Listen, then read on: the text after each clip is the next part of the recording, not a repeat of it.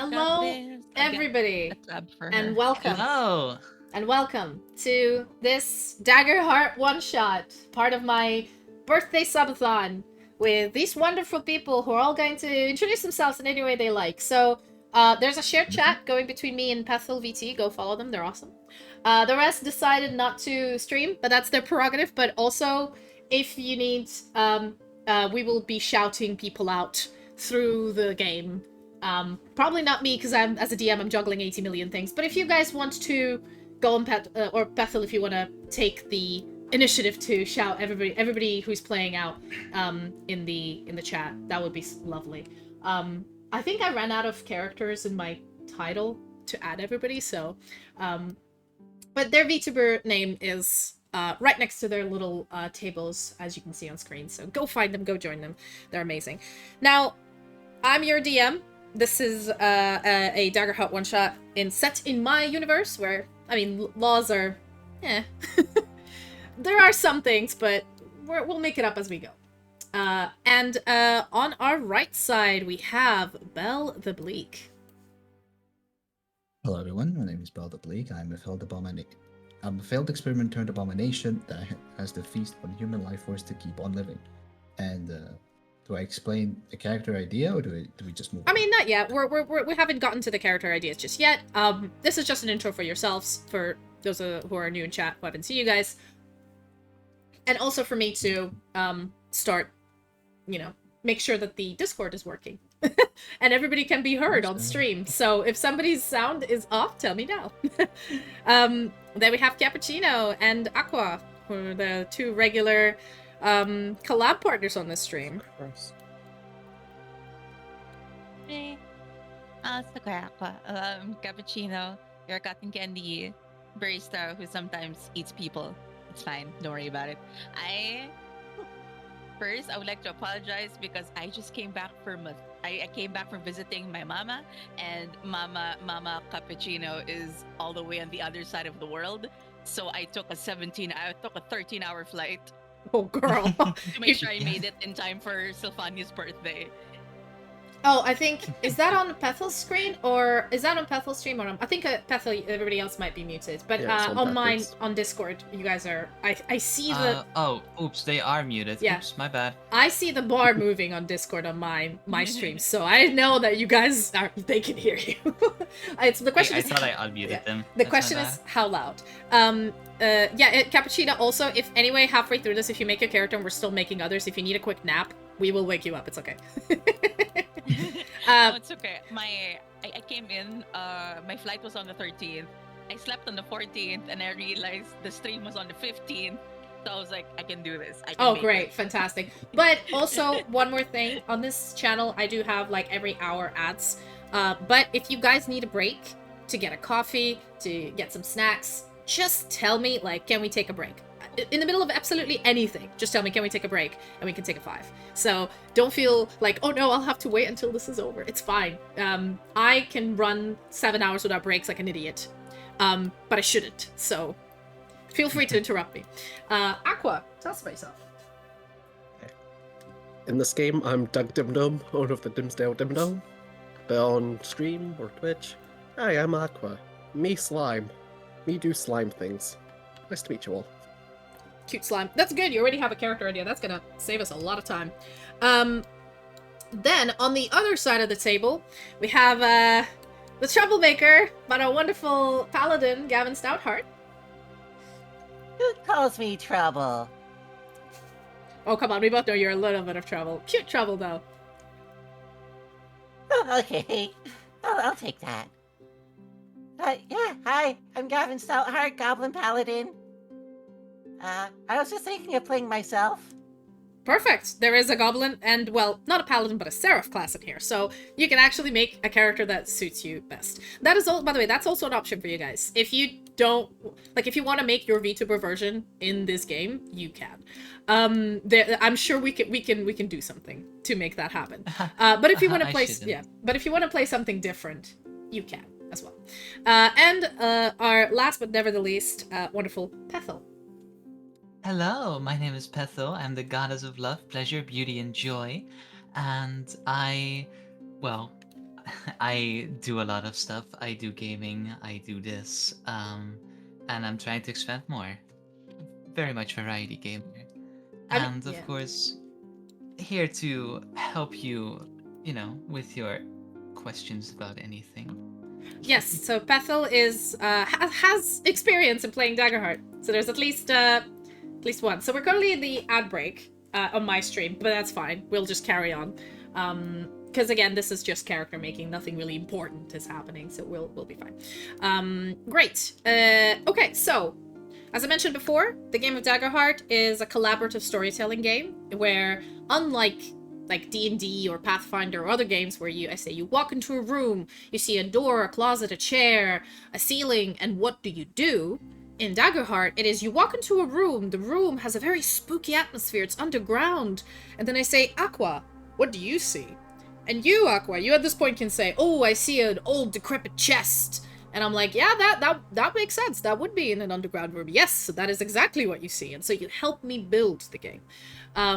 You can name places. You can name NPCs. You can give an NPC a funny earring or a scar or an interesting voice. And that becomes canon in the world. As long, within the bounds of reason. This is why I find Daggerheart a lot more fun. And every time in combat you do something, you describe to me what happens. I mean, some people already do that in D&D, but in Daggerheart it is literally built into the system. Now, a little explanation before we start with the main sort of currency in the game. Usually, we know in Dungeons and Dragons, we use a d20 to do all of our rolls, and the other dice are for damage, I don't know, other things. In this game, you roll 2 dice. They're called the duality dice. You roll a hope and a fear, and they're both d12. The hope and fear mechanic basically makes it that whatever you do, the total number that you roll is the number to succeed a particular threshold, like in D&D. But you can roll with hope, or you can roll with fear.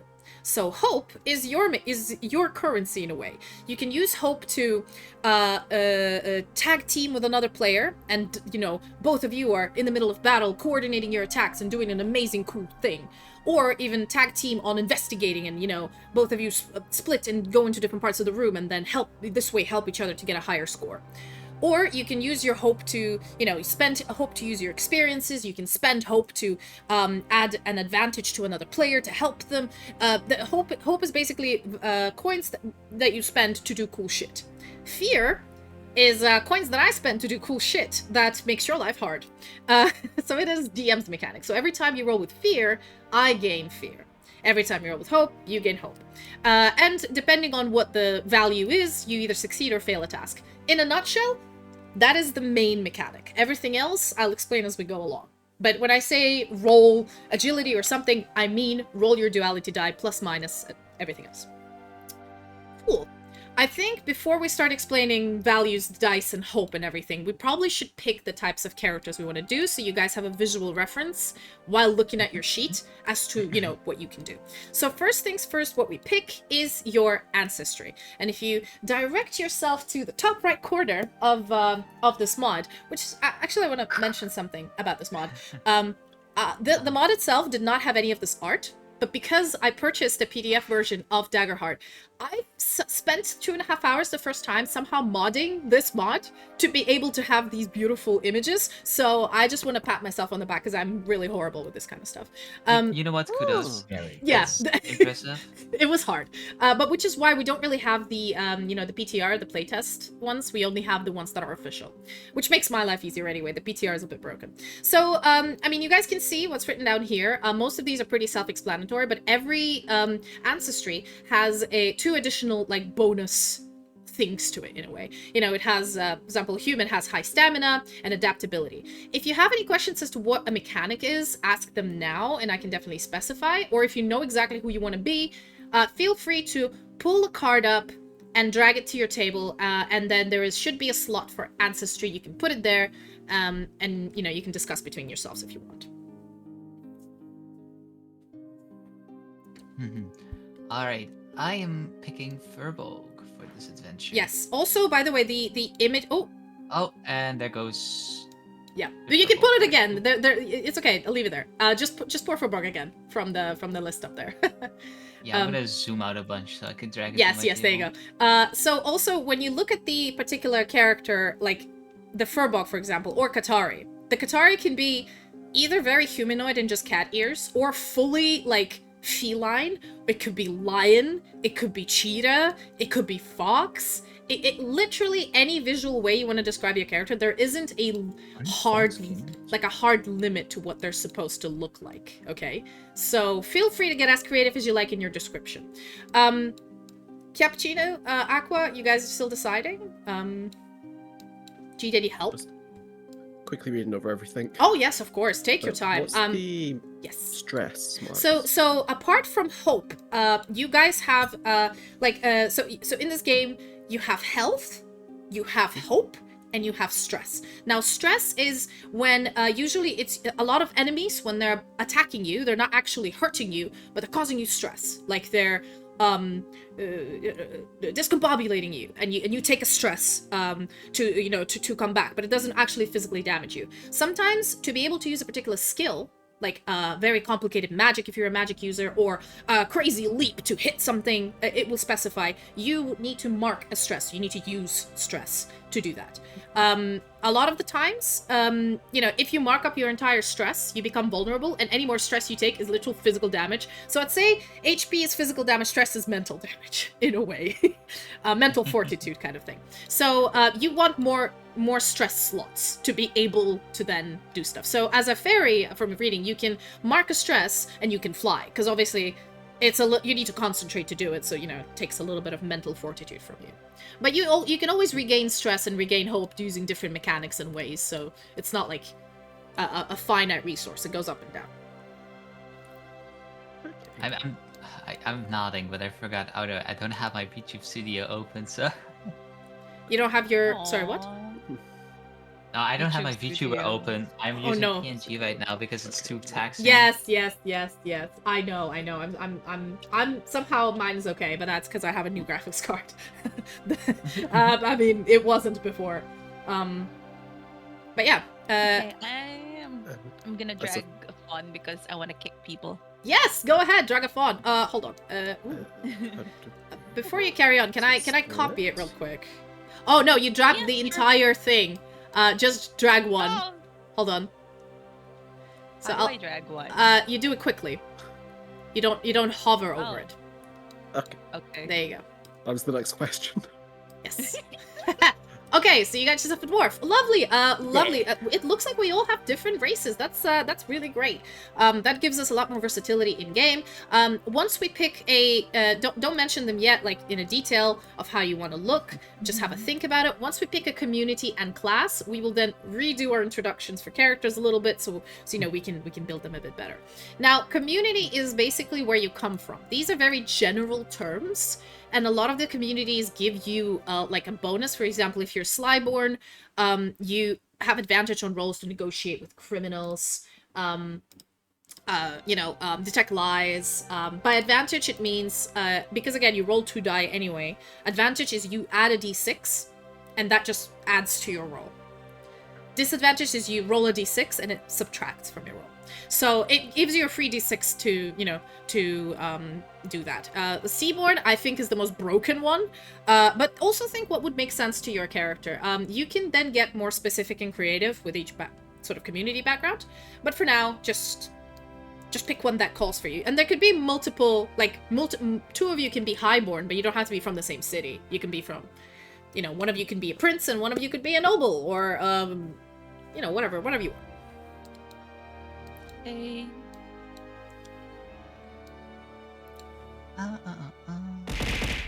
Oh, thank you so much for follow, Jellykit. Welcome, welcome. While you guys are choosing, Where? actually, I'm just going to shout out It's just beside your people, because I know, there is a That's good. I think there is a, what's it called? There's like a 2-minute cooldown on shoutouts. So whenever I remember, I will shout out each of the players in chat. There's probably a better way of doing it, but this is the only way I can think about doing it. So. You got these. Fantastic. Hello, Okay. Jelly. Pathol, do you need what's some up? help? need some help with? It's just yeah. Or I know what they are. I'm just deciding what would be the best option. Okay, yeah, no, feel free. There's absolutely no rush, guys. I want you to be comfortable. I want you to enjoy what you're playing. And you already, this is the 2 places where they go, so that's all great. Everybody's putting your cards in the right places. So well behaved. So different from my other groups I've played with. That's okay, give it a minute. Give it a minute. Yeah, those people probably flip the table and everything. Don't, Gavin. He's already done. Oh god. It's more because I've already done that, and that almost crashed my mod. So can we not? Oh no. Yeah, you weren't here for that, but I said the F word, and I mean I understand it is an ingrained reflex to do it when the word is pronounced out loud. But yeah. It can be reset, but it might crash the game for everybody else. Yeah. Okay. Yeah. The only way I'm not doing it is because there is an achievement where you have to play a game without flipping the table. Yes. So there you go. Right. I think what would be fun would be Warborn. Give me that. Amazing. Cool. And I also, can just hold it in my hand. yeah, and also when you're picking an ancestry, when it says Loreborn, you can make your own like library or place of higher education. It does, like as I said, it's very loosey goosey. Your creativity is what shines here. So get as creative as you like, and so these can be, I'd say, bent to whatever you want it to be. All right, now that we have each of our sort of ancestries. I have a question. Oh yes, go ahead. If my character's like in the a transactional phase between from like one community to the other, like if he has been kicked out from his community, I guess I still go with what that was originally. So sorry. If you were a dwarf who got kicked out of being a highborn, you mean, and then you wanted to go something else? Yeah. Pick the bonuses that you want. So if you want the privilege of the highborn, you can keep that, or if you want to gain the new communities bonuses, you can do that as well. It's up to you. I think it's too OP to have 2 communities, but it's more of a, if you're highborn, what I'm gonna do is this kind of is only used to talk to nobles. So I would say you can pick the new community if it has a better stat, but then if you speak to nobles that would know you, I would give you the bonus of highborn, because why not? I mean, in this one shot, it is doubtful you will, but be able to speak to nobles. So, but for a future play, if you'd like, then yes. But just pick whatever is apt at the moment, I'd say. I'll go with this. Okay, fine. That's great. Sounds fabulous. Great. Now that we all have our sort of character races and heritage, well, we don't call them races, we call them ancestries and community.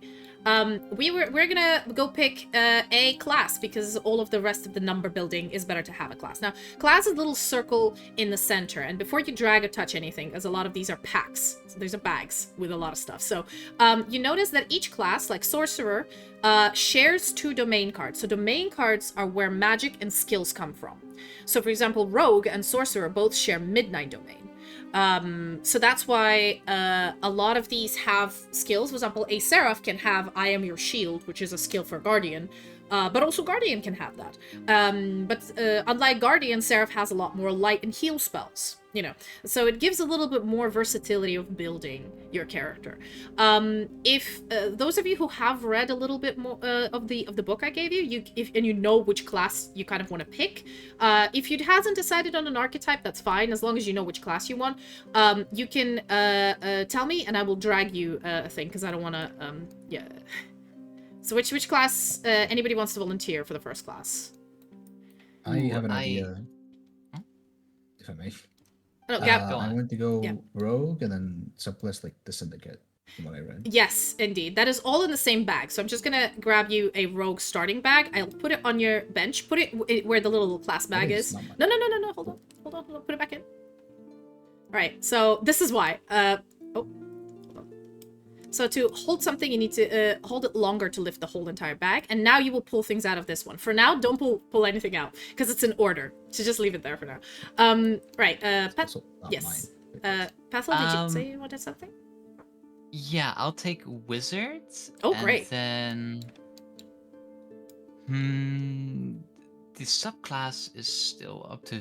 Oh like, yeah, no, I'm but just you reading you, through them you now. decide. As long as if you pick the main class, you can then decide between subclasses, and you can change them later if you don't want to.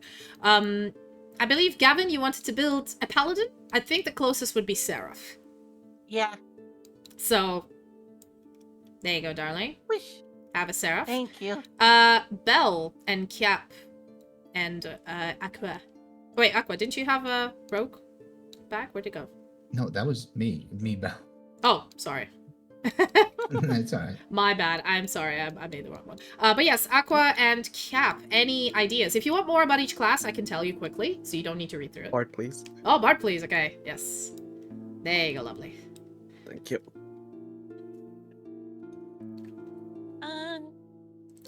Let me think. Druid, please. There you go. Druid. So, now, I think if you all of you have the PDF, you can open to the page with the subclasses. It's literally like 2-3 pages, and you need to pick between two. For Druid, I know one of them is healing, one of them is elemental, just to help you, Cap. Thank you. For Bard, I think one of them is you do Bard stuff with songs, another one you do Bard stuff with poems, I guess. And spoken word, like orator. Rogue, I've not seen anyone play Rogue, so it's yeah. You have to you have to read your own. Seraph, I think there's one where you're like a flying angel, and one where you're just a magic weapon god kid. I think with Wizard, there's like College of Lore, where you get tons more spells, or College of like Battle, where you have like just more oomph magic. Yeah, you have like School of Knowledge and School of War. Yeah. So I think like look through the archetypes while you do that. I'm gonna so one thing about this tabletop, if you right click your bag and you click search, it will pull up everything that's inside your bag. So before you pull anything up, I think it's easier if you do that. So I'm currently doing it to yours, Aqua.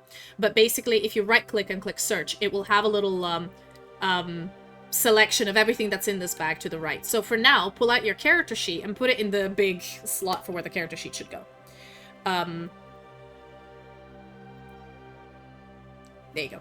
And my advice would be, when you put it in there, lock it so it doesn't go anywhere. I can do that for you. I can lock.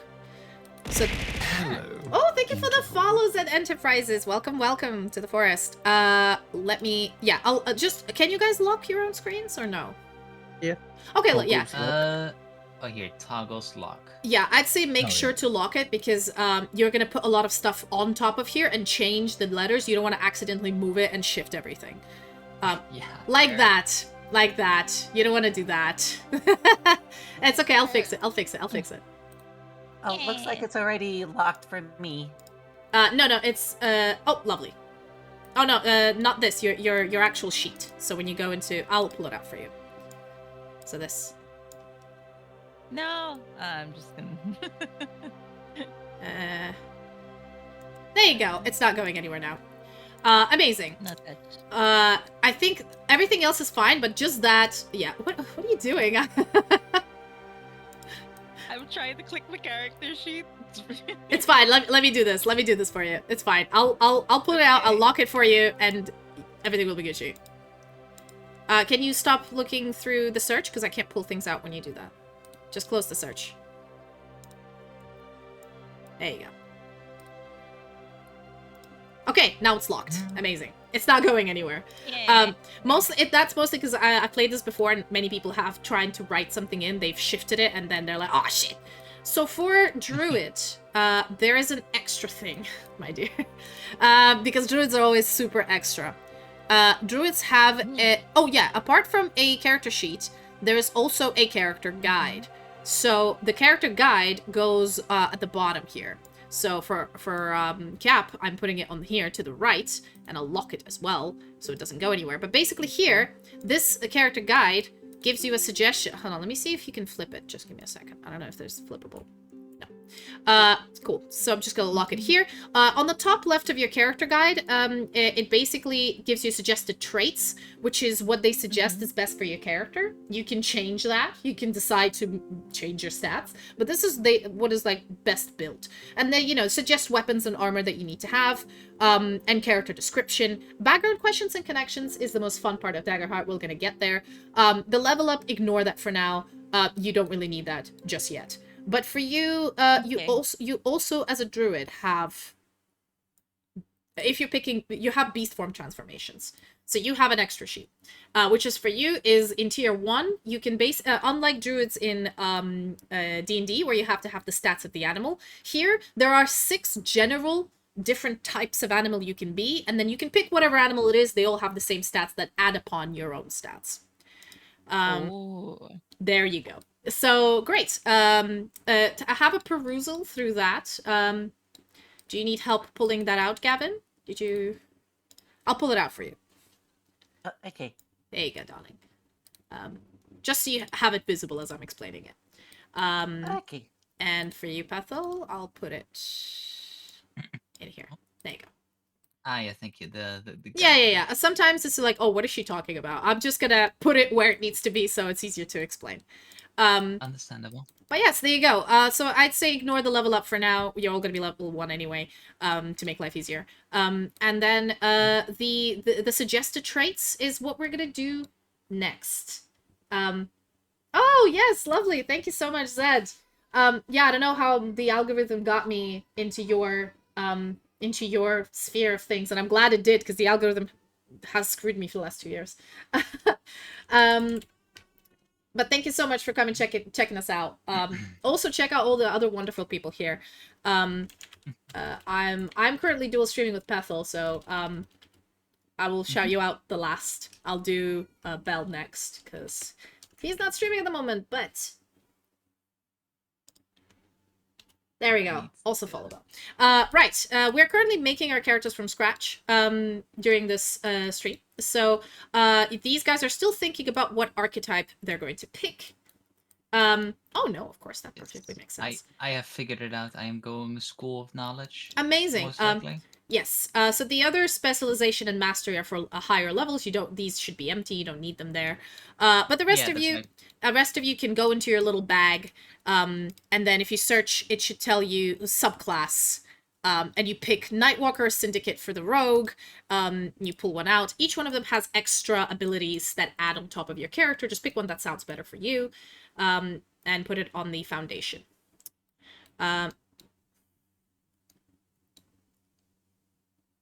Yeah, there you go. Yeah. Great. I feel like this way, building your character bit by bit makes like when I did it the first time, my idea for the character changed 8 times, but by the end of it, I was super happy with it. And once you pick, once you pick your subclass, I think that's it for now. And then we can actually start putting stats in and doing the initial math, which is a bit but don't worry. I'm experienced. I will take you through this.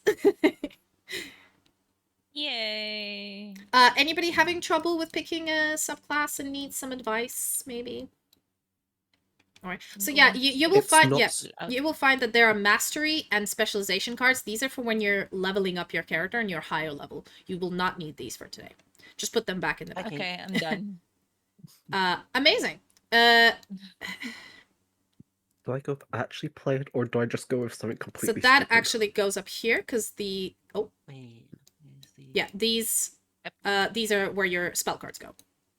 At the bottom. Yeah. Aqua, do you need help deciding?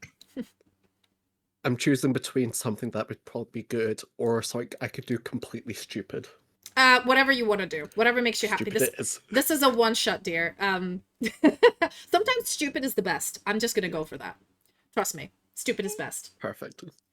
I am excited to hear him do spoken word. Yes, beat poetry. So for specific reasons, the way Daggerheart's amazing. This could be either beat poetry, or can be a rousing speech, or can be a rap, or can be literally anything, just rhyming.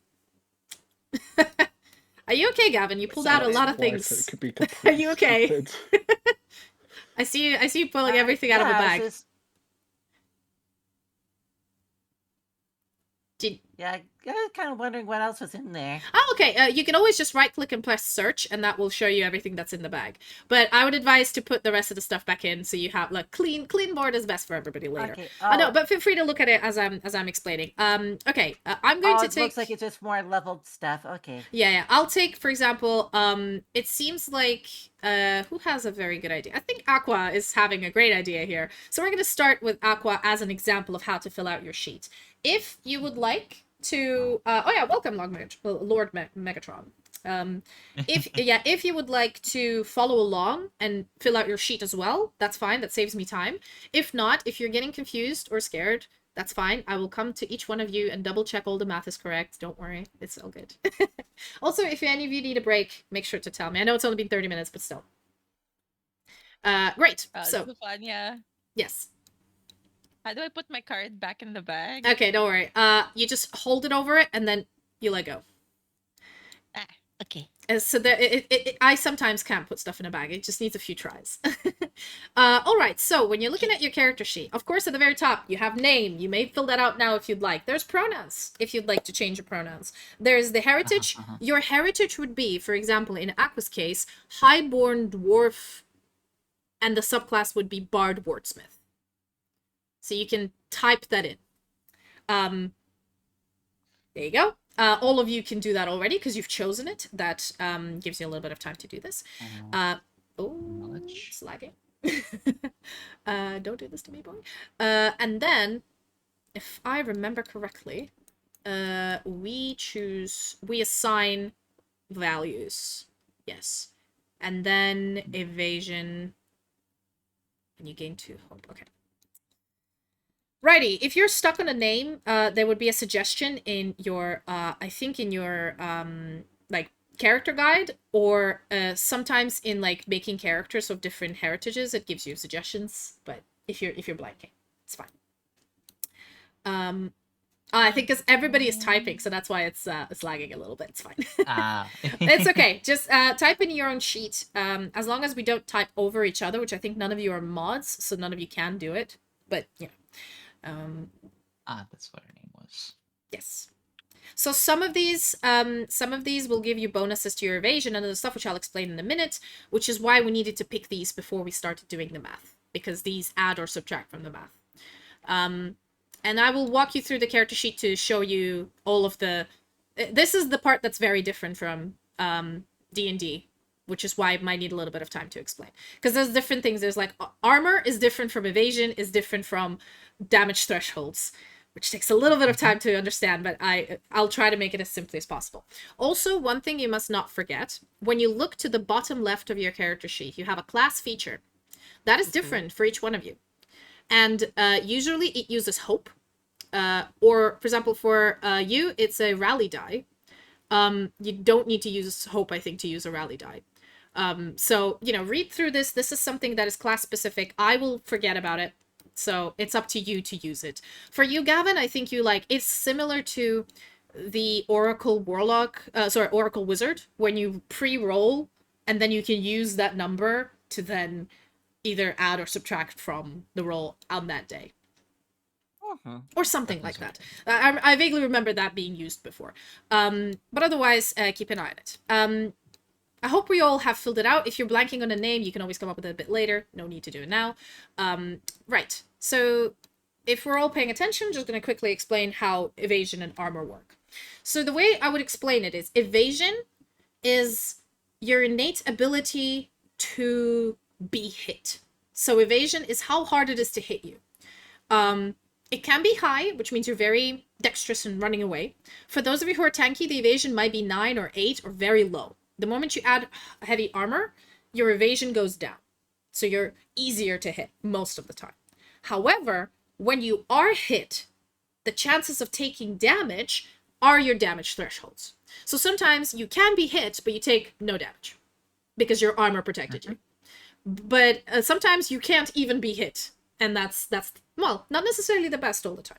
So evasion is different from your armor. Now, armor is determined by your by the armor you're wearing. So sometimes some of them have natural armor. So like if you're a turtle, you have like a standard 2 armor. And this is something that if somebody broke through your evasion, and then these damage thresholds. Okay, sorry. Let me speak damage thresholds first. So if somebody managed to hit you, right? If somebody rolled a 12, you have a 10 evasion.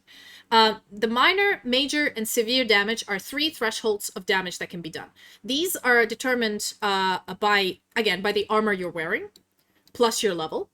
So for example, this would be, let's say, just for the purposes, the 7 and 15, right? They're not like this for now, but let's put them here. So for example, somebody broke through your evasion. They hit you. And they say they do 5 damage to you. That is below 7, so that's minor damage. They scratched you, basically. Now, you as a player have a choice. You can either take an HP, so you click it, and you're like, oh no, I take it like a scratch on my neck. Or you can negate this 1 point of damage with an armor. Oh, sorry. So basically, your armor took the brunt of this damage. Yeah, they managed to hit you because your evasion is low, but your armor took the brunt and you are fine. You can carry on fighting. If, for example, they did 10 damage to you, it's between 15 and 7. So you mark 2 HP. Now, majority of people, except for Guardian, I think, can only mark 1 armor per hit. So if something hits you and it does 2 points of damage, you can negate 1, but you will still have to take 1 health. But it basically dampens the how hard they hit you. And that is the combination between armor and damage thresholds and HP. Right. So for now, none of you have any armor because none of you are wearing any. We're gonna keep them. Means it's locked. Like you can't change it. And damage thresholds for now are like this. But this is the way it works. Now, stress, I mentioned this mechanic before. This is to be able to cast spells. Sometimes the damage comes in a form of stress rather than HP. And hope, you all start with 2 hope. And there is, you add hope and subtract hope from this. You can have max 6, so do use it. Also, underneath each hope, you have a hope feature, which means if your character has 3 hopes, so for example, a bard can make a scene to temporarily distract a target within close range, giving a penalty to, like, making it easier to hit them. I assume a rogue has its own thing, and also you can spend 3 hope to tag team, which is what I mentioned before. It's like Aqua and Cappuccino. If you're both standing next to the enemy and you look at each other and Aqua has 3 hope, Aqua says, I am using my tag team, and you flip it over. And Cappuccino's coming with me. Cappuccino, you don't have to spend hope for this. And both of you roll to attack, and you pick the best, outcome. So for example, one of you rolled a 15 and one rolled a 3. You pick the 15. And then both of your attacks succeed, and you combine the damage, and it counts as like 1 attack. So you can actually break through a boss's severe threshold with this crazy tag team, cool, synchronized moment. So that is also, you use hope to do that.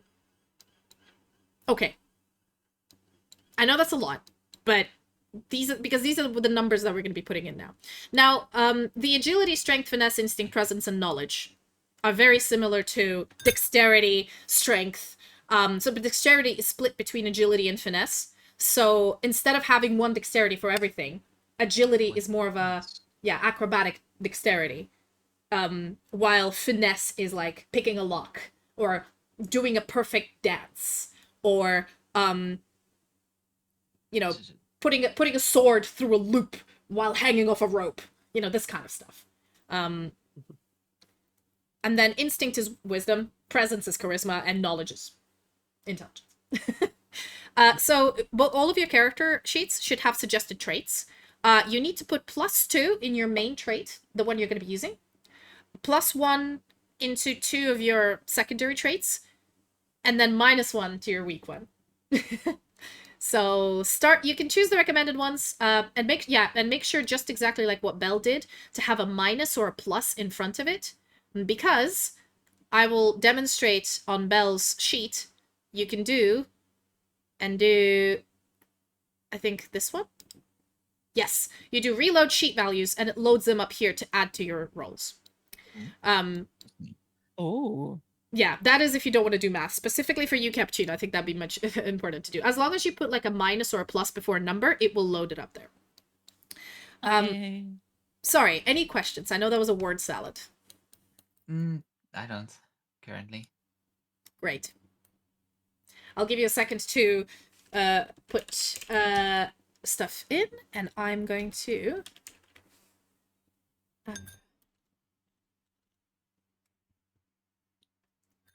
Oh, hell yeah. So +2, +1, +1, 0, 0, and -1. Yes, one of them should be your worst stat, which has a -1 to it. Yes, so it's +2, +1, +1, -1, and the rest are at 0. So 2 of them should be 0.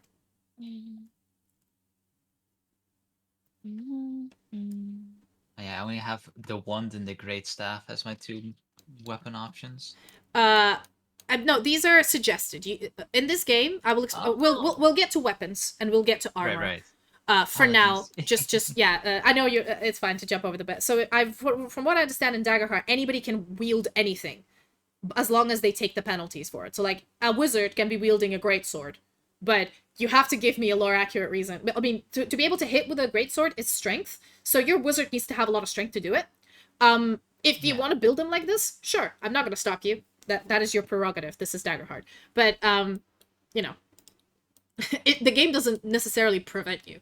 And what it means, by the way, everybody can wear any kind of armor. So a wizard wearing heavy armor, the way it is explained in game, isn't you're actually in plate unless you want to be.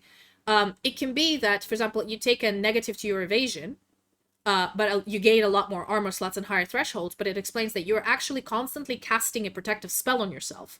So it is harder for you to physically get out of the way because you're concentrating constantly on this protective spell. So you see what we did there? We used the stats, but we changed the description of how it works. Let's see. Right. I get it. Yeah, so if you want to wear, like, have heavy armor thresholds but have no low evasion for your character, you absolutely can do that. So I don't remember with how much fear I start. That's always 4, I believe. It's 4 or 6 for what I remember. Let's start with 4. I'm honestly, this is a one shot. I'm not gonna be too busy. It's gonna go up or down anyway. But yeah, I can have maximum of 12 fear. That is true. No more, no less than that. Great. Have we all put in our little character values? Oh yeah. So Gavin, make sure to have a plus in front of these. Because when you do this little book here, it loads your values up here. Unfortunately, Bethel, for you, it's broken because Gavin threw the table, so you're just gonna have to roll your own dice. That's fine. I was thinking of setting up like a dice cam, but I don't know how to do that. Don't worry about it. I trust you. It's fine. I find with failure there could be a lot more narrative story anyway, because there's always something happens at. So all of you have a starting evasion from your class, which will be 9 or 10 or 11 depending on what you are, and then the rest of it we will do with armor. So for now we all got the same character traits. And yes, choosing starting equipment, that's where we're at now. So the equipment is on the top left right. If any of you want a copy to peruse, I can give it to you. You pick between starting and so you have two. You can get 2 weapons. You can get a primary weapon and a secondary weapon. If your primary weapon is 2-handed, your secondary goes in your bag, but you can still pull it out and use it, but it's just you can't wield it. If you need a copy, tell me, I'll copy if it's easier, or if you're just choosing from zooming in, that's fine as well. And then, sorry, before you guys read, let me just quickly do something. Yeah, that's fine. And then the armor, you only have 5 options, or 4 options of armor. So if you pick something, tell me what it is, and I will, or actually, there is weapon cards you can pull out, like this. And I will fill one out to show you what it is. So does anybody want to go first? And then I will show you how to do it. And then you can do it for your character. No, I'm fine. I am just deciding. I'm also going to go pee. I'll be listening in. Oh, no, of course. Yeah, if you need a break, that's fine. If you are completely lost, there's a recommended weapon on your character sheet. Sorry, under your character sheet that you can pick for your class. I actually have a question. Yes. Because I remember reading in the PDF that for example, a grappler was used in an example to indicate that you can grapple things, and if they're stationary, you can move towards them. Yes. That is a thing. Yes, that's a thing. Oh, in my world, if it makes logical sense, it's a thing. As long as I allow it, it's a thing. When I have my equipment in mind. There you go. So which weapon do you want to get? Do you want to get the grappler then? Yeah. So to do it's a this, secondary. yeah. So you will still need to choose a primary, but to do this, you pull out a weapon card here, for example. Yeah. Let me lock Yeah. this so it doesn't go anywhere. For There example, should be here, one in the bag. the weapon card. Yeah, there might be some in the bag, but it says weapon. Trait and range is where's the grappler? Down here. Yeah, grappler. Trait is finesse. So you will need to roll finesse to hit it. Whatever. Words, yes. Now it is a Yeah, secondary very weapon. nice. So you click this little button here. And grappler is a one-handed, so you only pick one hand. This is just to remember. Damage in dice for grappler would be d6 physical. And what that means is instead of when it doesn't have how many d6 you roll. So it means your finesse, for example, is I think this is your proficiency. So your proficiency would be 2, right? Yeah, it is. It is a. It plus. says it says somewhere that your proficiency is 2. Should say on your character sheet. Oh no, yeah, your proficiency is +1. Yeah, finesse +2. No. Proficiency is here with weapons. Let me actually double check that. I have not. I've it's been a while, real quick. Just gonna quickly look at a proficiency to be able to hit with a weapon. Bear with me. That's a good question. Because, I mean, with skills, it's a bit easier because you use your... I think it is... It's definitely your weapon proficiency would be 1 die for sure. Sorry, I'm just keeping for community. Player guidance. Yes. There we go. Hope, marking hit points, evasion. Alright, I've returned. Yes, we're just trying to find how Okay. to attack using a weapon. I think I need to go to the weapon section to do that. There is an explanation here. Hold on. It's just you have to scroll. I will tell you which page it is. If you guys want to check. Just this. It's after the level up, which makes no sense to me. There we go. So, damage type. So there's 2 damage types. There's physical or magical. There's no complicated damage. So, for weapons, right? And then, yes. So your proficiency starts at 1. Unless otherwise specified, you roll the number of damage dice equals to your character's proficiency. So obviously, your proficiency is 1 because you're a level 1, so you roll 1d6. But obviously, when you level up, your proficiency goes up to 2, so you roll 2d6.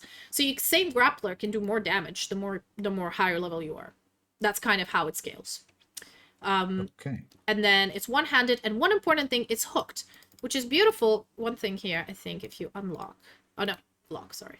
I was wondering if I could copy.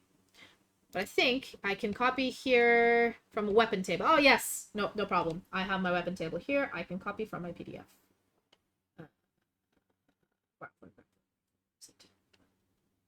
Hey, man. Oh, these are primary. Oh, God. I have to get down to secondary. Because I have all the weapon tables. They also have combat wheelchairs, which is really... Like, if you want to play with a combat wheelchair, you can. I've never did it, but they have an option for it, which is I find is to be badass, you know. The name of the weapon would be Grappler. So the name goes down there, and the feature is here. This is just so, you know, you can pull the target into melee range, blah, blah, blah. So this is exactly your Grappler. You may now pick... So when you pick it up, you just grab it with hand. Yes. Or I can just do lock text. Maybe there's a thing I can do. Hold on. Yeah, lock texts. So you can't change text anymore on here. And you can now grab it to your table. So feel free to pull out weapons, fill them out in such a way. Armor is a little bit different, but we'll start with weapons. You should all have 1 primary, one secondary. And if your primary is one-handed, you can dual wield automatically. Oh. And where your weapons go is instead of in your little bag, you put weapons here. Oh, okay. That's where they live. This is why you need your character sheet to be locked. Because of this. Is, But if I have like another weapon, You- that you- would then yeah. immediately go into my Yeah, inventory. If it's a double-handed. But if it's single-handed, you can Okay. do both. And then you can Mhm. specify which Alright. hand it's in, but it doesn't matter. It's more of a... So What am I? yeah, I'm going to, if you guys don't mind, I'm going to go grab quickly some a little bit more food for me today. I've shown you how to do the weapons. If any of you are struggling, I'm sure you can help each other real quick. I will be back like 3 minutes momentarily. Okay. Let's. Okay, so Yes. I'm gonna just mute myself. If anyone has questions, I have a little bit of experience, so smile.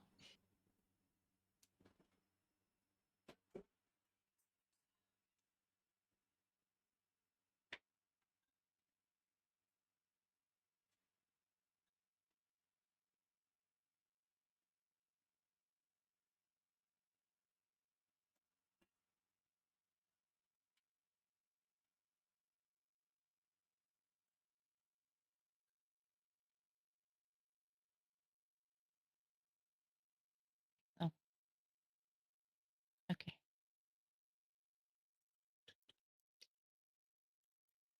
Okay, I'm back. If you have any questions, I'm here. All right, welcome back. Thank you. Right. I'm back. So, just to confirm, I can basically just pick the Wonder Great Staff and then just reflavor them into whatever it is, or I want. The stats will be the same, but yeah. Yeah, that's fine. All right, good noted. I mean, if you have a great staff, you can't reflavor it. I have a bow, because like Mhm. But if you have a great staff and you reflavor it into a wand or reflavor it into a giant sort of floating metal staff, or like a staff that you're not actually holding but it's floating and it has like a cool like heart on top of it with wings and shit, yeah, sure, go ahead, go crazy. Hell yeah. There is no rules. And to get the magical girl wand. Yes, that is totally a thing that you can have. As Right. long as the stats stay the same and using, like as I said, using the weapon is, it makes sense. Then yeah, we'll get to that. We'll get to that when you get to your character introductions. You have plenty of time to think about it and to cook. Yeah.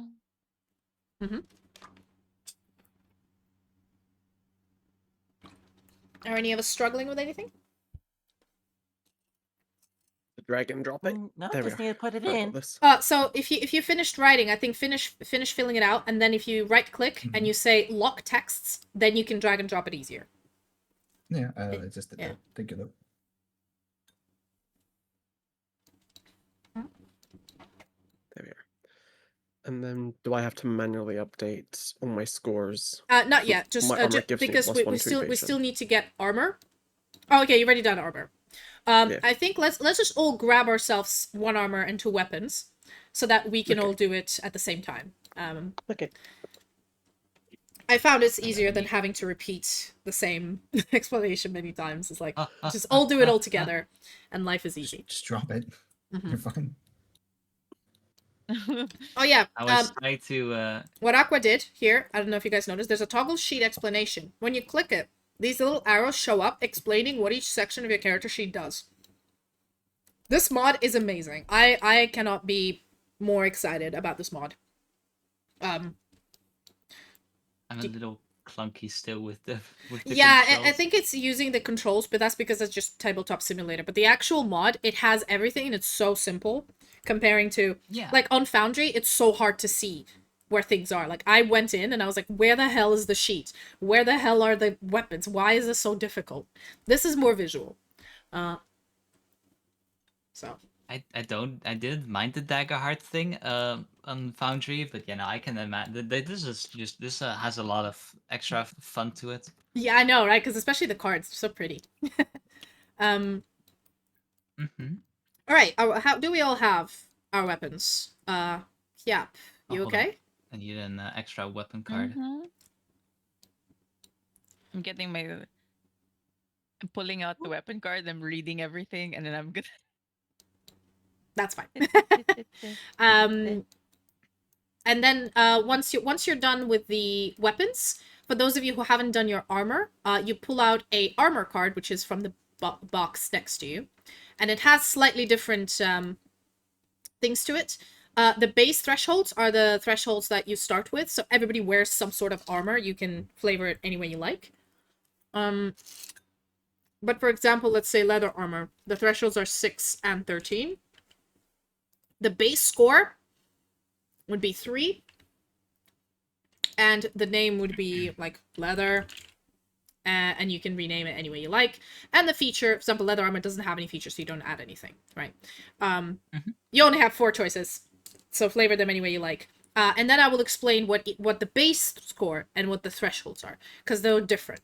I know they're a bit confusing because they named them weirdly, but are we all ready to edit our stats, or do you still need a minute to finish filling yourself up? A minute. Okay. There we go. Bring it down here. Oh, that's the Wanna fill feature, it and this up. is the extra description. Here. I'm just going to use the bathroom very quick. Oh, of course, yeah. No, we still have time. Okay. Honestly, we are mostly done with the math part. Then we're just gonna have to do the fun part, and then we can start playing. So, 5 Hell people yeah. in an hour. I'm impressed with myself. It's getting shorter every time because I'm optimizing the way to explain how it works. It probably yeah, the explanation is pretty good. Is really good. Yeah, sometimes you need to take it a bit slow and do it part by part, and then you're like, okay. Great. Somebody's having a random weapon. Oh, crossbow. Do you want to put it on your character sheet? Yeah. There you go. Also, is it double-handed or single-handed? Uh, Can you check? one-handed. One-handed. So you can have a secondary weapon one-handed as well, equipped. Grand. Oh, sorry, Aqua. The rapier, the rapier and small gonna dagger. Oh, he's gone. When he comes back, we'll do it. So make sure to use the little hand signs as whether your weapon is double-handed or single-handed, just to be sure. Otherwise, it's easy to forget. You all have done well so far. Or I'll just swap the gauntlets for a hollow axe because I want a one-handed Sure. magic weapon. Pethel, the wand, and what is your secondary weapon? You haven't filled that out. I'm still looking. Oh, gotcha, because gotcha. I'm like comparing. I'm the whip could be very funny. Go for it. Go for it. You know, with the whip, I can let you, similar to a grappler, to like pull yourself, but it's gonna be strength. For a grappler, it's just gonna happen. But for a whip, because it depends on strength, you can Indiana Jones yourself around. Like, I'm very flexible with how you can use these weapons. Take them as like a type, and then give me creativity, please. Very well. I will just. Like I say, my rule is if you can debate your way into shenanigans, you may have shenanigans. You're allowed shenanigans. Convince me. That's the only rule. Shenanigans. Yeah, that's the only rule. Convince me. Where'd my other weapon sheet go? Yeah, we're just gonna go. I think I put it already figure out on how your to sheet. So bring your it. weapons, you put them. Hold on, here. Thank you. That's where they live. And I'm gonna go back and pick armor. Yeah. So the Hallowed Axe is one-handed as well. Yeah. Yeah. Great. Both one-handed and. As long as because I've seen people be like, oh, two-handed and a secondary weapon, but if that's the case, it goes in your inventory. Because during a battle, if you want to pull out your weapon that's in your inventory, you have to use a stress. That's why I'm being like, make sure to mark the correct numbers, etc., etc.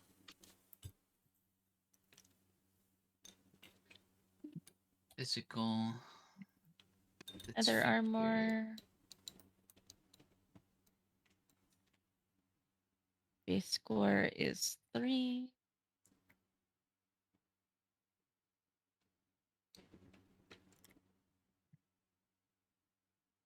All right. Yep. After this, no more math. After we optimize everything, and then life is Gucci. So. Oh yeah. So also for you, Pethel, because you're a wizard, you choose a number between 1 and 12, and you actually just type it in there. And, you know, if you roll that number on the duality dice, gain a hope or clear a stress. I saw. So that the total, yeah, because the numbers, yeah. I'm not sure if that one is when you roll both dice or if you just get that number on a die. No, Oh, no, yeah. it's on one die. I've had a wizard in my other party, and they were Oh, like, nice. if they just roll. Great. So if you yeah. you roll 2 of the same number, then it's Oh, like, wow. 2 hope and 2 stress, or 2 stress. Amazing. So I will also explain how critting works, but I think that's when we crit. When that happens, I'll explain how it works. But yeah, otherwise feel free to look into your inventory, and your inventory is down there, but obviously there's not enough space to list everything. So you can stack things, or you can put them to like the bottom left in the extra sheet area. You know, just place them somewhere where you can see your inventory. Yeah. Oh. Also, I'm gonna be a baller, and I'm gonna pick chainmail. Yeah, as I said before, you don't have to. It doesn't have to be chainmail. It could be a magic spell that is as effective as a chainmail. Yeah, that's the plan. I'm gonna There you go. reflavor it. All right, just checking. I know it's getting annoying that I'm checking, but checking one more time. Are we all ready with weapons and armor? We filled everything out. I still need to Yep. add some features and thresholds, but the No, don't change the thresholds just yet, because I will walk us through what goes Oh, where and okay, what okay. changes where. And double check your ancestries and your specialization that you're doing, because those sometimes change. It's more about the wording, because the base score and the thresholds are different things, and that could be confusing. I'm just gonna wait for Aqua to come back from Hello. peeing. Oh, you're back. There you go. Yep. Did you fill out? Are both your weapons one-handed? Because you didn't fill that out in your sheet. Oh, I believe they are.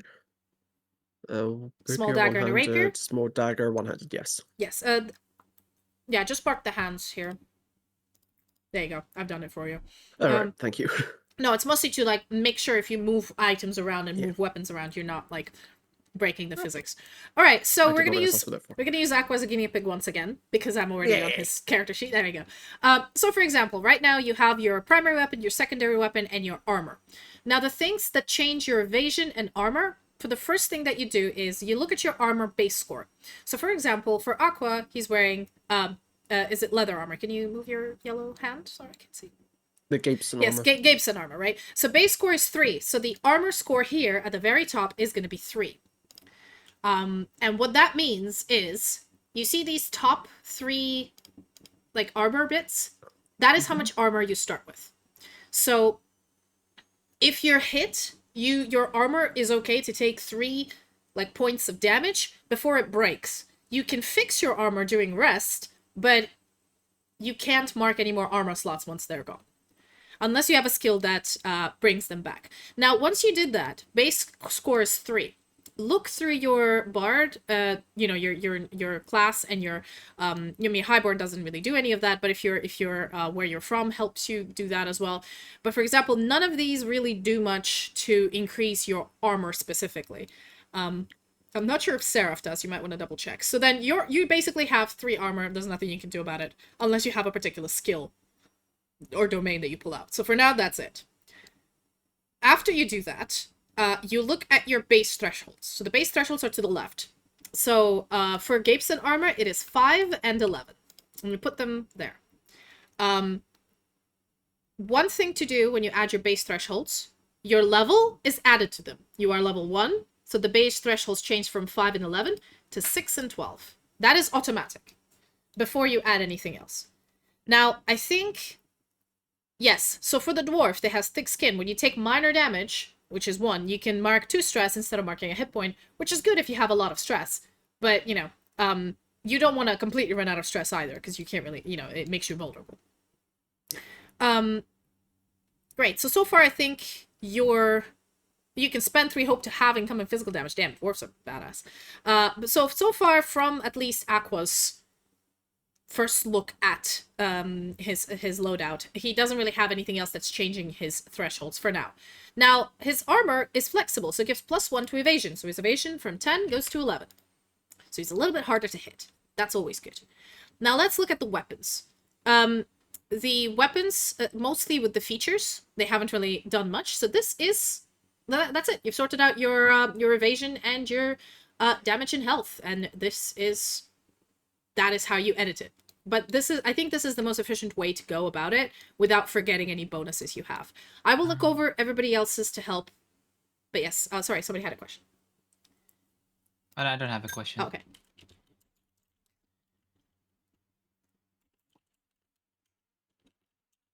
Okay. I'm going to look at yours, Cap, if you don't mind, and help you edit. So your armor score is 3. So we're going to put 3 in here. Your base thresholds are 6 and 13. So they become 7 and 14. And that is it for you for now. Let's check here. You can leap. You can kick. And you can spend hope to heal hit points. That's amazing. Right. So also have a nomadic pack. Yes, that is literally once it's a session, you can be like, in a bag. Everybody's like, oh no, we have all of these tins and we have no tin opener. You're like, I have a tin opener. So it's something very, very basic, but something that you're like, it's not valuable, but it is super valuable in the moment. I will let you, like, this is the kind I'm doing. Like, you can't pull out a magic sword or something, but you definitely can pull out a can opener when you need one. So for also, guys, I always forget the class features. Don't forget to look through your class features, like the fact that you can transform into beasts and you can do wild touch. So both of them are doable. You just need to spend hope or stress or whatever to do that. Yeah. So for you, that's for the rogue, it's like the sneak attack and cloaks and everything. Yeah, I'm just triple checking everyone's thresholds to make sure we got them right. Damn, yeah, rogues are hard to hit. Also, you're a cat rogue. Oof, just full agility. Yeah. Crazy. All right. I decided that if I'm not gonna have health, I might as well just never be able to be hit. Hey, sometimes min-maxing works, you know. Alrighty. Gavin, you didn't write your base thresholds for leather. Do you remember what they were again? Leather is like leather 613. 613. So it also says your round shield has +1 to armor score. Okay. So for example, for Gavin, we're gonna have the base score, which is 3 again. Then the threshold 6 and 13, we're gonna do 7 and 14 because that's for now. Then his shield gives +1 to armor score, so he actually has 4 armor, and so this frees up one of the slots up here, if you've noticed. So you can mark up 4 attacks before it starts getting spicy. And then he gets +1 to attack rolls with the weapon. All right. Great. Oh, wait, I changed the weapon. The hollowed axe doesn't have the +1. Gotcha. Okay, so this is why double check. Great. Right. Let me. And now, Pethel, I'm sure you're doing it right. What do you remember the chainmail score? Chainmail was 715 for what I. And what's saw. the base armor score? 4. Oh, nice. Yeah, I was like, but I have a -1 to evasion, so it's like. Yeah, -1 to evasion. So make sure to write the feature on these, because you can sometimes forget. Yeah, I wasn't sure how to do that. I was like looking if I could find something online to copy paste, but. I mean, you can always just type it, or I can do it for you. So you need for the whip, yeah. Yeah, the whip has startling. That's okay. I have the PDF that I sent you. You can always copy from PDF and paste it here. So. That's how I've been doing it. Yeah. I've already done the chainmail, so it's fine. Oh yeah. But yeah, Starling and Wand is just Wand, I think. Great. So, I mean, it doesn't put the full thing, but you can always have the PDF to your left and just look it up. And there's also, as I said, the little do you want a copy of the weapons table? You can just copy it for you, and you can have it on your side if you want. This one it's already filled out. Okay, great. So for you, it's base score is 4, so you free up one of these armor slots up here, and then it's 715, so it's 816. Damn. Okay, you're hard to hit. I mean, it's hard to damage you. You get -1 to evasion, so evasion is 10. Perfection. Okay, great. We've all done it, and I think that is the end of math. Now it's all social stuff. So by this point, I reckon you guys have already kind of had an idea about your character. And the next thing that we're going to do is set up our experiences. Now, this is something that I find is a unique feature to Daggerheart, and I love it, okay? So, experience is something that you can spend 1 hope to add to any roll. To add to an attack roll, to add to an investigation roll, an agility roll, whatever. It is basically a skill that you have. It can be anything from, for example, for the rogue, you can say, now you see me, now you don't. Like a fun name like that. And that means anytime you're trying to do a stealth check or blend into shadows, you're just very good at that. Or it could be something like a professional chef. And it just means in any situation where you need to cook, you can add a +2. These experiences can be fucking anything. And as long as they have a cool and vague enough name, and you can give me a good explanation as to how you can apply this experience, you can apply a +2 by using a hope to whatever role you're doing. That's why they're cool. So if you're struggling, I don't think this helps you with experiences, unfortunately. But start thinking about what your character is, like, skilled at. Something that either they were born with, like a natural affinity for something, or natural sense of something, or some skill that they've honed and obtained that gives them a better chance of doing it in whatever situation. I think it might help if you guys, like, verbally maybe tell us about your character. So now is the time to fully introduce yourselves, and then we all can suggest fun skills if you're completely lost. If you don't mind me putting you on the spot to make it easier, we can go with Belle can go first this time, because I always bullied Sure. Aqua to start. So Belle, tell us about your character named Hessen Garnet Manet. Manet? Oh, it's May. Because I'm May. like a cat. Because Fantastic. I'm a cat person. He's a cat person. Yes. Tell us about him. So, my character was originally born into a noble house that made its upcomings from being very good traders within a road that went from the west to the east. But due to a power struggle, my father got kicked out of the house and eventually executed, and my uncle, who set him up, has now taken full control.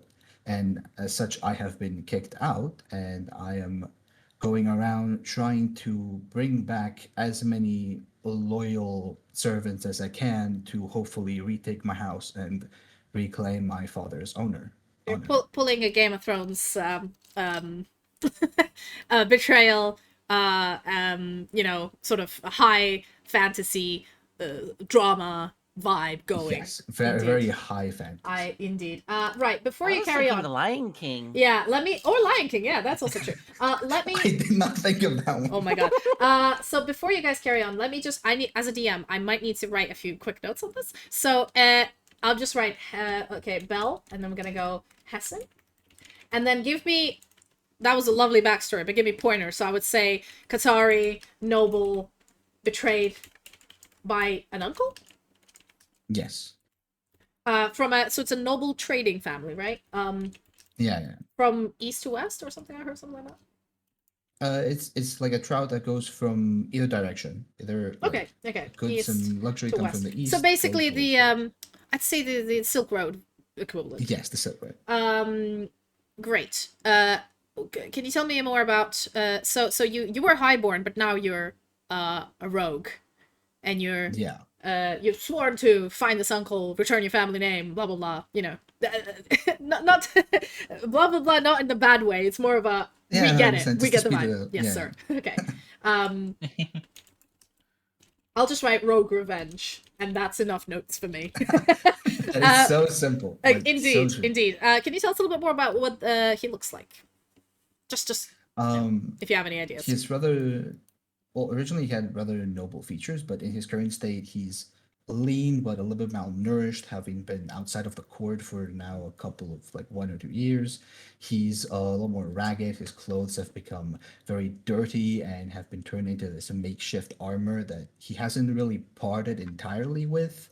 Same as with his tools and his weapons, all who have these sort of gemmed, crested things, but they're all very rusty, broken, and shattered, simply like clinging on to what little bit of royalty he still has. But even amongst the Katara, he has far more noble features. He has very humanoid appearance. He has like a tail that's very fluffy. His overall color pattern is a white, but it's become a slight gray due to the time on the road. He has long hair that has been tied into various braids and ponytails just to be kept in check, and he's got the sort of watered down sort of noble vibe to him. So you're like, sorry, I missed it. You're a lion or cat? More of a. So what do you mean? I'm more cat-like. Cat-like. So I just imagine like a perfect white Persian cat that's just had a rough time. Yeah. A bit of a rough few years. So that's how I'm visualizing. I hope you've described it beautifully. And see, this is a great example of how to do it. You can do less than this if you want, or more than this. World's your oyster. Whatever makes you happy and comfortable. Even if it's just basic things, you can always build on them. So court speech is a great experience, and I will let you have it because it makes sense. And you can add a second one as well. If you have any ideas. It's actually quite hard. It's easy to make one, and the second one is like, how do I make it not redundant? Because, yeah. is a smart thing. I'd say maybe something. Now you've done something with your highborn ancestry, so I would say maybe do something more of like what skill you've gained by being a rogue. Maybe it's burning vengeance or something, like kind of like Hunter's Mark, but for a rogue.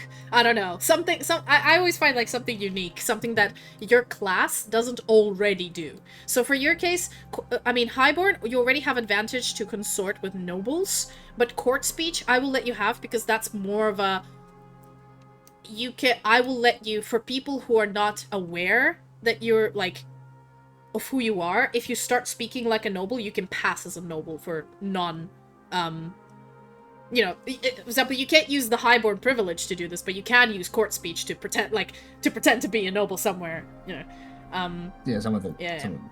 So cat and mouse. Ooh, explain what does this do? Well, I really like what you just said about like following some. So I thought it would be maybe some way to either get information on someone, or in general just tracking someone down, finding out things about them. Yeah, that is perfect. Much So information I would as say I you could use this to, if you find a target or a mark and you're like, yes, this person, it will give you could add a +2 to track them, you could add a +2 to attack them, blah blah blah. It's all it's kind of like a hunter's mark, but for a specific person, for vengeance. Great! So that is an example of how to describe your character and then quickly come up with experiences that are vague enough to be able to be applied to multiple things. Or it can be extremely specific, like you can always say, I'm a sous chef. Fuck you, I don't cook it. I'm a sous chef. I don't cook meat, I don't cook desserts, I'm a sous chef. You can be that. I'm not gonna stop you. It can be something ridiculous or something useful. It's your choice. Also, don't forget to drag stuff from your inventory. So you have starting items you might want to unload and start, because you pick between, I think you pick between you have basic supplies, a torch. What is this? Oh yeah, you choose one potion. You pick a health potion or a stamina potion, and you delete the other one, and then you choose one rogue item, which is a grappling hook or forgery tools. So you could have already. I assume you pick forgery tools because you already have a grappling hook. Yeah, I'll go with the forgery tools. There you go. And then you pick a stamina or mana, or stamina or health potion. Well, I'm hoping to not get hit, so I guess I'll take the stamina potion. Yeah, stamina, you can clear stress. Sometimes stamina is more you use some skills that use stress for that. So, yes. Question. Somebody wanted to ask a question? No, sorry. Oh, that's fine. I always think when somebody goes, I'm like, yes, sorry. I'm sorry for talking so much. No, you're fine. I'm just like, I'm thinking to myself sometimes. Oh, that's great. That's fine. Okay. Cappuccino, are you ready to go next? Or do you need a minute as well to think? I was typing out my bullet points. Great. I'm okay to go. Okay. Just because I like to go like one by one, and we all like discuss things, and it's great. Right. So, tell me about Kaya Drumwind. See, she is a wanderer who is still figuring out how to do animal transformation. I'm thinking it's related to me. It's related to her. She was probably attacked by an animal, I think, and it inhibited her desire to transform into her animal thing, which is kind of counter counter counterintuitive for her druid thing. But I think it'll be interesting. Mm-hmm. It's like she has for me, I want her to have a mental block she has to clear before she can do the wild So shape-shifting we thing. could actually design a mechanic for you that it takes you usually she So for beast form, tries to never go anywhere without a tinder box from her mother's before she left to see the world, because she said, build a fire and everyone will want to be your friend. oh nice. So I wrote down for experience is her main way to make money or friends is by offering, like, since she wanders from town to town. For me, she makes what I wrote down as a spa experience for her clarity of nature. Yeah, That's so how she I think a practices. fun name, so when we can add the experience to the experience box, and a fun name for the spa one, personally, I think, is Master Masseuse. Okay. And then, like, in that way, like, that is broad enough to the point where if you need to use your fingers to do something strong or, like, physically break a lock, masseuses have strong fingers. Like, this is the level of, reaching that you can do with this game. Mhm. As long as I'm, like, this train of ADHD thought makes sense to me, it's happening. So, yeah, there you go. So I wanted to ask about the beast form. Usually you mark a stress to transform into a creature. You said it's harder for you. Do you want me to add another, like, penalty to it? Or, nah? Yeah, add one more penalty. So she really has to think about it. Okay, I I'd want her say to choose. it takes, instead of 1, it's 2 stress. Okay. Or can I Because, Wait, like, put that down. you know, usually it is a bit stressful to fully transform your bone structure and backbone and, you know, maybe even turn into an invertebrate. That's pretty hard. So for you, it's doubly as stressful. Maybe there is some sort of a personal growth that you can do that then will remove this penalty. I don't know. We'll see. What about the second Yeah. experience you were thinking of? Her second experience, besides figuring out to do the animal. Let me see. That's what I need help with, because basically she's been wandering around. She doesn't really have her, like, she doesn't have her purpose yet. She just wants to go around, heal people, try not to transform into an animal as much as possible. Oh, I'm thinking That of kind what of I'm thing. thinking of something called a friend in every port. And this is something of, because you're so, like, seemingly, you know, you offer people spa treatments, you're very friendly, you're very social.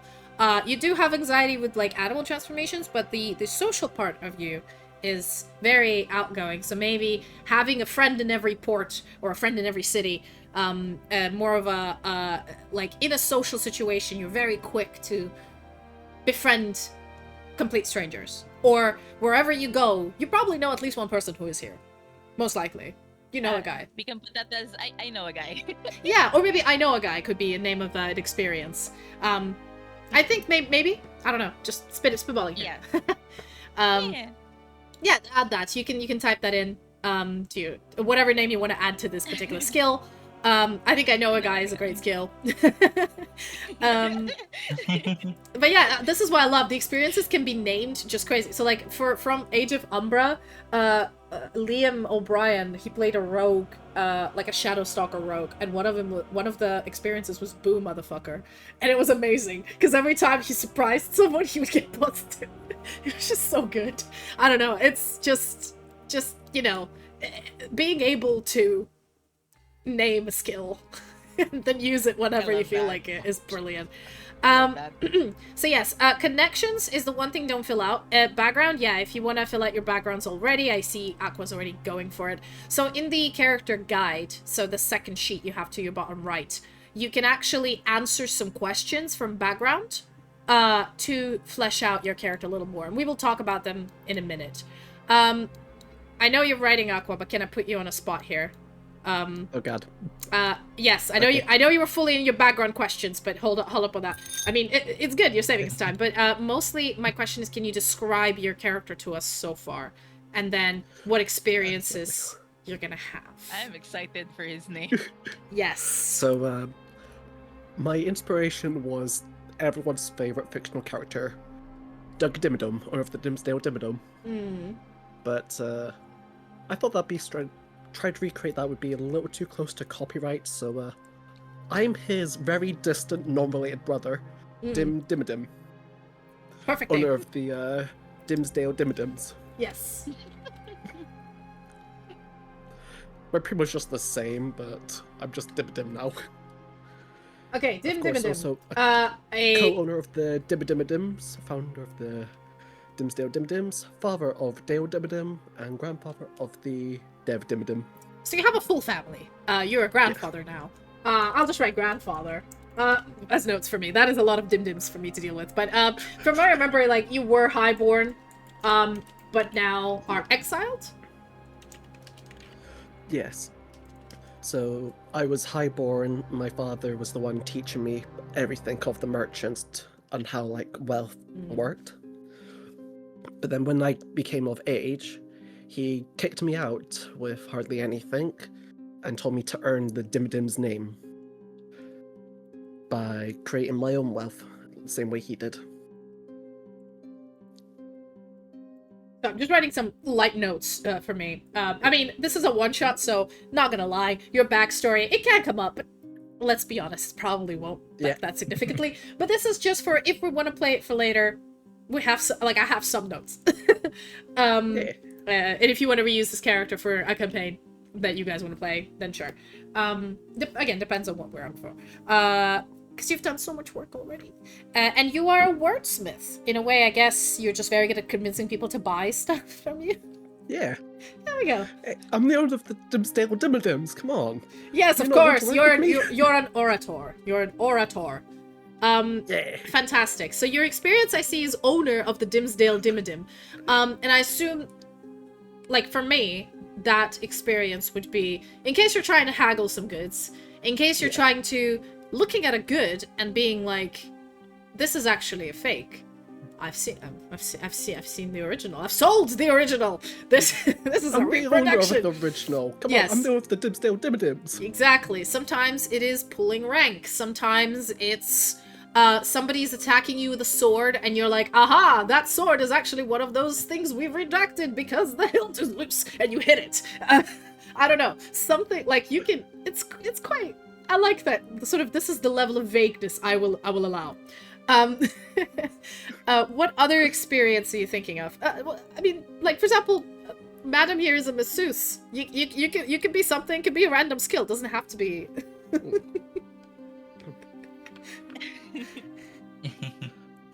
You never know when a massage is important.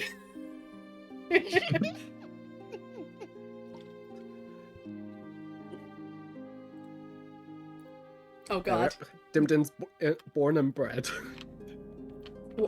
Can you explain that one? I'm a Red little bit for lost on that Aqua. one. It's another like merchant haggling skill. I would say, So yeah, oh, I would you honestly, did I would go. say you already have owner of the Dimsdale Okay. Dimmadim. Just my advice to have more varied experiences, because again, because they're so Okay. vague, you can apply this. You can only apply one experience per role, so you can't stack them. Okay. Which is why you should probably choose something different, so you can use it in a different situation. Because I've seen people with having a redundant experience, and they're just like, I've just wasted an experience slot. I could have put something else in there. Me currently reading over the background questions I've done to see if there's something else I can do. If you want a Yeah. suggestion, I'd say, Yes, please. So the Dimsdale Dimmadim, is it general merchants, right? They sell everything. They don't have a Pretty much. specialization, okay. Because I was thinking maybe like a fashionista or something. I don't know. Something just random. Right. I must say I don't remember the I'm not familiar with the inspiration using for this one, so I can't really give you 100% accuracy, but maybe I have a suggestion. Ooh, yes. Related to your wordsmith. How about Aqua? I know as I know Aqua likes saying by the power of bullshit. So Yes. Yes, by the power. I mean, owner of the Dimsdale could work there, but you could say by the power of bullshit is a thing you can do. That could be an By the power- like, experience. it's like if he says by the power of bullshit, that's when he's locked in. He's going to convince you that this Indeed. is a real 100% genuine item. Also, I'm pulling out inventory stuff for you, Kat. So just Thank pick you. a minor health or minor stamina potion. And I'll pick minor. Okay. yeah, and then Minor pick a okay, minor stamina. So you delete the other one, and then pick a bag of rocks and bones or a strange pendant. Ooh, bones, please. There you go. That's your inventory. Through the power of Okay. bullshit, fantastic. And same thing for you, Aqua. Pull out a bag, and then you pick one potion and one starting item, and there might be other stuff in there. So that would be like Bard's starting bag. Fantastic. All right, we already have Subclass. three characters with experiences already fully built. That sounds great. Right, let's go with Gavin. Are you ready to go, or do you need a minute? Sure.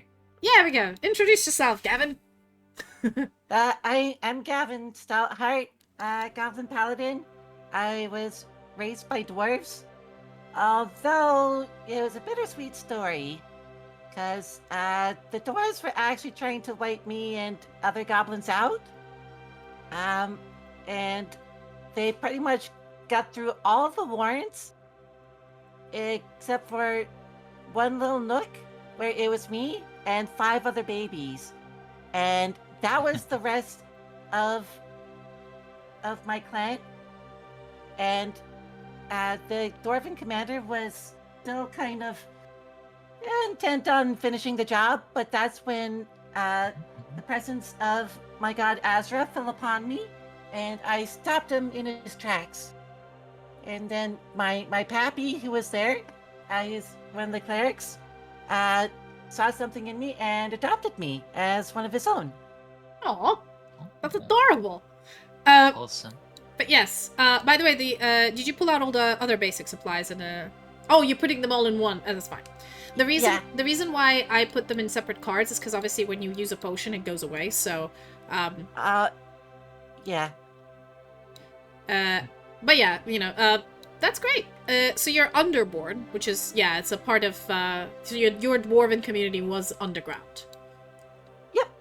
And your divine wielder, it's the hallowed axe, I assume. Great, fantastic. I might flavor it so it's a was it Flissa? A what? Sorry. That's how it's pronounced. It's like a. Maybe I'll show you a picture of it. Yeah, if you send it to Discord, it'll be easier. Sorry, I'm not familiar with medieval weapons, but fantastic backstory. I'm gonna give you. Oh, there you go. Yeah, would you like a stamina or a health potion? Oh, I put health potion in there already. All right, I'll just leave this here, and then I'll delete this one. And then, okay. A bundle of offerings. Just have that on the side. It said bundle of offerings or a sigil of your sigil god. of your god. Gotcha. There you go. You got sigil of Azra, a torch, and basic supplies. Great. It's the reason why I want these guards to be there, because here you can lose your items, or they can be stolen, or something bad can happen to them. So it's better to have them on different bits, so that I can pull them out of your character sheet, and you're like, wait, where did my potion go? And you're like, I don't know, where did it go? You didn't notice it getting stolen. So if you want to, you can actually get these cards again. So there's more of these. Oh, thanks, Cap. There's more item cards, which is here. A generic item. It's the leftmost. And you could just... Yeah. You could just spam them. Fantastic. Before you do that, though, you just need a sigil. I'll write it down for you. There you go. It's your Sigil of Azura. And your 50 foot of rope. Great. These are all the items you need. You can put them in here in the extra sheet if you want, if they're taking up too much space here. You can put them like here or something. It's fine. As long as you see your weapon, your items, you're Gucci. All right. What kind of experiences would Gavin have over his time as a seraph or a paladin of Azra? I protect. Yes, I protect. It's perfect. So I will, in this case, I will allow if you're positioning, like in Daggerheart, the way turns work is different from D&D. So you don't roll initiative. It's more you all guys go, and then if anybody rolls with fear, it's my turn. Or I can use a fear to interrupt you if you guys are doing too well and make the battlefield worse. So I think in this case, I protect if during this situation somebody's about to do something stupid, and you're like, I jump in front of them and I attack first, and that actually helps and rather than hinders, I will be like, you know what, that is you're thinking you're protecting this person by doing this action. I will let you add this thing to it, you know, so, things like this. Or if you're in the middle of an argument, a verbal argument, and then you step in, to like, hey, you don't mess with my friends. I'll take that as I protect. It also works for that. What about a second experience? What are we thinking? I was kind of thinking of anatomist. The anatomist. Oh yes, yes. Yeah. You could be anatomy expert or something. Is that like you're just very good at different creatures' body parts and how to chop them off easier or something? That could work. Or also maybe how to heal. Yeah, this looks important. Yeah, or like or somebody has a giant stab wound in the stomach and you're like, ooh, okay, well, we need to sew the guts up first. and you heal them this way. Or like, ooh, belly wound. That's bad. Gut wound. Ooh. So yes, I like that it's a versatile skill for both combat and non-combat. That's kind of my rule. Something you can use in both. Fantastic. You can carry on doing your background filling in. We'll weed those in later. I'm just going through experiences first, and then we'll do backgrounds. And now we come back to, last but not least, Pethel. Because I know Pethel's also streaming, so I know you mute yourself to talk to your chat. So I'm leaving you be for a bit until we come back to here. So tell us about your character, Pethel. All right. Well, my character is Kiana Silvermoon, or Summermoon, I mean. She is a promising researcher at the I wrote it down somewhere. Hold on. At the Daggerheart archipelago, and hold on. she. Oh! Sorry, Sorry. I need to write this down. All right. So she's rising academic. Yeah, she's a promising an aspiring academic. At which college again? The Daggerheart archipelago. You need to write that down somewhere so I can get the spelling correct later, but that's fine. Carry on. It's in my note. It's in the notes that I have. Oh, yes. Lovely. Yes, this is also something that is main part of Daggerheart. You name things, so I don't have to. Thank you. Moving on. So there's a Daggerheart archipelago. Is it like a magic academy of some sorts? Yeah, basically like a magic academy and just a research center. Yes. Do they accept all races, or are they a bit... As far as she knows, she hasn't gotten any problems. Maybe some weird stares due to the fact that she is quite the large figure. Oh yes, yeah. As most furbolg are. She almost has a mystical appearance to her, with these elegant green robes, the classic big wizard hat. She has almost some mystical looking. I already said mystical, but like her fur is like a slight tinge of bluish, while her hair is this deep color of red. Her eyes are purple that end in blue at the bottom, and she wears rounded glasses. Oh, yes, glasses queen. I have her on my stream, like in the corner, just like. Oh, okay. Is she like your companion? I was like, well, I have art of her because I was like, oh, I can play her actually. Oh, there you go. So No, I I mean, decided. if hey, any inspiration that you want to do, you go ahead. Yeah. Fantastic. That's a great base. Anything else before you want to go through your experiences? We're gonna go through the background questions in a minute, but it's more like sorting out experiences is the last like number cruncher we should have on our sheet before we go. Yeah, that's understandable. I mean, she's aspiring to become a teacher at the archipelago. Okay. And guide others, and will teach them about her special interests, which are probably her experiences as well. What would those interests be? Like, what would you what is your school of magic? It could be anything. It doesn't have to be a D&D school. Yeah, no. I'm saying a D&D school because it makes it easier for me, but she would be interested in magic of the abjuration school. So is like that the wards? Yeah. Yeah, wards, dispelling, and protection. Mm. Which is the reason why she can carry a heavy-duty barrier up around her. Yes, queen. Yes. Yes. That is how you do it. Do you want to pick a potion, by the way? Gladly. I don't know what did the stamina potion do again? So stamina refills your stress, and you need stress to cast some spells and do things. So.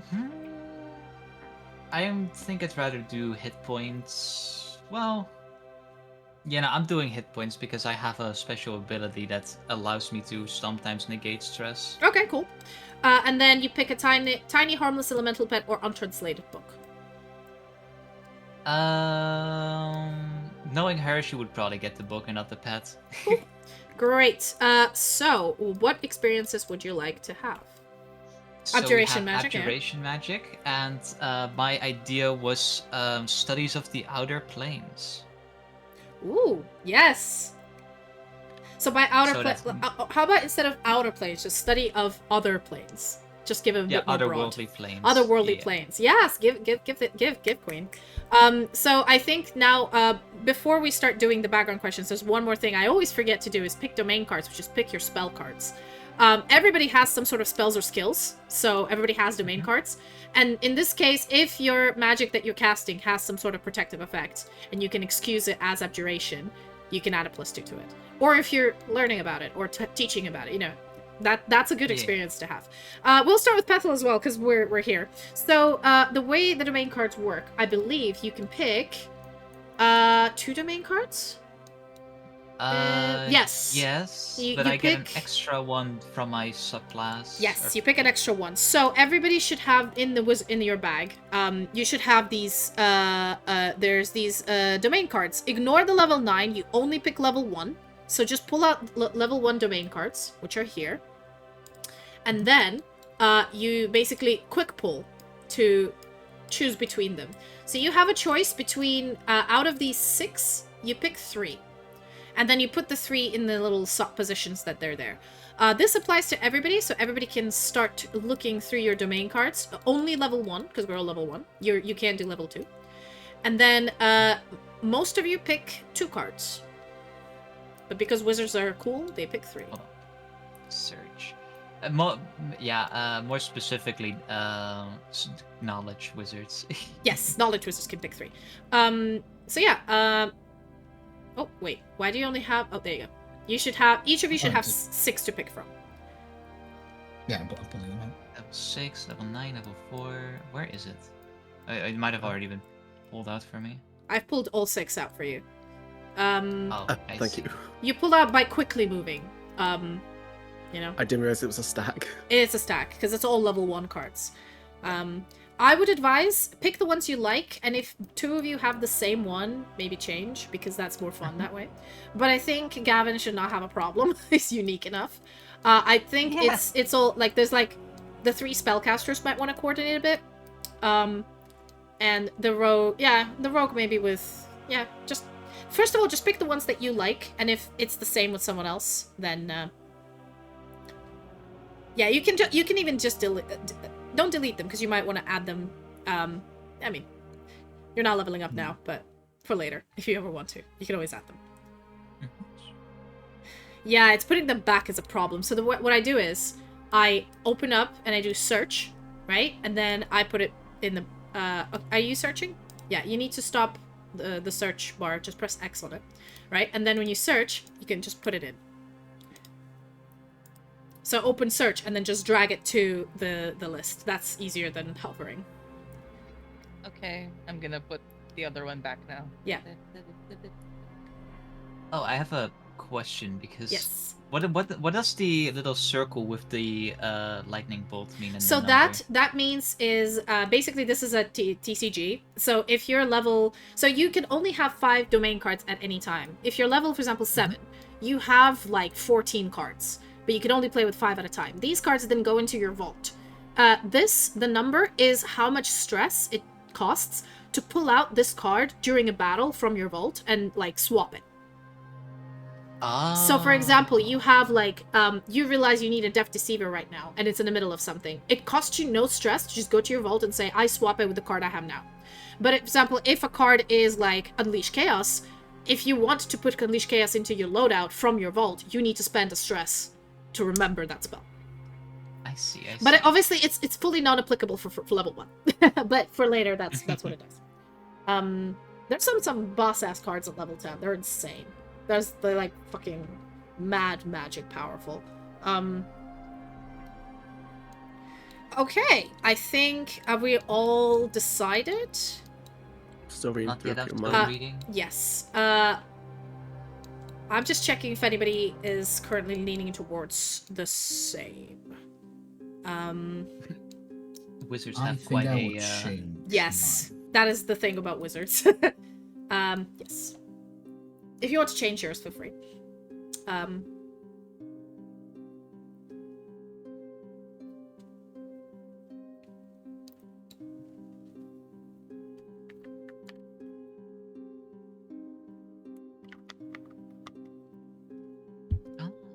We're almost done, guys. I know it's taking a while, but this, Yeah. I find this part is actually fun. Like, I like building a character, bit by bit. Oh, me too. I don't mind. I like character creation. Yes, we're all character creator freaks. After- But yeah, don't worry. after all the math, The stuff that this I is fun. planned is pretty loosey goosey. Not heavy. I don't need to explain too much lore to you before you start. It's just gonna be like a small adventure, and then a few skill checks, maybe battle. We'll see how you guys do, and then the end. Like it's just to run your characters through a little bit. Wait, do we choose 2 domain cards total or Total. okay? So you can pick 1 from each domain, or you can pick 2 from the same one, but you only can pick 2. I mean, I Am Your Shield is the best fucking card I've ever seen. Because this way you can literally, like, this is you jumping in front of somebody and taking, marking a stress to stand in the way. You know what I'm gonna do is, because of your Eye Protect, because I think it's really cool, when you do the I Am Your Shield, if you go again, whatever you do after that will get a +2. So once you use the ability I Am Your Shield and negate damage, if it is your turn, you know, it goes back to you as players again, and you do anything to keep protecting this person. Whatever it is, it adds it gets a +2 for that. Because I think that just, it synchronizes really well with what you're doing. There you go. Amazing. Oh, wait, did you pull the domain cards? Oh, this is, I think these are just to look at. Yeah. I mean, it still has the cards in them. Yeah, you don't need them anymore. These are sort of the 2 you need for today. Might as well delete them just to have more space to move things. But if you want to peruse through them and see what the Seraph class is, feel free. Okay, I think at the bottom here we're starting to. We have 3 people who are basically done, I think, and just 2 more thinking. Choosing between 3. That's hard, isn't it? Just pick Yeah. one. I think just pick one Where's that the just. dice? Yeah, roll a die. There you go. You Where's can the roll a D3? you can roll a d3. Actually, I think you can roll a d3, but no, sorry. Hold on. Just clear roll, and then just Do you want a D3? There you go. Oh, wait. Oh, no, sorry. Yeah, I don't think there is a D3.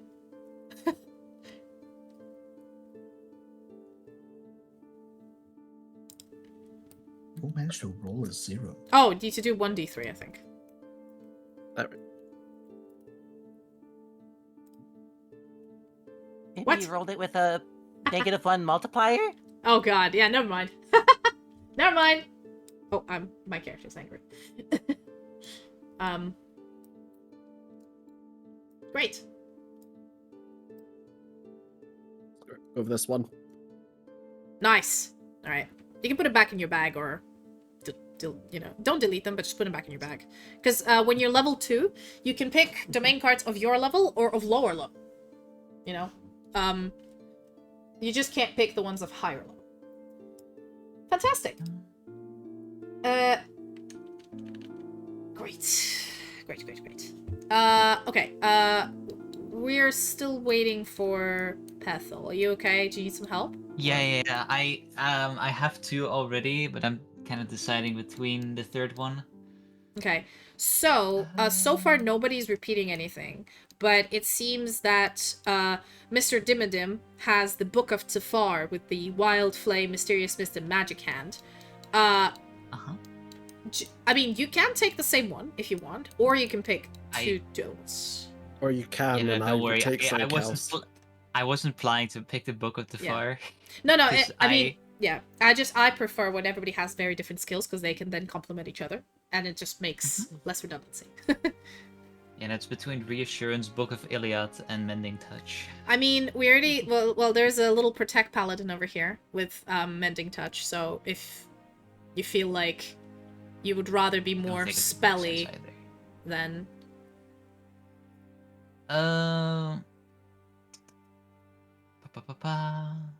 Let's see.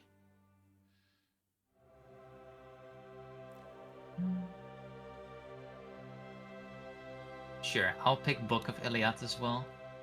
great. Because again, with the Book of Iliad, I mean, you pick one of the 3. You can't do all 3, but you just have that spell book. Yeah, exactly. Great. So If that's you, I mean, I don't mind if 2 people have the same sort of magical skills. It's just it's good not to have the same loadout because you're like, okay, we are different. Oh, I thought they picked too far. Oh, sorry, you're picking Iliad. Yes, did. yes. You did pick too far. My bad. I'm sorry. I am so sorry.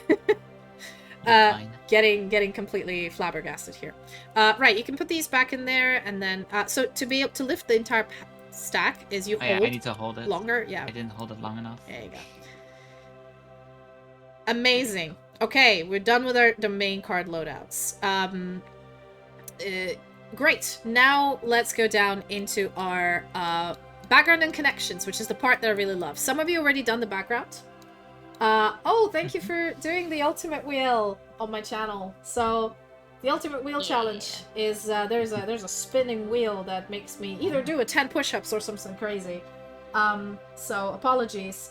We have a quick intermission for this nightmare. That's all right. I need to go pee anyway. Great. So I'll be right back. I need to drink water. I need ice. Oh, that's the wrong wheel. Hold up.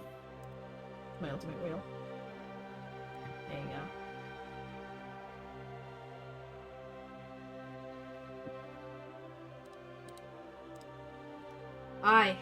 Okay, let's see. Ultimate wheel.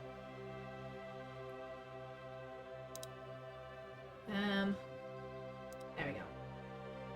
Right, let's go. 1, 2, 3. Shuffle. Spin. What is it gonna be? Please, please, please, please. Nothing crazy.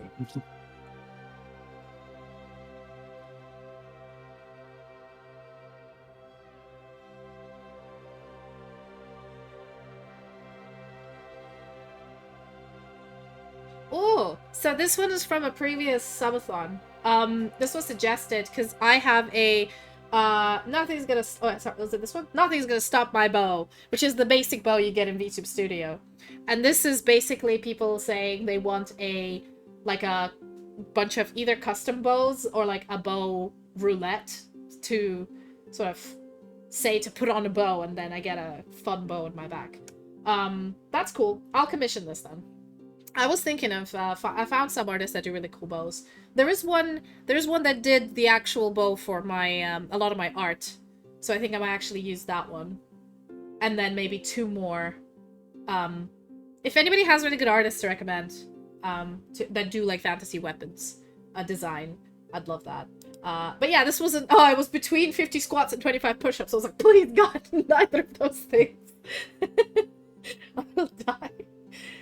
Oh my God. Alright, great. I'm just gonna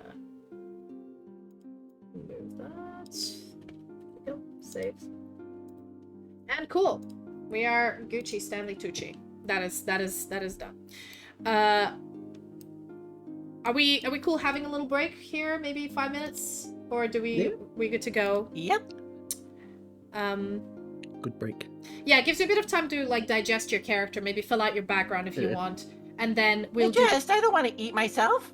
Yeah, we'll do the connections later, and then I can look through and give you each a little mini to walk around with.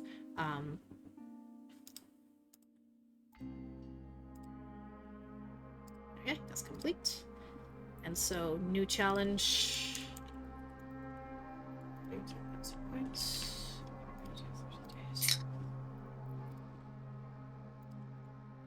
I'll also send a picture of my sword. Ooh, nice.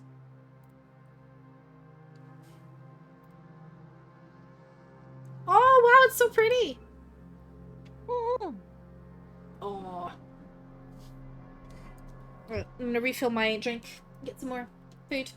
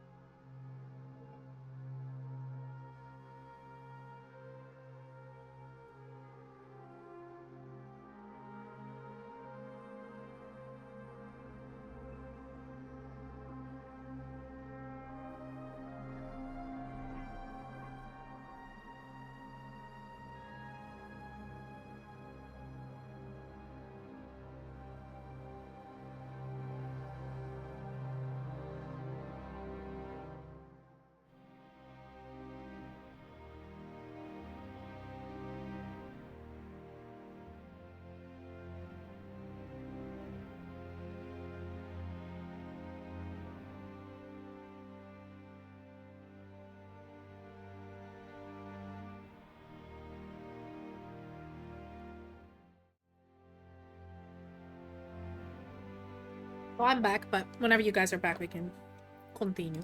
I'll come back. Thank you. Welcome back. Actually, Back. yeah, I had a question. Oh, yes, yes, yes. Remember we talked about cat and mouse, my experience, Mm-hmm. and you told me about how it had like a combat use. Yes. Could you tell me about it so I can like write it down? Because I wrote the other. So for stuff. combat muse, in this case, is if you find somebody you've marked, and you've tracked them down, and now you're fighting them, I'd say all of your attacks would have a +2 to hit. Okay. Because it's such a unique thing, like you need to designate the mouse. And then, you know, it can't be, I would say, if it's anybody from a particular faction or a family, you need to have like Arya's list of names. And these particular people, you just have a bonus to kill them. Or to do anything against them. I think it's because it's a very specific experience, I will let that happen. But then otherwise, without these people, this can be for tracking somebody, or, you know, you guys are looking for some person. You're like, yeah, okay, I'm gonna find this person. No problem. No. Okay. Thank you. Thank you. I mean, it may be OP, but We'll see. If it's too OP, we'll nerf. But I feel like as a person who had designated list of revenge, I feel like you need to be the main character when fighting them. Like it just has to happen story wise. I mean, it would be part of my story. Yeah, for sure. Stories, their experiences would help with theirs. Yeah, exactly. All right, I've returned, guys.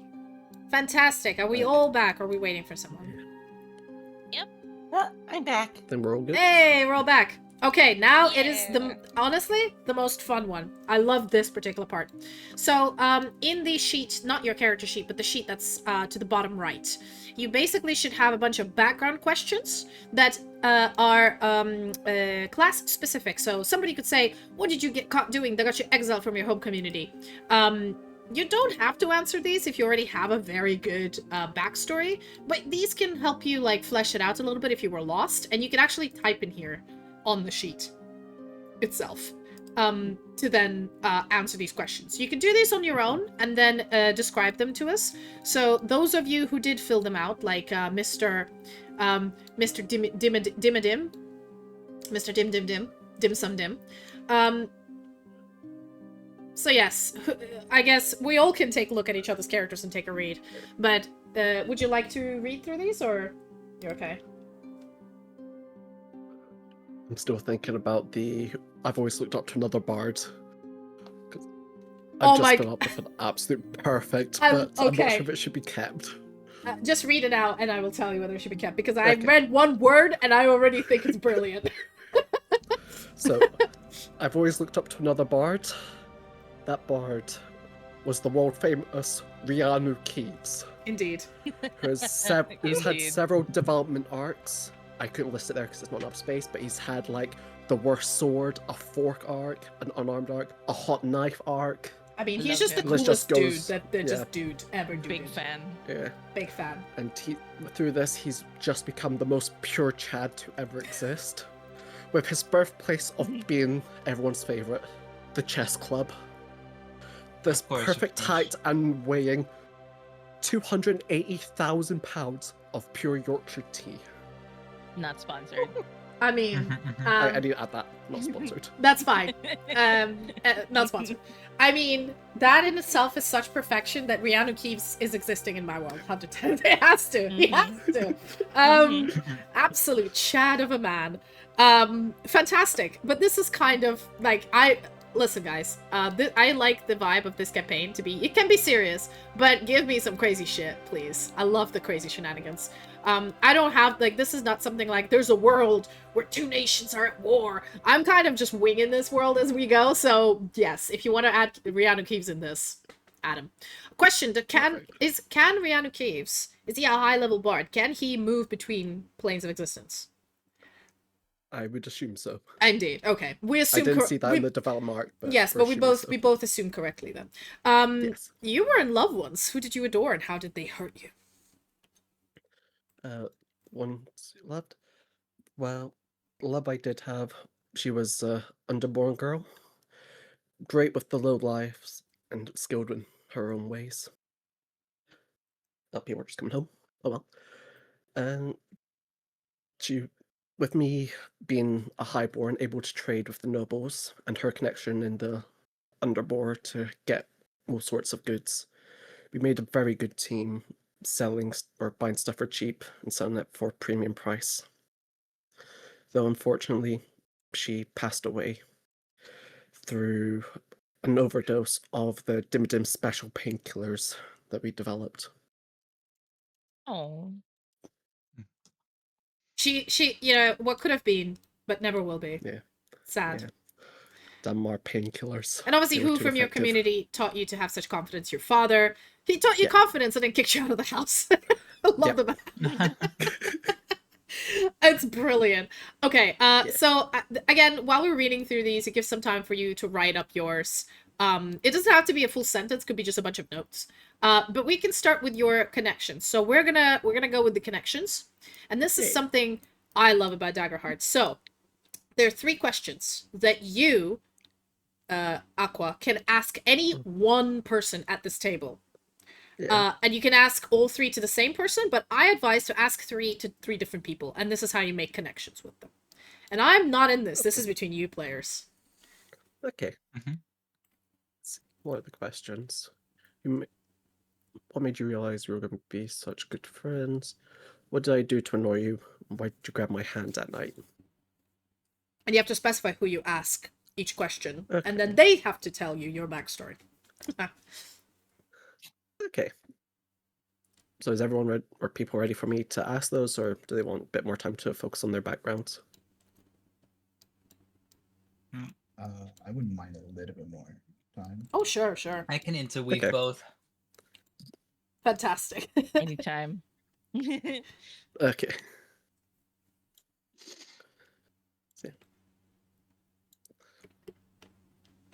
In the meantime, time to doodle. Yeah, this part really helps groups already have connections between themselves before the game starts. So there really isn't the you end up in a tavern and then there's a lot of like meet and greet and nice to meet you and let's be friends and other bullshit. It's literally like, yeah, we know each other. We're good. I literally sleep in the same bed as you. we hold hands.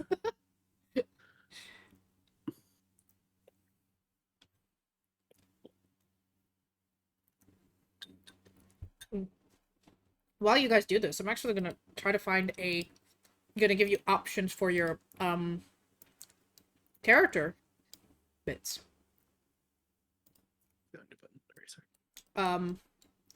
Great, that gives me time. And we'll probably take a slightly extended break between the playing and the stuff, you know, if you guys need I need to put up some laundry and, you know, if you guys need to make food or whatever, because we've been playing for a while. While I also pick like character minis for you. Because I have over 400 here in this bag, and they're not labeled, so I'm just struggling. Right. Okay, I've done a little drawing now to help with my backstory. Great. I'm gonna find... Just the father kicking me out. Put so much time into this. Oh, Right. I'm way too good at writing this stuff. There's... I'm gonna pause from writing just to see this. Very Where's- dramatic. Where's the doodle, sorry? It's on my domains. Oh, yes, indeed. It's very dramatic. I can feel tension. Ah, the tension. Oh, why? Oh no, is this in my hands? Disgrace, Ba, ba, ba. evil, plain as the sky on his. I love the Lion King. The Lion King 2 sequel. Alrighty. Let's see. Okay. That is a lot of minis. I don't know if any of these are good. Oh, why am I bothering doing this, y'all? Okay. Here you go. There is a bag full of humanoids on the table. Right click and search it. But only one of you at a time. Because otherwise you won't be able to pull things out. Yep. And don't pull searching. pull things out and leave them on this table because I need to copy and put them back in. Because if you pull something out, it doesn't like, it's not an infinite bag. It just like won't. What I mean is pull out things that you think will suit your character, and then leave them on this table. And the ones you don't want, leave them in the center, and I'll put them back in the bag later. Perfect. Okay. I'm currently searching, but it's taking quite a long time to load everything. Because it's 400 It's humanoids. 349. Yeah. Yeah. Yeah. I mean, I Yeah. can look through these and give you some, but like I find if you're all waiting anyway, I can do this and help out. But I think just it's so many in here. And they are not labeled because I took them from a mod, so they just have numbers next to them, and I'm like, oh god. Just Oh struggle. god. I think things like Furbog and Katari I can find. And it's gonna have to be a little bit like theater of the mind. They're not gonna be perfect. Just something to represent you.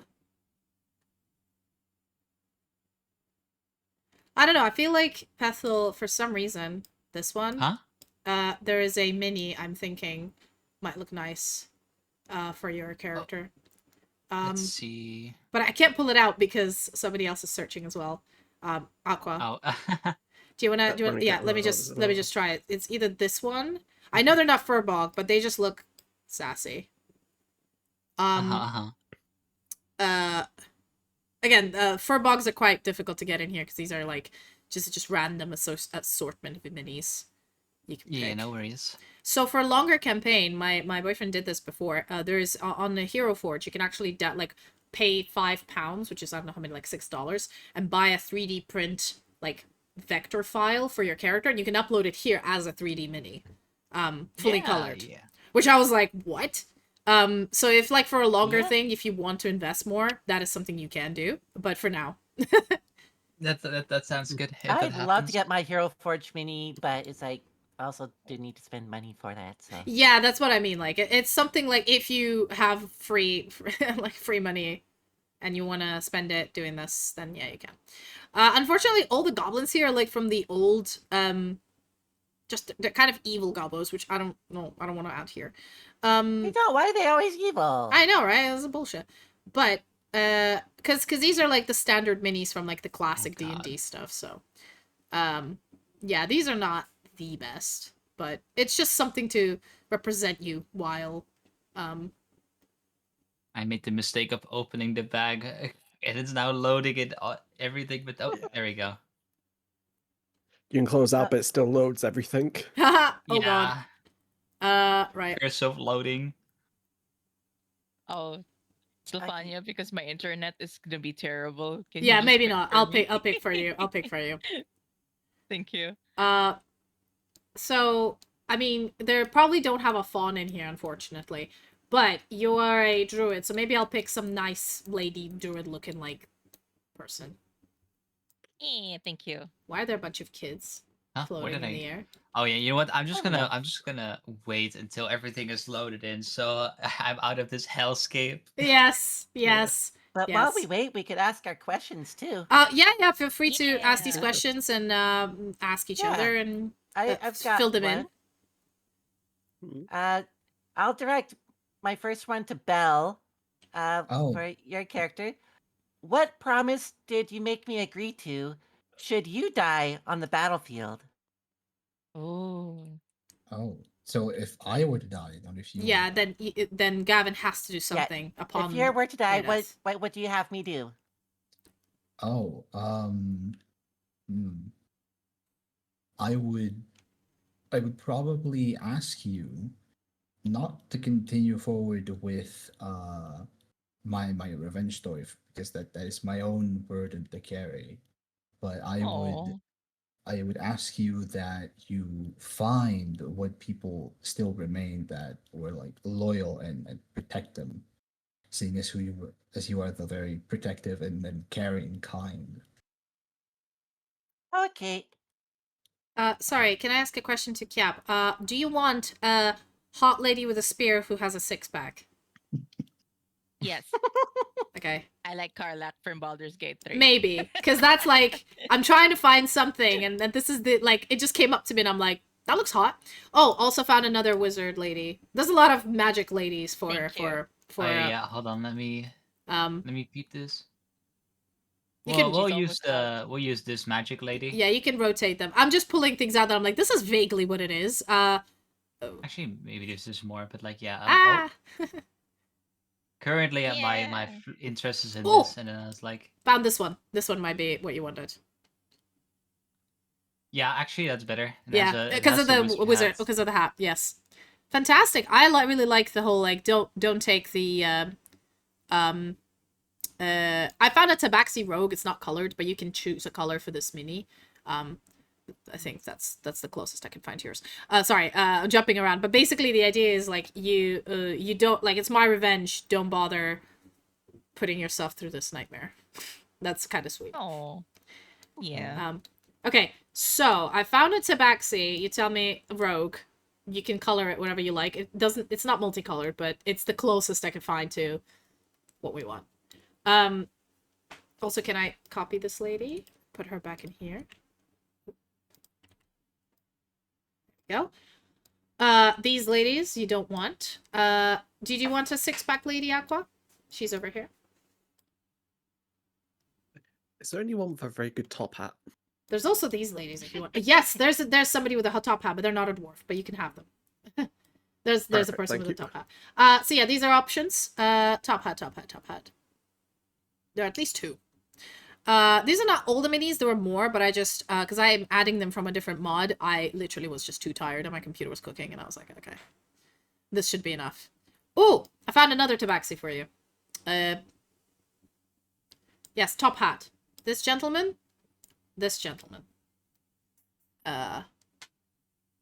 Well, one of them is clearly Jim Dark Magic, but there's also a person with a hat with a feather, not a top hat, but still. Ooh. There you go. Wearing purple, wearing red. And a man in full plate armor. There's this gentleman with a top hat. There's this man in a medieval outfit, but looks like a merchant. I think I'm gonna go for this weird one. Yes, Don't Jim really Dark. know what is he's holding. It's an umbrella, I think. Which one? This one? Oh yeah. That one. Yeah, that's an umbrella. Yeah. That's Jim Dark Magic. Yeah, so just drag it to where your red bit or something. What about your tabaxis? Do you want the white one or do you want the one that looks like properly like a cap? Bell. Wait, what's the other one? This one or this one?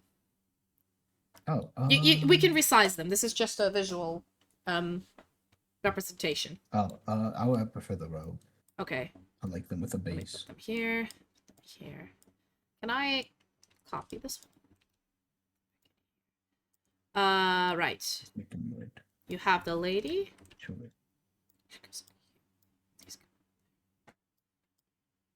Okay, so great. Now I just need to find a gobbo for Gavin. Oh, you're picking the red one. Okay, great. Can I just copy? Okay. Aqua. 1 sec. Okay. Yeah. I'll be looking for Gavin's one. You guys carry on with your questions to each other.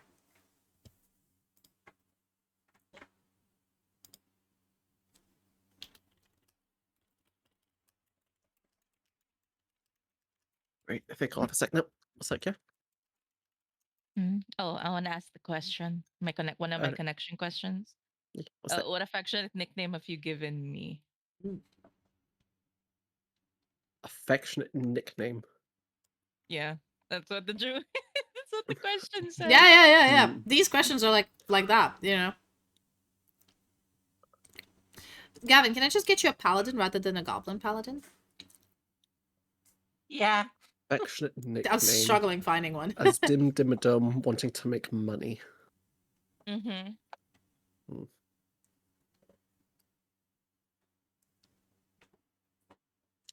You know what? I'm just gonna. I'm that's a setting bad up one. a I'm not gonna dice get cam that because I one. think it will be enjoyable. Oh yeah, go ahead. So sorry, did you mention what nickname or are you still thinking? I'm still thinking. I've had So- a few pop up, but none of them sound right. I'm just gonna pull up all paladin looking like people I can find, and then you choose. Most of them are like dwarven. Well, I was raised by dwarves, so. Yeah, so I mean, it's just representation at the moment. So Oh yeah, chat. There we go. Sorry. Question. We have to ask 3 questions, correct? yeah, Whatever. to 3 different people, mostly to make sure you have connections to the party, not just to one Yeah. person. You can ask them to the same person if you want. Yeah. Okay. You can also ask your own questions. You don't have to ask the ones suggested. This one suggested are just like to give you if you're completely blanking.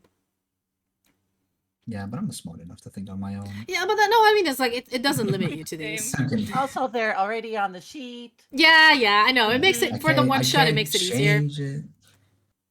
For one Yep. shot. So Okay, who asked about the nickname? I think- Me. and I think you asked Aqua, did you? Yeah. And I'm still trying to think of them Yeah. because none of these are sounding right. And you have the That's fun. okay. Yeah, I Can I have ask fun. you, Bethel, a question? Yeah, of course. Okay. What have I discovered about your past that I hold secret from the others? Sorry, who's asking Ooh. this to whom again? Ooh. Me, Bell, to Bethel. Bethel? Yes. So what you probably might have found out is that she has suspicion about herself that she might have originated from another plane, but she is not sure and she doesn't really want to admit it. Mhm. Okay. Nice. Fun secret. Oh, Kaya, Mm-hmm. Right, chat. Let's. I have. s- Oh, you're breaking up a little bit, Gavin. Oh, I said Kaya can be my fawny pal. Oh God, that's cute.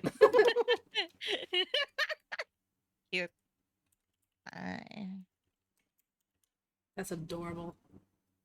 uh-huh. So yeah. Oh, okay, okay. Gavin, I have a question. Okay. What animal do I say you remind me of? What is the question? The sheet says, "What animal do I say you remind me of?"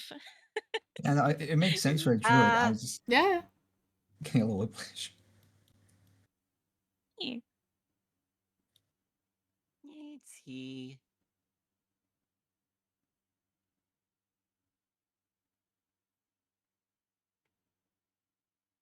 Maybe like a froggy.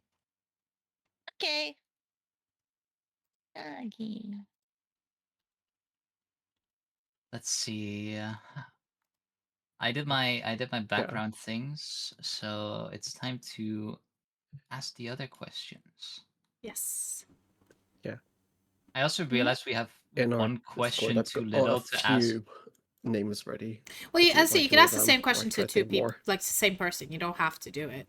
Oh, okay. Like, but what I mean is, for you, for example, Aqua, he should ask Cappuccino, and then either three other people, like, or two other people. So one person, only one person, from Aqua asking questions should. Yeah. Basically 3 out of 4 he needs to ask to make as many connections as possible between all of you. Well, yeah, I'm just sorry, Gavin. These are like the two best I've seen so far. I definitely there's a mod with more. I just don't have them at the moment. There's a cute little toadling, which I just find adorable. I'm just gonna put this here because it's adorable. Oh, I know it's not toadling? relevant, but it's really cute. Uh, It's big. Uh, and some of these don't have a preview, so I'm just annoyed that they don't. So I'm just putting them down here. Okay, so one has a staff.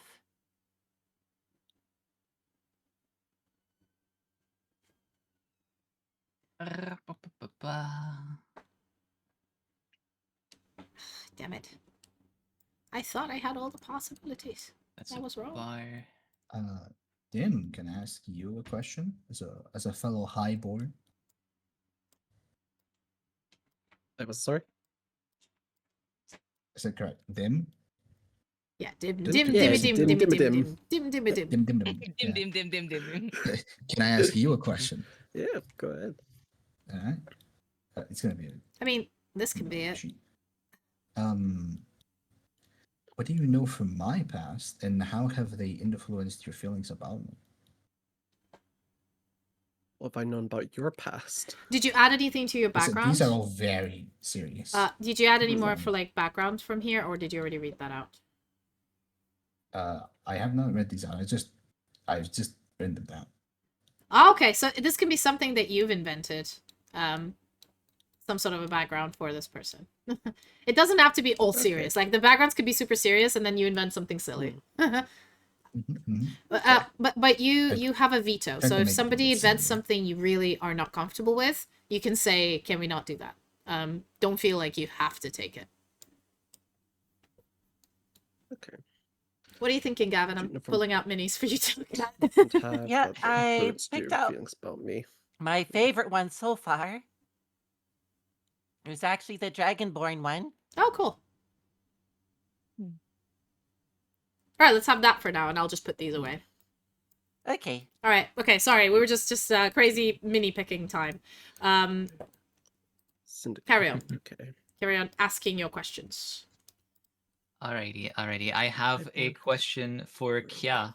Okay. Sorry. Mhm. Did you answer the what background? I haven't yet. Yeah. Let's For do it. question by question so we don't get too confused. For it. I'd say the thing that's from your past and how it's influenced your feelings about you. Yes. Influenced in a good way with your rogue experience, with how you're able to sort of get your hands on rare goods that you don't find every day. So, in terms of how it influenced my feelings about you, in a positive way, because rare goods that you can't see every day means more profit for us. Sure, sounds good to me. You're the procurer of this party. Sorry, can we say this? I'm still getting used to your voices. Who's this saying to whom again? Dim dim dim saying to Belle. Yes. Yeah. So is it Dim Dim respects that about Belle, or Belle respects it about not Belle. Dim dim respects being able to get a lot of rare goods from high places that we can sell for profit. Yes.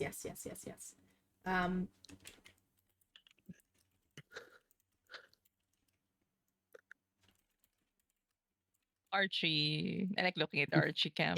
Yes, that's why I have Archie Cap. He's being Mhm. silly. He's probably what's he doing now? No, he has these like bones with like chicken meat stuffed inside, so the dog has to work to get through them. He is so autistic. I give it to him, and 3 hours later he's just so concentrated on it. It keeps him busy. It's insanely good, and they last forever. So we bought and they only cost like £2. We bought like a bag. Oh wow. To just shove him at him till it's really noisy, so we don't do it at night. But like when he's in a cage and has nothing to do, if I give him the bone, he'll just go like for an hour munching on it, because they have to like lick and bite and try to like get into the bone. So 100%. Great. Okay, so can we go a little bit? So who? How many questions? I still need to ask my 3. Okay, so I Aqua also said. have. Okay. Petal wanted to ask me one. Yeah. Yes. Okay. What secret about yourself have you entrusted only to me? Only to you. Mm-hmm. That I was chased and almost mauled to death by a bear cub. Not a full bear, just a cub. Oh. I'm a very small druid. Imagine being small. Couldn't be me. Can it? My character is the opposite of Tom of small. What's You're your just characters? I think it's because like you're a very beautiful tall woman, and then there is this adorable druid who's like, I was mauled by a bear. You're like, oh no, bear cub. Oh, okay, that's still valid. I understand. I'm sorry to hear. Also, if we put all of our minis to the center later, we can adjust our sizes. Yeah. I just want to say with Kya saying like almost got mauled by a bear cub. All I can just think is just Seems fair. druid form Kya trying to get mauled by Boo Boo the bear. Yeah. It was Great. like trying to play fight, and like it actually went too rough because like a brown bear or something. Yes. Okay, I'm going to, because some of you already asked one question. Aqua needs to ask at least one question to go, because it's been a while. So ask anybody on the table one of these. Okay, Kya, Yeah. why did you grab my hand at night?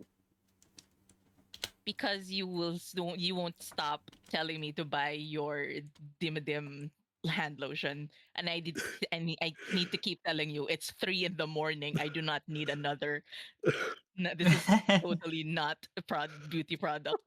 Not at 3 in the morning. It's a recurring problem. He only asks me this at 3 in the morning. It's like an alarm clock, except do you want to buy? No. And so, yeah, so you have to grab his hand to show him that your hands are soft so he can fall asleep. Yes. I understand. I completely understand. That makes perfect sense. But yes, hello, Misty. Oh, hi, Pat.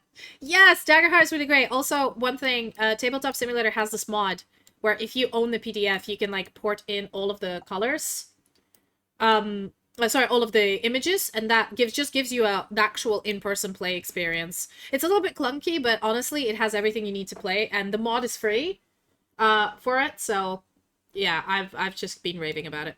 Anyway, great. Now I know some of you already have 2 questions. Those of you who don't, those who have only asked 1 question, you may ask another. I would say specify who you already asked so you don't ask the same person twice, because I already can't keep track. Yeah. There we go. Let's Perfect. see. I'm gonna ask. Okay. Just like let me see what their character name is. Yes. Scroll. Okay. Scroll.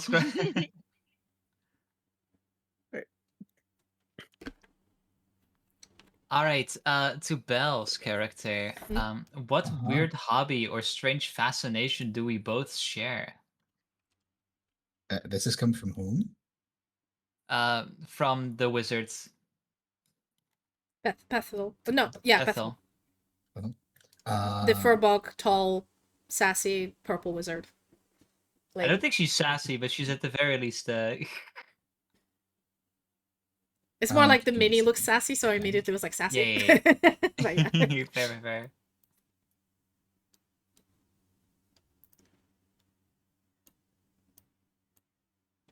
What weird hobby would a Oh, rogue, noble cat person and a academic wizard furbog lady have? let's see. It doesn't have to be anything complicated. It could just be reading. Yeah, Like, you I know, was thinking about doing something with reading, but then I'm like, I would like to make it maybe a little bit more personal. So a weird reading hobby that we're romance both novels. fascinated by. I don't know. That was originally the plan. That's my to go to Mhm. because it's my hobby. It's like a very specific topic, or like. Oh, can I come up with something with like a very strange piece of lore that might be like Oh random? yes, go ahead. Just as I Alright. say, throw the ideas out on the table. Whatever sticks. Okay. We both have a weird fascination with a tabletop magic game that uses cards called Magic the Giving, and it's all about putting down Yes. fields and and tokens and Yeah. whatnot. And we've both come across it in different ways, but we're both very interested in expanding our Oh builds. my god! And And also, let me That suggest, Bethel, is- you made your own like custom deck for this? Because you're like Yeah. the magic here is just no. Let me redo this. And you guys have like a mod that you play. Yes. Yeah, we have our own. Like my character made their own custom modes because it's more lore accurate to the Yes. magics. Yes. Oh my god, because this is like what I do when I play Pandemic or something. I'm like, no. Yes, I love that. This is perfect. Yes, I cannot be more happy about this. People talking that uses cards to battle each other, which revolves itself around magic, and my character Kiana changed the rule set and made her own addition to uh be more accurate to actual magic study. Yeah, magic. Perfect. So, just quick note, size-wise, this is about normal size 5 feet. Like, the characters that are here, your character can be a little bit big. So these two are 5 feet. No, it's not 5 feet, but like normal human size. So if you want to be a bit taller or a bit smaller, that's you max or min your character according to that. All right. Put them Anybody right next to else each other. still has only 1 question that they asked? I've only asked one. Go ahead, ask another. Okay, so my one to Gavin. Mm-hmm. What do I do that annoys you? Let's see. And you have the which character? I'm Dim, the dwarf bard merchant. Jokingly, not enough alliteration. Perfect. That's great. So He has Yeah. to work extra hard for his so you're like rhymes. me. You pretend to be annoyed when you hear puns. I'm actually genuinely annoyed, but I like it at the same time. You've been in my streams enough to know how I react to puns. Uh, it's a visceral Yeah, reaction. especially with my puns. Yeah, I love them, but I hate them. know when you read my puns. I love to hate them. So is it similar but with alliteration? You love to hate it.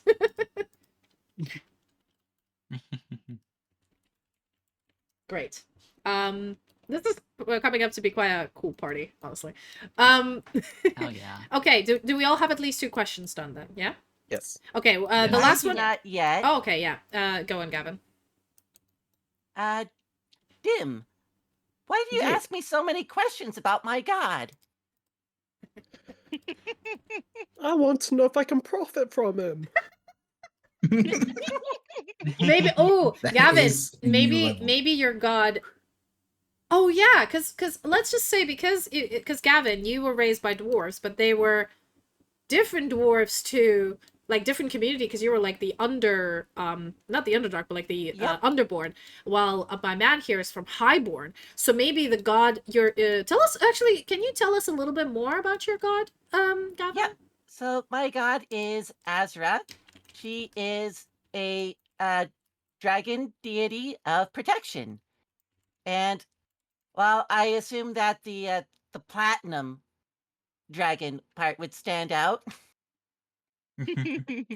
and no, you can't sell the scales. I'd say maybe because it's like a not a very common deity. So your character and the dwarves you live with are familiar with this dragon deity, but I'd say in the high society circles they're relatively obscure. And so when you heard about this platinum dragon, you're like, what? Hold up. A new god of protection? Interesting.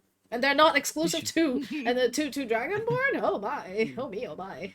Yes. So, Monet. Dragon Duty of Protection Guide for Dummies 101. Yes. So Perfect. Merch okay, idea. now that we all have 2 questions, so I'm gonna go round robin and look through your questions and ask who you haven't, and that is your final question to the group.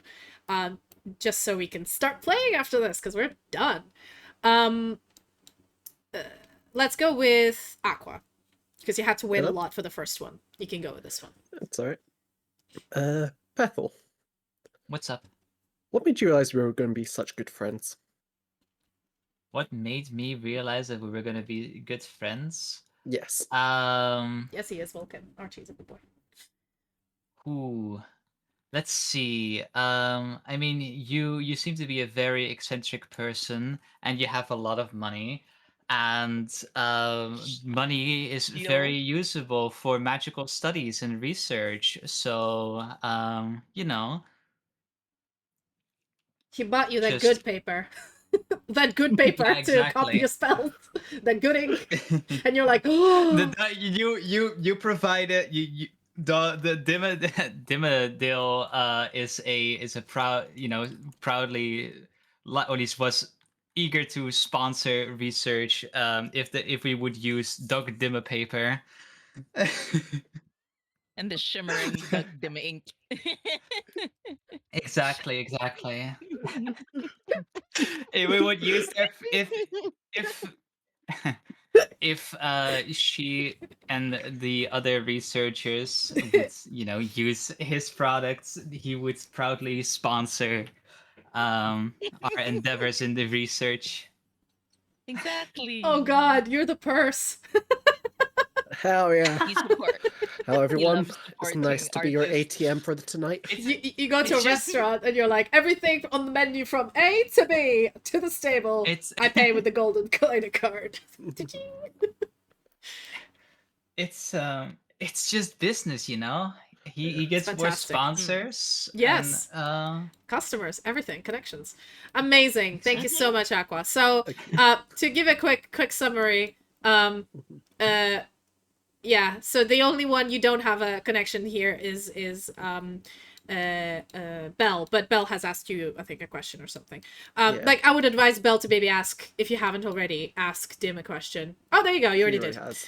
Perfect. have. So there we go. It's just to not have anybody left out. All right, Cappuccino, your last question. Let me see. Oh, Belle, Oh, yes. what do you confide in me that makes me leap into danger for you every time? To reiterate, this is a 5 foot tall druid, but she is going to be like, he asked for no pickles with the one specific thing. Should find me that makes me leave the stage for your time. Oh, I have a severe fear of like non-moving water. I cannot Oh. enter ponds or baths That's that just the water is cats, not isn't constant. it? Yeah. Yeah. I'm Okay. like Carry begrudging him. the whole time. I just imagine you like seeing a pool of like still water and starting to like hiss, and then Yeah. Cap's character jumps in front of it and said, "No, stay away! Keep it away from here." So it's She fights. She just fights bodies of water. no, you throw stones in it so they're not still anymore. You just chuck shit into them so that they're rippling. Oh yeah. I was hoping as royalty maybe I could be carried through the water, but Or sure. yeah, maybe, I don't know, like whatever. Well, hey, whatever way you want to do it in, but that sounds perfect. Amazing. Okay, now back to you, Belle. Your final question. Who would you like to ask? I would like to ask Gavin. Yay. Mhm. Hey, I'm gonna change it up a little bit. Mhm. What minor prank did we do that got us both into big trouble? Uh, Ooh. hmm. Oh, we Hey, put do it quickly. we put bananas into the mayor's shoes because he was being meanie.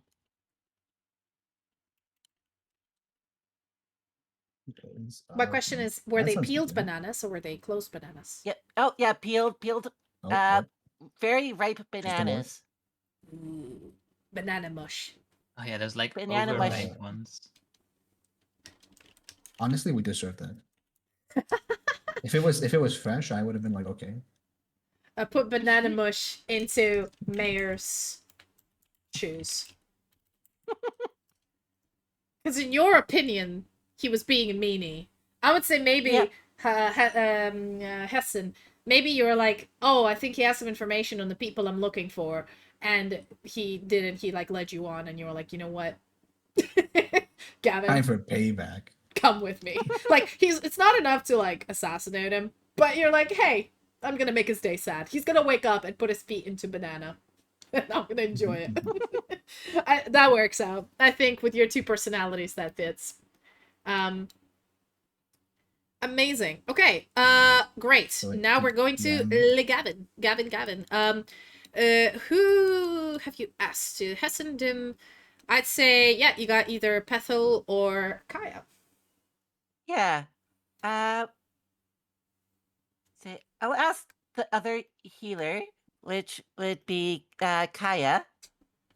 You've told me to protect one member of our party above all others, even yourself. Who are they, and why? Oh, Pethel, because you always have to protect spellcasters, or if not, they're Yep. gonna make the world explode. Good answer.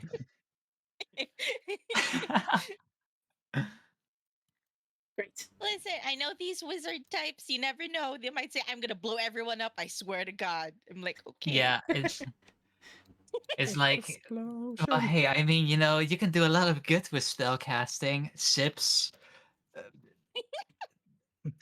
and it's like, and, but, I don't know. Have you guys seen? I have this reference in my head just now for some reason from Star Rail. the redheaded mommy character who basically sits down, puts her legs together, sips a pot of tea, and then Oh just yeah, nukes. Himiko. Himiko just nukes the city from Mhm. space, and I'm like, yes, this. Fucking love Himiko. She's got such mommy Mhm. energy. Anyway, on the note of mommy energy, our final group question. It is your turn, Kilana. All right. Who am I gonna ask? Both would be good options. You know what? I'm gonna flip a coin. You can actually ask Um, both. I can let you ask both if it's the same question that applies and it's short enough. Then yeah. it might it wouldn't be a bad idea. So Gavin and Doug, what favor have I asked of you that you're not sure you can fulfill? Ooh. Ooh. By Doug, you mean Dim. Yeah, Dim. Dim dim Sorry, dim dim dim dim dim dim dim dim dim dim. Dim Yeah, Dimadil. Dim, owner of the Dimsdale Dimmadome, co-owner Yes, of the I will pronounce it. I father feel of like Dimmadim, and grandfather of Dev Dimmadim. we're all gonna pronounce it wrong, and it's fine. There's no wrong way to say your name. Don't worry, I've put a card out with the full name or title if anyone wanted it. Oh, Indeed. here's your name. Oh, Oh, this is Gavin. Okay. Yeah. I was like, just to make sure. Let me drag you, over, damn you asked me to grab some cookies from the top shelf, it. and I That just is look very up fair. at you, like several feet taller than me, and like, really? Which is funny because It's true. Kiana is way Taller, taller yeah. than Gavin. Did you do it to like Great. not on I wouldn't say on purpose, but was it like a you thought like him struggling doing it was adorable and you're like, hey, that's an excuse. Maybe or it's like she couldn't reach it herself, and it was like you Can know you? it's Can your god? But, maybe it was like with the implication that Gavin should climb on her shoulders. Aw. Well, anyway, whichever way, it's Oh, I would have seen it in an adorable sort of view rather than Yeah. you know, a malicious one. There's no malicious one. She wouldn't be malicious. No. Alright. Great. Fantastic. What about the other one? Or did you want to just ask Gavin? No, Dip I'm can Dim. answer too. Oh, Dim, there you go. Yeah. If- So, favor you've asked me, and I'm not sure I can fulfill. Yes. Just because everyone says I'm the ATM here, I'm not sure if I could give more funding. Simply because research Yeah. isn't providing useful results just yet. Sorry, my Yeah, my boyfriend asked for a pup pic. He's currently on a very long work trip and he's sad, so let me take a Aw. picture of the dog. Hi, Chi. There you go. there you Done. go. Give even more funding for research than he already does. Well, he's Due just to there in a lack bathtub full of of- his own wealth. Fine. Yeah.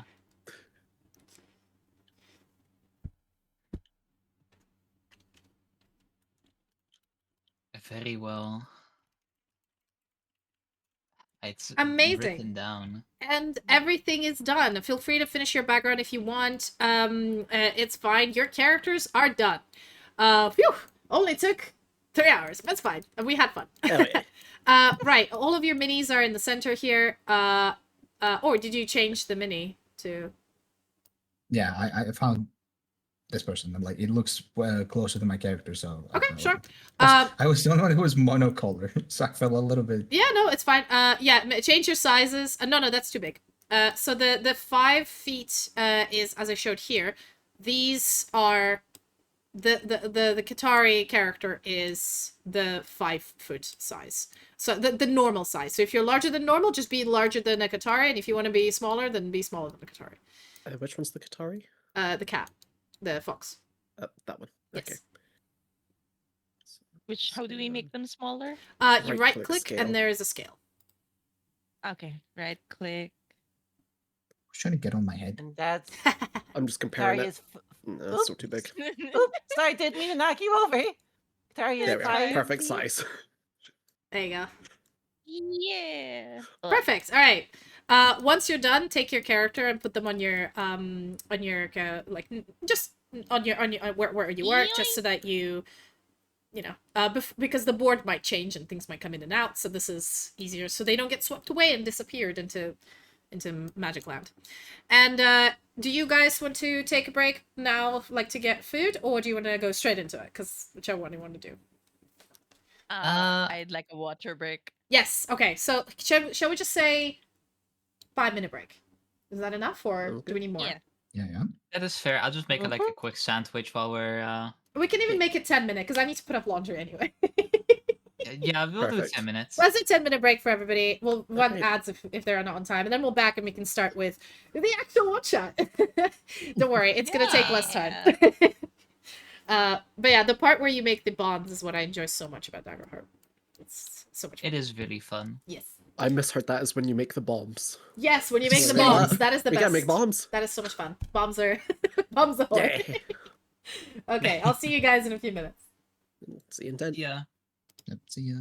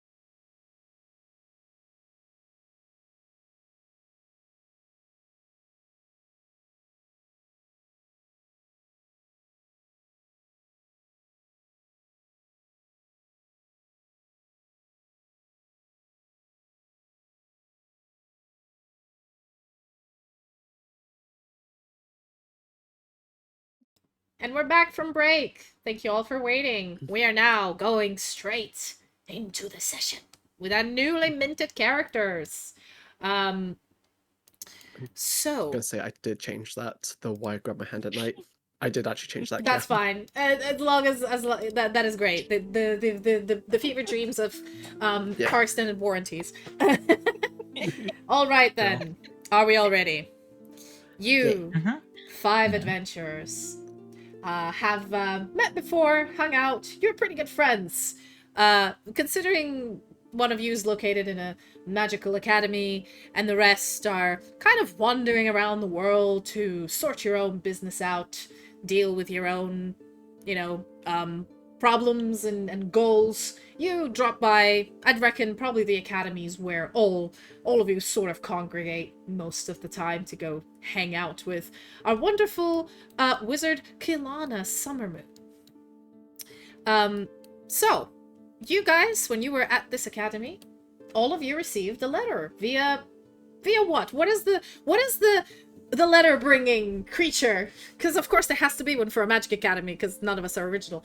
What is the letter bringing creature that comes to the name? What is the name of this academy again? It is called the Lysenhart Archipelago. Archipelago. A hummingbird who's struggling very, very much to carry it. Oh, okay. Gavin suggests a hummingbird. What do you think, Ilana? Or maybe it's a pseudo dragon. Are you muted, Bethel? Sorry, I don't know. I'm not hearing. Oh, am I muted? I think you were. What were you saying? Oh, oops. I hear What ya. about a pseudo dragon? Oh, pseudo dragon. Okay. Let's. I think pseudo dragon could work. A hummingbird could work as well, but I feel like poor hummingbirds would struggle with packages. But a pseudo dragon, they can be multiple sizes, so I think we can they can pull off a lot. They're a bit more reasonable for this case. So as you all were having, oops, sorry, yes. I was gonna go ahead and say something out of a left field, maybe like a mail-carrying raccoon with a little satchel. Oh. Okay, so letters are brought by pseudo dragons because they can fly. Parcels are brought by raccoons. And the part Yeah. you could That sounds okay, great. or you could pay for service. So pseudo dragon is the most expensive service. It has 100% reliability because they're smart and it flies over air. Second grade is raccoon. You may get your package, you may not. The raccoon may steal it. But there's it's about 70%. And then the cheapest one is the hummingbird because that just barely makes sense. But you can pay for it if you like. It is like a 50-50. So I guess was it Amazon versus was it the US mail versus Bad answer. yes, okay, UPS. sure. This is Royal Mail. Yeah, no, Royal Mail is not that bad, but I'd say Amazon is much better. So we have our 3 options. In any case, this letter was sent to you by a pseudo dragon, and all of you are congregating in the main cafeteria, having some wonderful lunch. As these pseudo dragons fly in with a letter towards each of you, with your name engraved in a beautiful purple ink, in this sort of green envelope.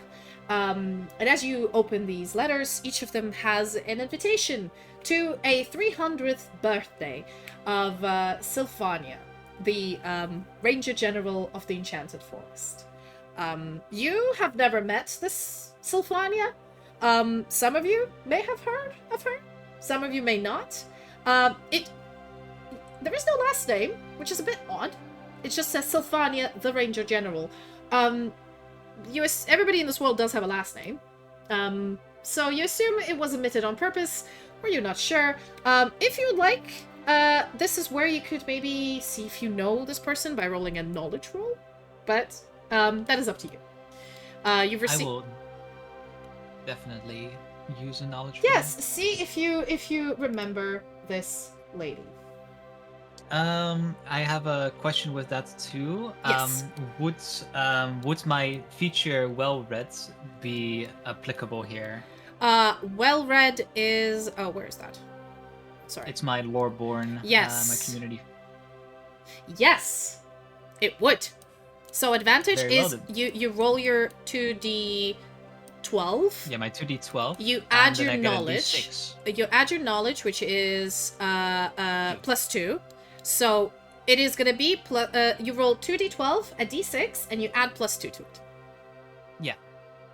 And Very well. you tell me whether you roll with hope or with fear. That is, of course, yes. That is a that is 12, 13, 15 with fear. Oh, okay. So I gain a fear.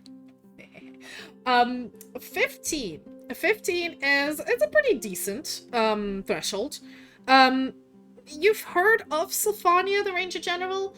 She has what you know about her is that she used to be a part of some noble house. You're not sure which one. That 15 is not high enough to like discern the last name. But you do remember about like 100 years ago, you've read that there was kind of a bit of a scandal in the Elven capital about this second daughter of a noble house deciding to forego society and just volunteer for the basically glorified groundskeeper job in one of the most dangerous forests in this land. She just basically said, "Bye, bitches," picked up a bow and left. And she basically has been there ever since. There's like records of recommending to individuals if you're passing through this area to heed the word of the Ranger General and to make sure to follow the guidance of the local, rangers. But she has not shown her face in high society for the last 100 years or so. So this is as much information as you can quickly come up with with a 15 with fear. Seems to be a former noble. Was a woman that's retreated into the dangerous forests of. I can't put my finger on what the name was. It's just the enchanted forest. It doesn't it doesn't have a name. Not many people go there. It's just there. Oh yeah. Yeah. I'll relay the information to the party. Great. So all of you are now aware of this, and somehow she knows about you. And you have been given an invitation to attend her 300th birthday party, which takes place in this enchanted forest. The recommendation was gift is optional but highly recommended. And when you do arrive, make sure to not stray from the path and follow the signs. And then from the edge of the forest, it is a mile or two walk along the path. The path is well guarded as long as you don't step away from it. And then you'll make it to the big treehouse, and the party will be held at sundown tomorrow. I hope all the candles don't burn the forest down. Doubtful. I mean, I we presume don't. the candles are inside of the mansion or whatever abode you may have. Hey, DM.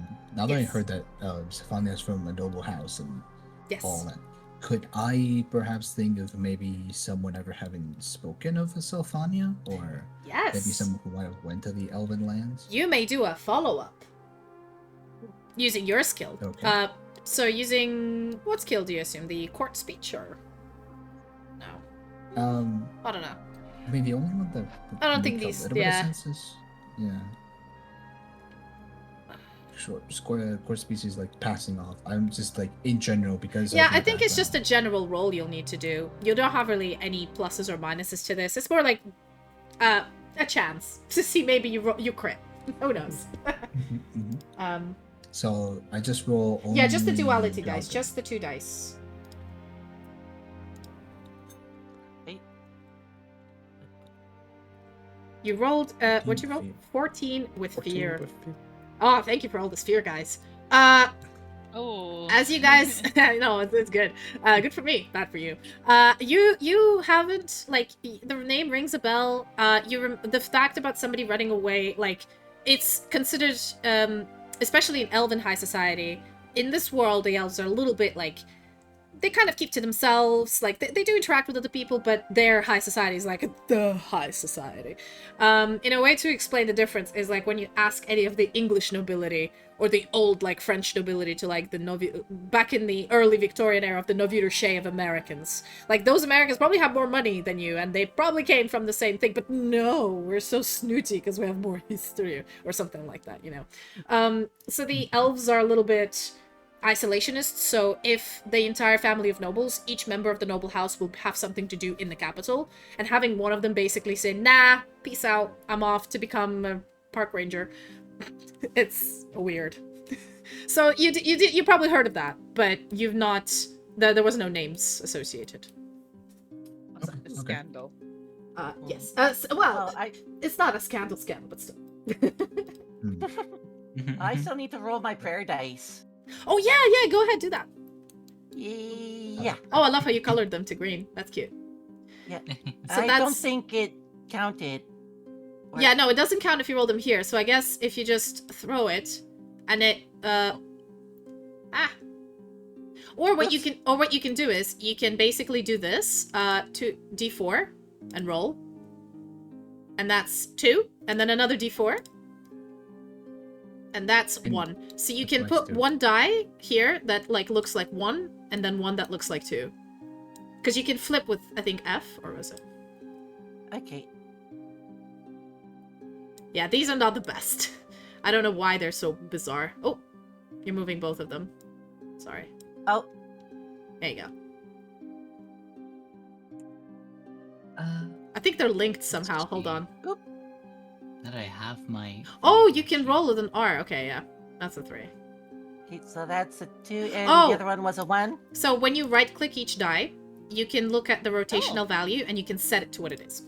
There you go. Yep. That makes your life easier. It was a 2 and a 1. I think it's easier to, if you're rolling, just use these. But yeah, great. You have your prayer die. You may now use them as prayer dies are intended to be used. So, after finding some of this information on the lady that, invited you over into her house, you have some time to procure gifts. We're not going to go into too much detail of this, but how would you go about? And you don't have to mention the gift now, it can be later, but you definitely need to mention the size of the package you're carrying. Pun intended.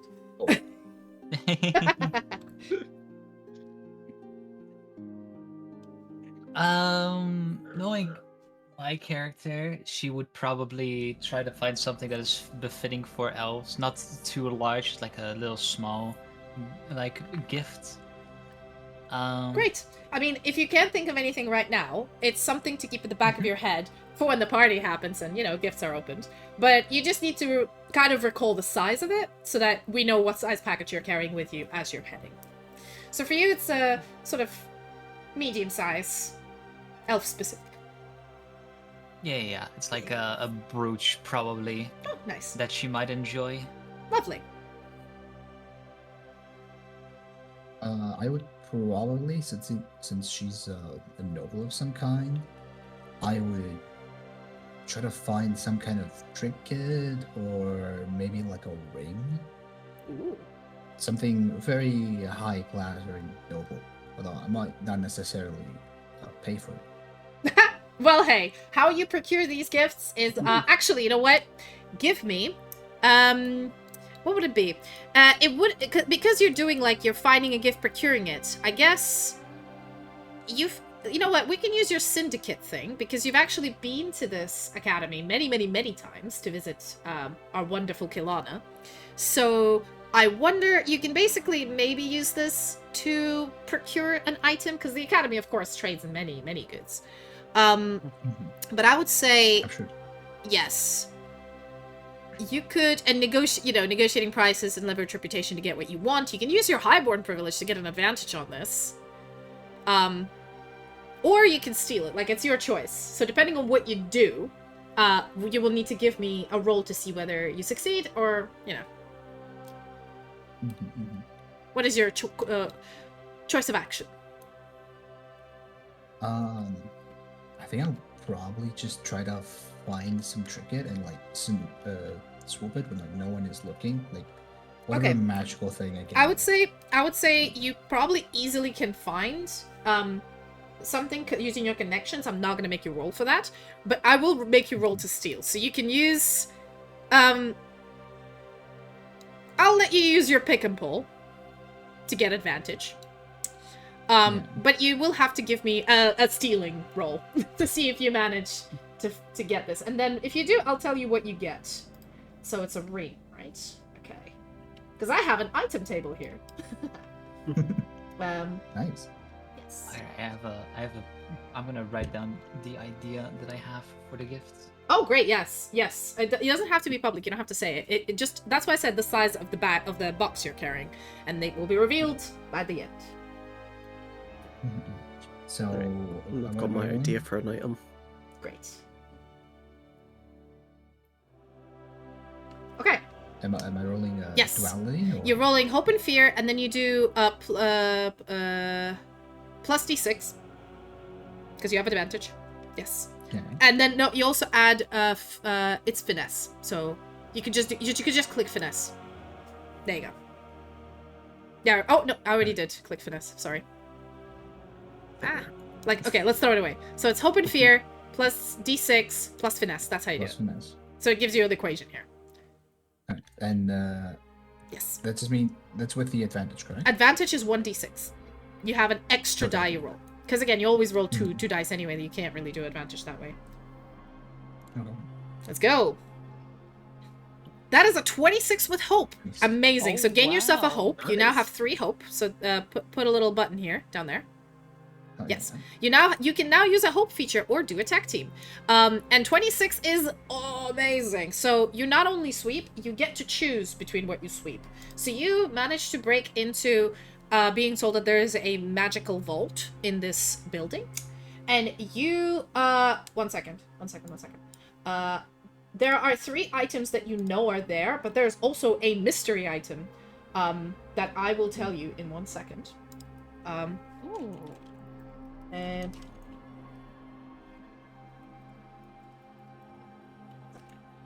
I'm just finding it out here in the list. So first you find there's a ring of silence, which is you basically spend a hope to activate this ring. Your footsteps are silent until your next rest. Ring of resistance. Once per long rest, you can activate this ring as a successful attack against you to half the damage.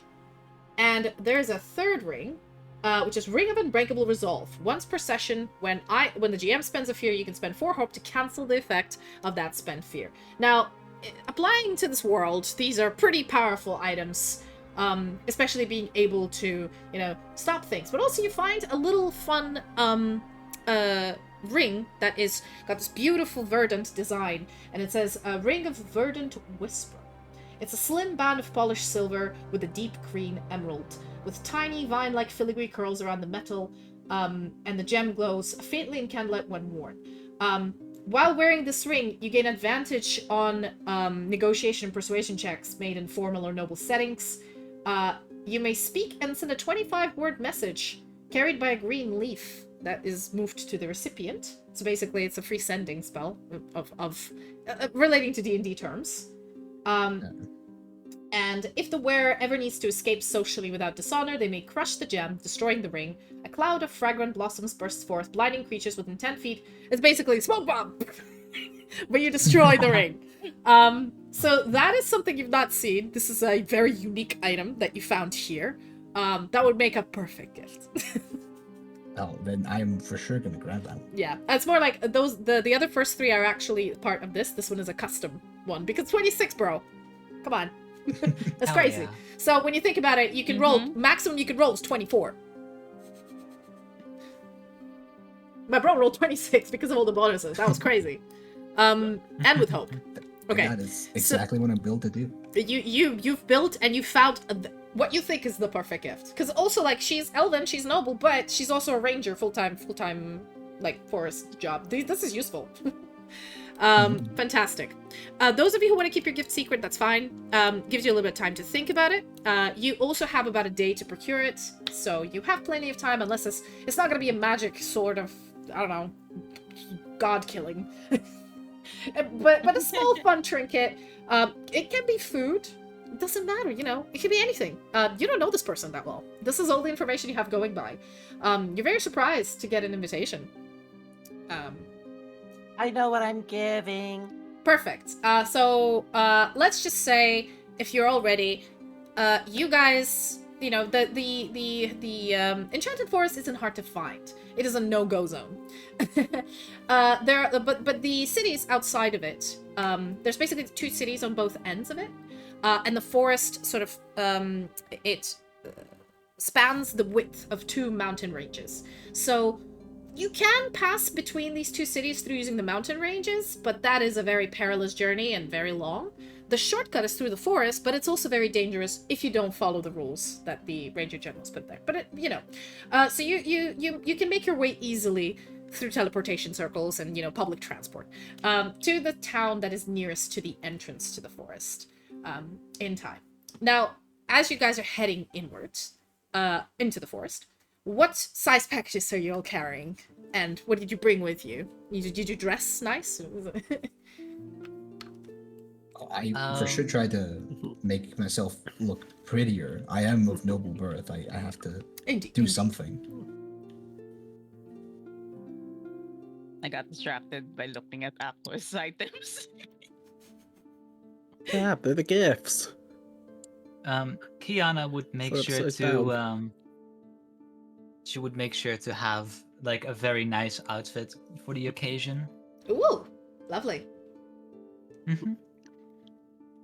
Is it still comfortable to like walk in though, or is it like Is it comfortable and pretty, or is it just pretty?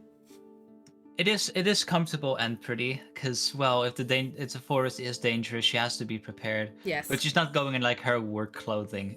Yes. I mean, honestly, once you wear comfortable and pretty, you never do go back to just pretty. You just never do. That is true. Yeah. I know, Aqua, right? Tall, one beautiful woman. I swear. Yes. She's taller than everybody else. It's gorgeous. Right. So, you guys... Did any of you guys want to describe the size of your packages, or what? To give everybody a hint, those of you who didn't clearly steal an elven ring from a vault. Mine is neatly packaged and is about medium sized. You have to hold it with like, I mean, you can hold it in like one hand, but like under your shoulder, or like yeah. But it also doesn't seem that. I mean, of course, apart from the box, it's like nothing too eccentric. So it's how do I put it? Minimalistic and classy. It is neatly packaged at the very least, so you can't really see what's inside of it, but it seems to be not too big. Yes, wonderful. What are you thinking, Cap, Aqua, and Gavin? You already said you know what you're gifting. Is it packaged? Yep. Is it bigger than you? No. Amazing. It's in a manila envelope. Oh, that's gorgeous. Oh, A small little envelope. Just like Take, like, some $10 here. thank Go you buy card. yourself something nice, or like a gift card. Here's an Amazon gift card. Hey, if you don't know the person. What else do you do? Just give a gift card. Man. What happened to just gifting cash? China has it right. The red packet thing, show up, people just put cash in it. It works. Real. For real. Well, to move things along, considering some people are still thinking, I assume you guys have some sort of... You'll just... Look, some of you are just nice. You have packages. You're clearly heading into this forest for a party, and then people are giving you kind of strange looks when you're asking for directions to the enchanted forest, dressed like this. But they tell you. As you make it to the edge, it is one of the most bizarre forests you've ever seen, because the trees are purple and green. And there's more... like sometimes it's the purple trunk and green foliage, or green trunk and purple foliage, or just all purple. And the forest is dense. Like, you come to the edge of it, and it doesn't like start with a few trees and carries on. It is almost like somebody drew a line, after which it's just unbridled growth. There is, however, a sign in front of a very, very narrow path that basically says, do not stray from the path. About 1 mile towards the treehouse. And once again, for the love of God, don't stray away from the path. And you guys are ready to go. Yeah.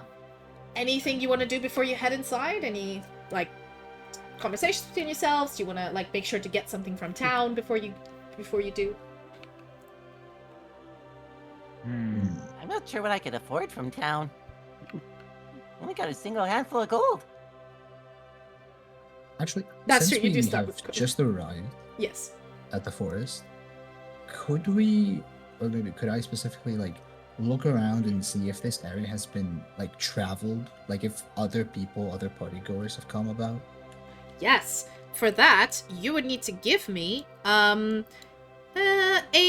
instinct roll. So reality, and then I would say Nothing. Cappuccino would be quite good at this as well. Although you put most of your into agility, but yes. Anybody whose has the highest instinct here? I think everybody has like nobody spec'd into instinct. That's fine. No, I have a +1. Great. Yeah, one Yeah, for me too. Yeah, no problem. All right.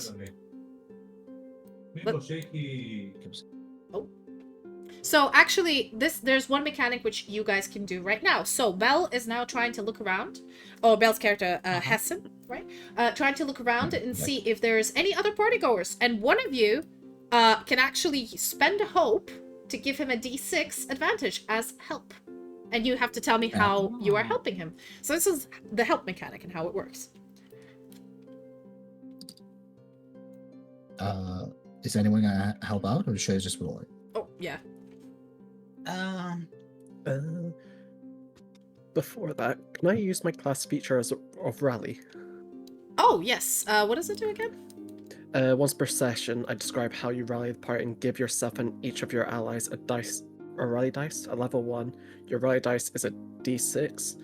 A player character can spend their rally dice to roll it, add the results to an action roll, reaction roll, damage roll, or to clear a number of stress equal to the result.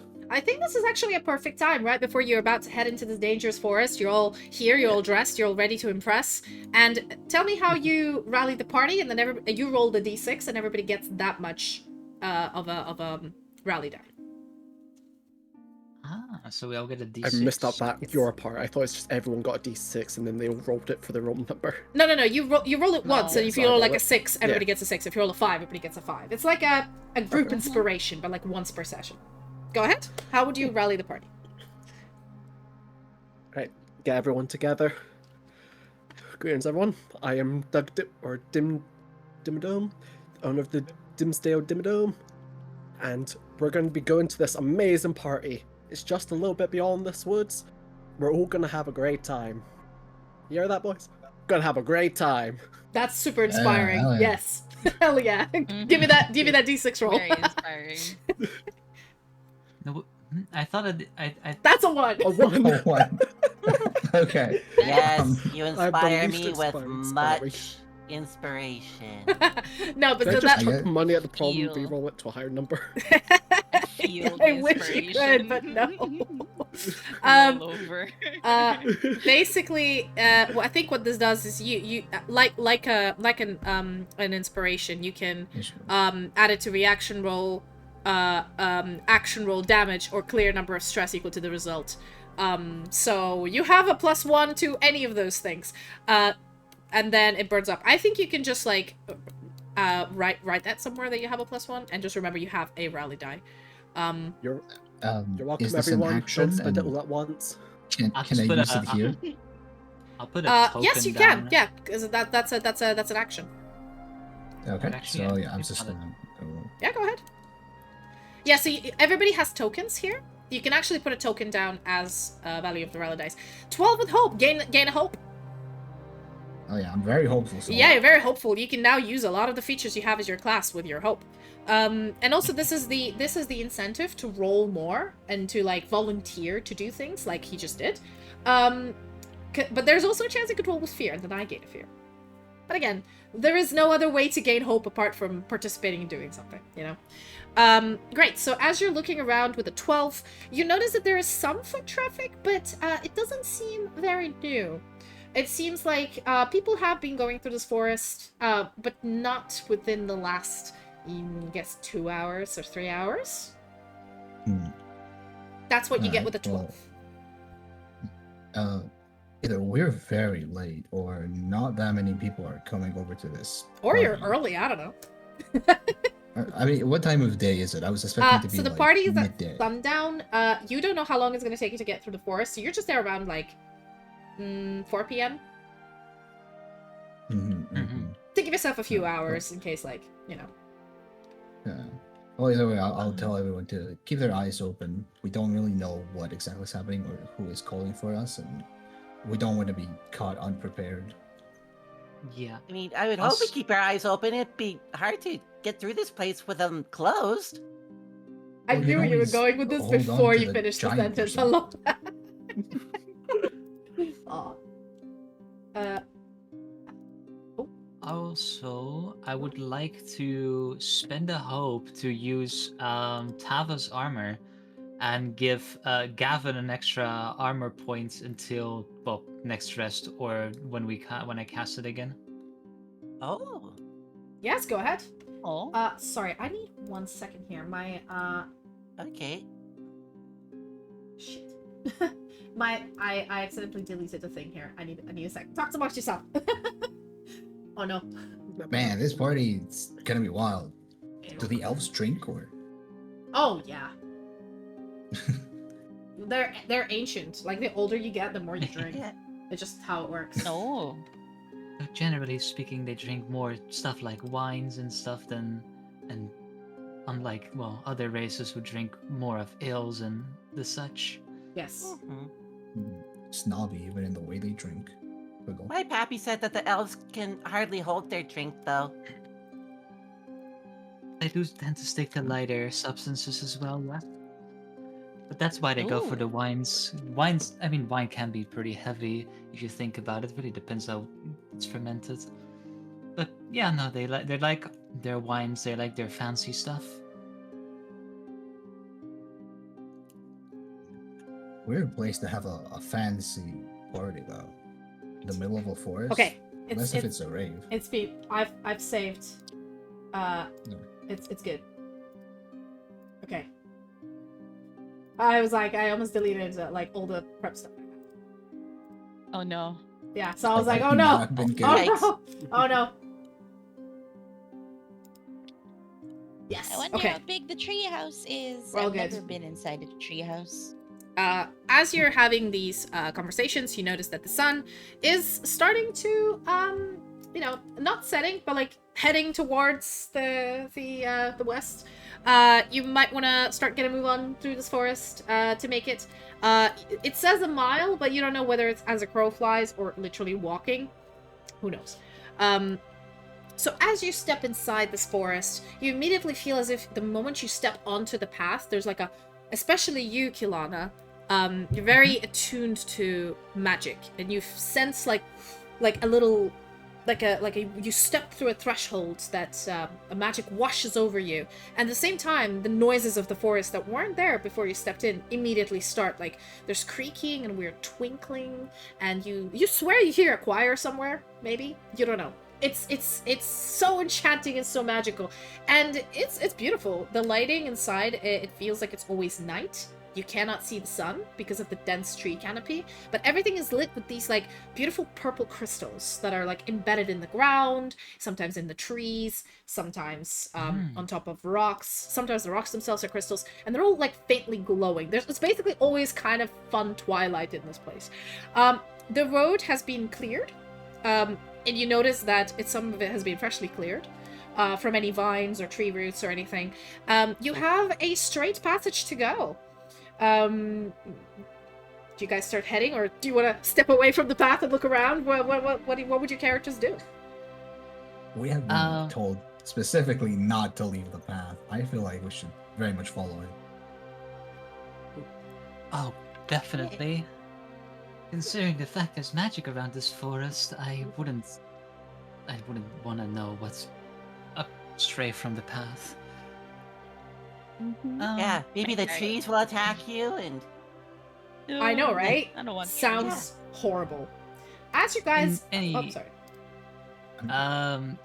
Kilana would at least like to take a little look around to see if she notices anything intriguing besides the magic. Yes. Give me a perception, which is, I guess it's an instinct, yeah. An instinct roll. Yeah. So what are you looking for specifically? Just anything that catches her eye. That is a 14 with fear. I'm Oh. not rolling. Okay. 14. As you're looking around, you also notice that there's a lot of fluorescent mushrooms. And a lot of weird herbs you have never seen before. Like, as a magic user, you have brewed potions before. You've seen magical like herbs and fungi and roots. This place's biome is the most bizarre thing. You've never seen anything like this. It's in a unique ecosystem, and I guess with a 12. Nah, with the 12 you don't notice this, but you do notice, like, apart from the actual trees and vines, there's a lot of mushrooms. It was 14, but that probably doesn't make a difference. No, like, I guess 15 is the threshold to see anything, like, above average, but this is something that you do notice that you didn't see at first, because they're also slightly fluorescent, and they tend to be next to the purple crystals. Not all the time, but they do. Oh, fascinating. There's a lot of mushrooms around, and a lot of herbs that I haven't even seen. Yeah, I thought mushrooms only grew in caves. Don't even grow in forests too. I mean, there are forests, there are plenty of other forests that grow mushrooms, and other dark spaces where it's humid and warm enough. If the conditions are right, mushrooms can grow in all sorts of places. We should probably get a move on. Staying out here is just gonna make my fur even more ratchet. Of course. Amazing. After you guys start heading, you notice, like, you now notice that there's not that much, how do I put this?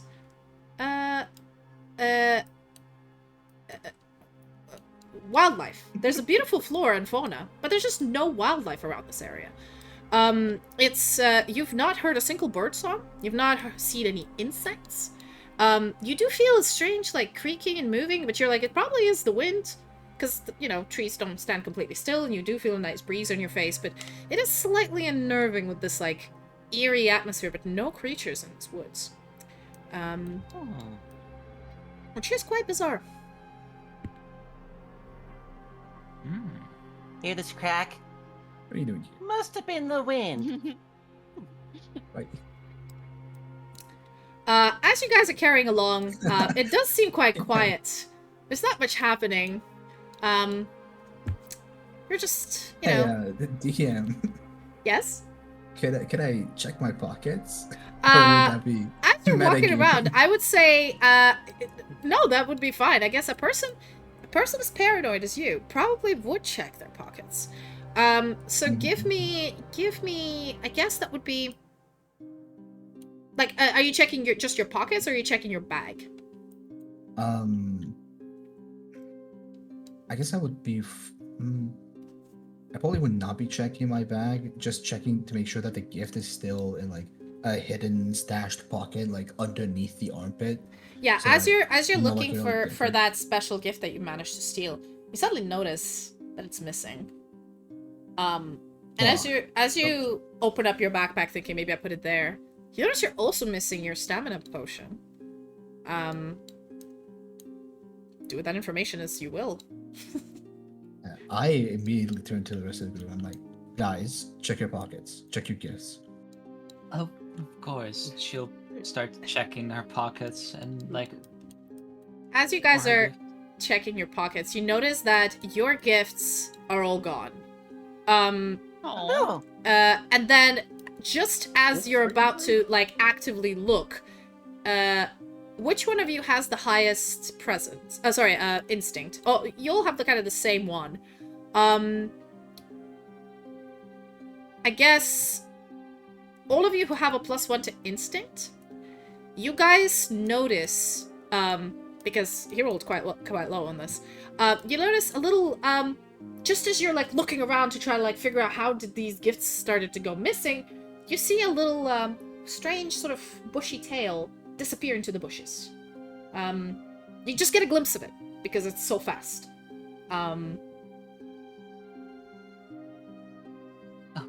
Over there. Do you go investigate? Do we all turn?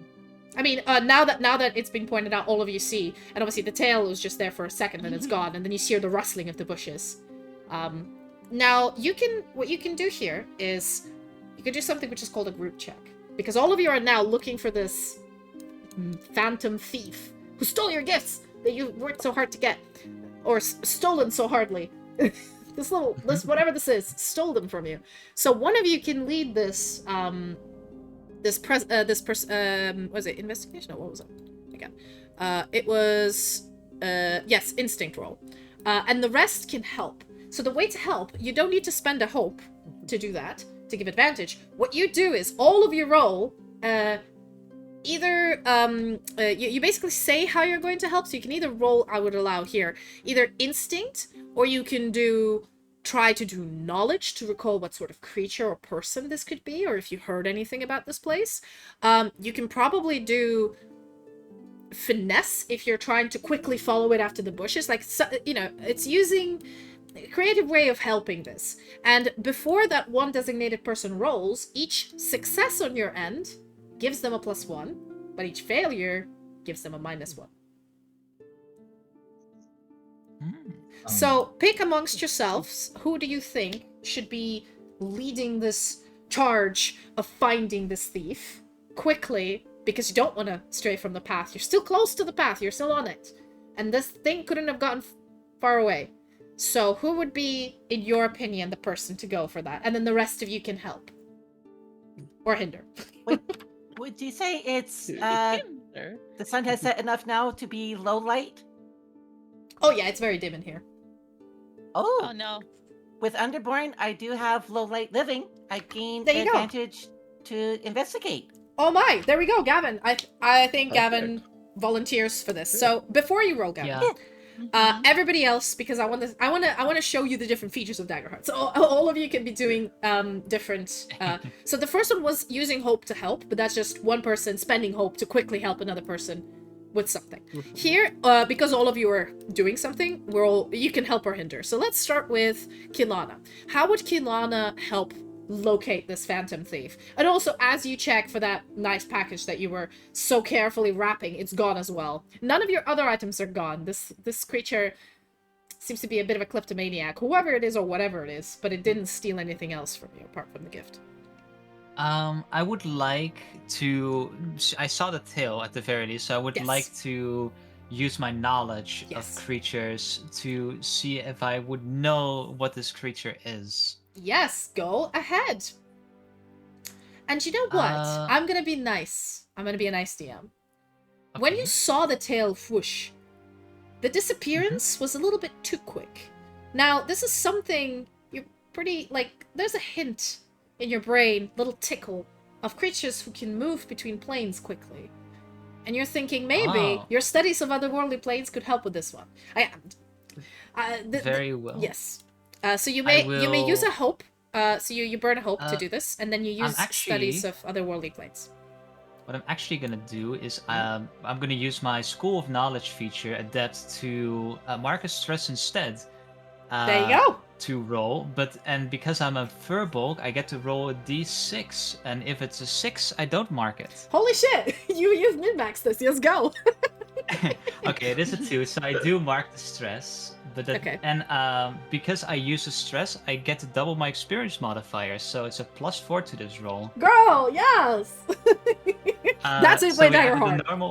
The normal roll +2 +4. Yes. That is a it's 9 + 6, 15 with hope. Gain yourself a hope, and it's 15. You say, or 16?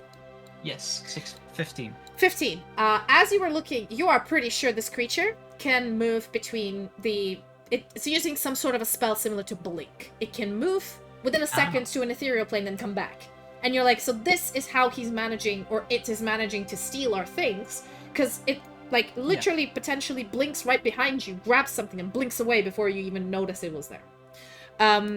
So you, Gavin, you will get a +1 because that is a success for your roll, but not yet.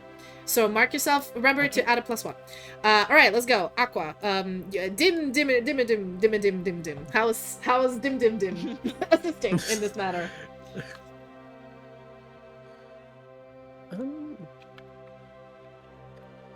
It's trying to debate at the moment. Would be the best way of doing it. Charm form deceive. No. Hide. things I keep trying to think of that would help is just instinct, which I'm not good with. Mm. It's like, Oh, wait a at minute. first, could it be that I have a look to see if maybe a little bit of the present got torn, so there's like a little crumb trail that could be followed for it? That's probably That would still instinct or be perceive. instinct. In your case, I mean, you Yeah, could always that's what I'm trying use to your think of. presence to rally the party. Like, come on, guys, we can do this. You went that way. I think so. Like, if you're completely out of So I ideas, literally just cheer them on. you could if you can't come up with anything. We're like, oh, I don't know. I don't think like you can risk the roll. It's up to you. It's only a +2 difference. Yes. These help actions count as reaction rolls, correct? Help actions. When it comes to combat, yes. Oh, only into combat. Usually, you don't like in action. There's no like because there's no turns. There isn't really like you can just help. But because I saw that reaction rolls don't regenerate hope, so I was wondering. No. if, This is different. Okay, Reaction good is to know. when all of you. Well, I don't know. Maybe we'll see. I don't want to spoil. I may make you do reaction rolls. But yeah, reaction rolls as to when DM does something and you all have to react. For example, if you're fighting a dragon does breath. I'm saying everybody do a dexterity saving throw. That's kind of like that. So right. whatever you roll, it doesn't generate hope or fear. It just is. This is different though. This is a team skill check. So there we go. Good to know. Thank you. Oh, of course. So what are you thinking, dim sum?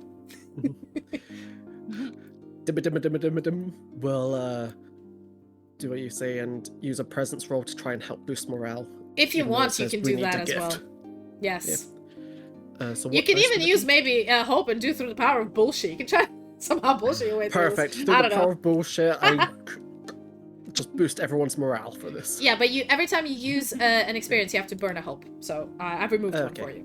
But you can add And +2 what to this dice roll. does I roll? Hope and fear, and then you put presence here. Click presence, Presence. Yep. and then plus. Don't forget to add a +2. So you just do +2. +2. There you go. Okay.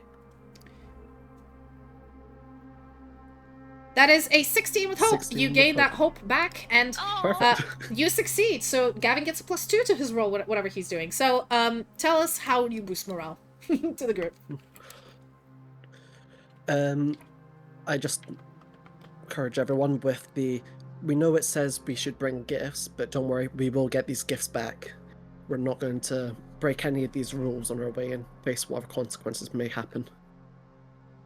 That's pretty inspiring. I believe in us.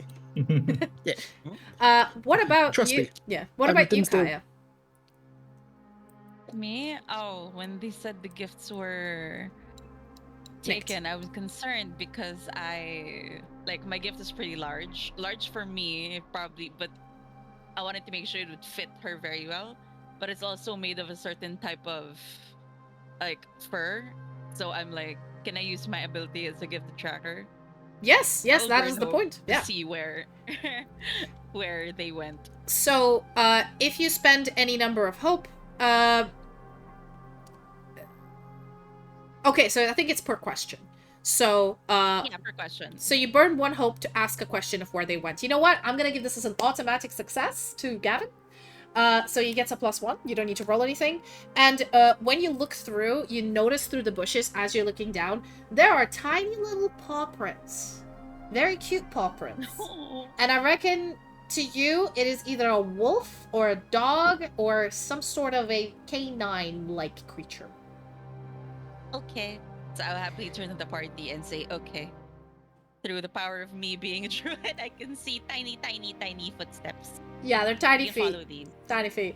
Well, not so tiny, but like not huge and not Delicate. very small. They're like Delicate paws. delicate paws. You're pretty sure it's a canine creature. It's not a humanoid. You have identified this creature, and you know like the direction of the bushes where it's going. And then like the paw prints are kind of hard to distinguish because they appear, and then like there's a gap, then they appear again, and there's a gap. So it's a phasing creature, phasing canine of some sort. Right now, final try with Hessen. How does Hessen wish to assist in this? Well, I'm already pretty terrified of losing something, so I would just immediately uninterrupt my claws and go to the nearest tree towards where that bush was that noise came from, and I would like to either fully or like halfway climb the tree, maybe also Okay. using my grappler to just hold on and look around, try to see if I see anything Great. moving about. Great. So you shoot your grappler into the canopy. You use your claws and your agility. I guess give me an agility roll with advantage, just because you don't know the terrain that well. So you, there we go. Just to see if I you fall. figured it out. Yeah, if you fall on your face. Hopefully not, but. Ooh, 15 with hope. You get a hope. Ooh. Remember to start spending this. So there you go.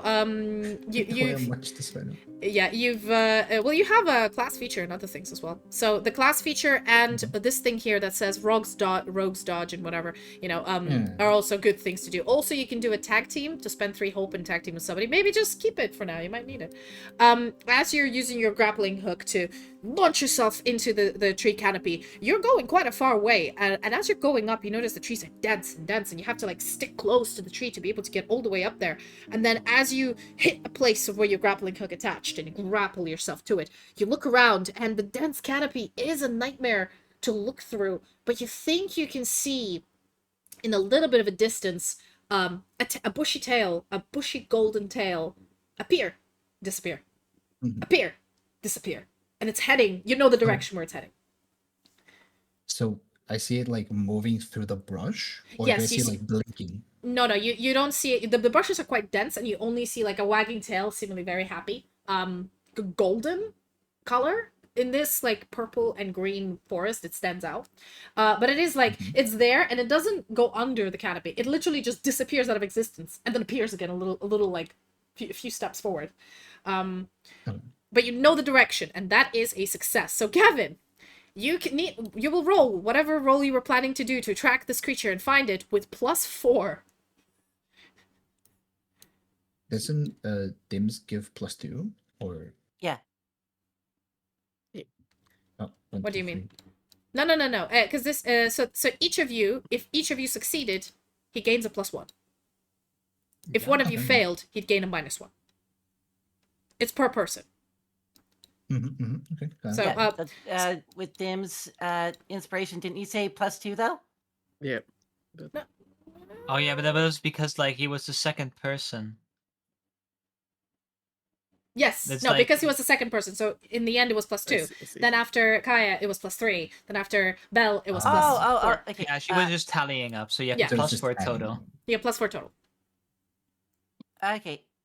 So just And do whatever ability you yeah. choose. No. Ah, You bah, do- bah, bah, bah. That's wrong. Sorry. Let me just delete that. Let me do it for you. So the way you do it Yeah, is okay, you thank put hope and fear. It's called duality. Then you're Yep. using your instinct, I assume, to look, right? I think I'm gonna just sneak up on it.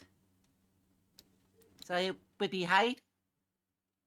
Okay. So I guess that would be That's Finesse. finesse. It has yes, hide that would be under it. finesse. Yeah, I'll put finesse. So then you put finesse. You have an advantage Okay. because it's dim light, which is D6, and you have a +4. That's Okay. how that's how you add up advantage is things. just a D6. Yes. So you see that you see the math. It does the math here for you, so you can double check it's right, and then you click these 2 big dice to roll. Okay. What you? That is a 27, but with fear. Oh my god. As you sort of you were given this information by the entire party. Amazing. You know the direction where this creature is going. You know it is a canine-like creature. You know it phases in and out of existence, so there will be like a pop, and then it like soundless pop, and then it moves and it disappears and it moves. You've been motivated by Dim, like we definitely can get the gifts back, and even if we stray from the path, we're still close enough to the path to be able to leave. This is gonna work. You start sneaking through the brush. You're about the same height as the bushes, so you disappear into them also. The rest of the group follows you closely because nobody it's better not to leave a person alone in this woods. As you're all sort of sneaking through these woods, you're pretty sure you're gonna find this creature, and you do see it. You're closing in on this golden leaf in some way, and as you sort of rush and this adrenaline, you're almost catching him, and then he like weaves to the left. You go after him. You're so close, and then you grab the tail as you come out into a small clearing. and what you see is a golden retriever with a sort of a basket that is huge.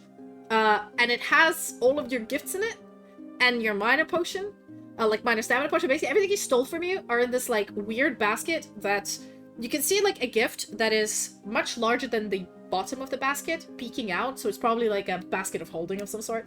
As you're grabbing his tail, and he's like, at first he looked like he was having fun, and now he's just holding this basket and panting and looking a bit scared. As you guys all bustle out into the clearing, you still keeping a hold of his tail, Gavin? Yeah. Good. As you keep holding his tail, he keeps trying to like blink away, but for some reason, it's not working because of a 27.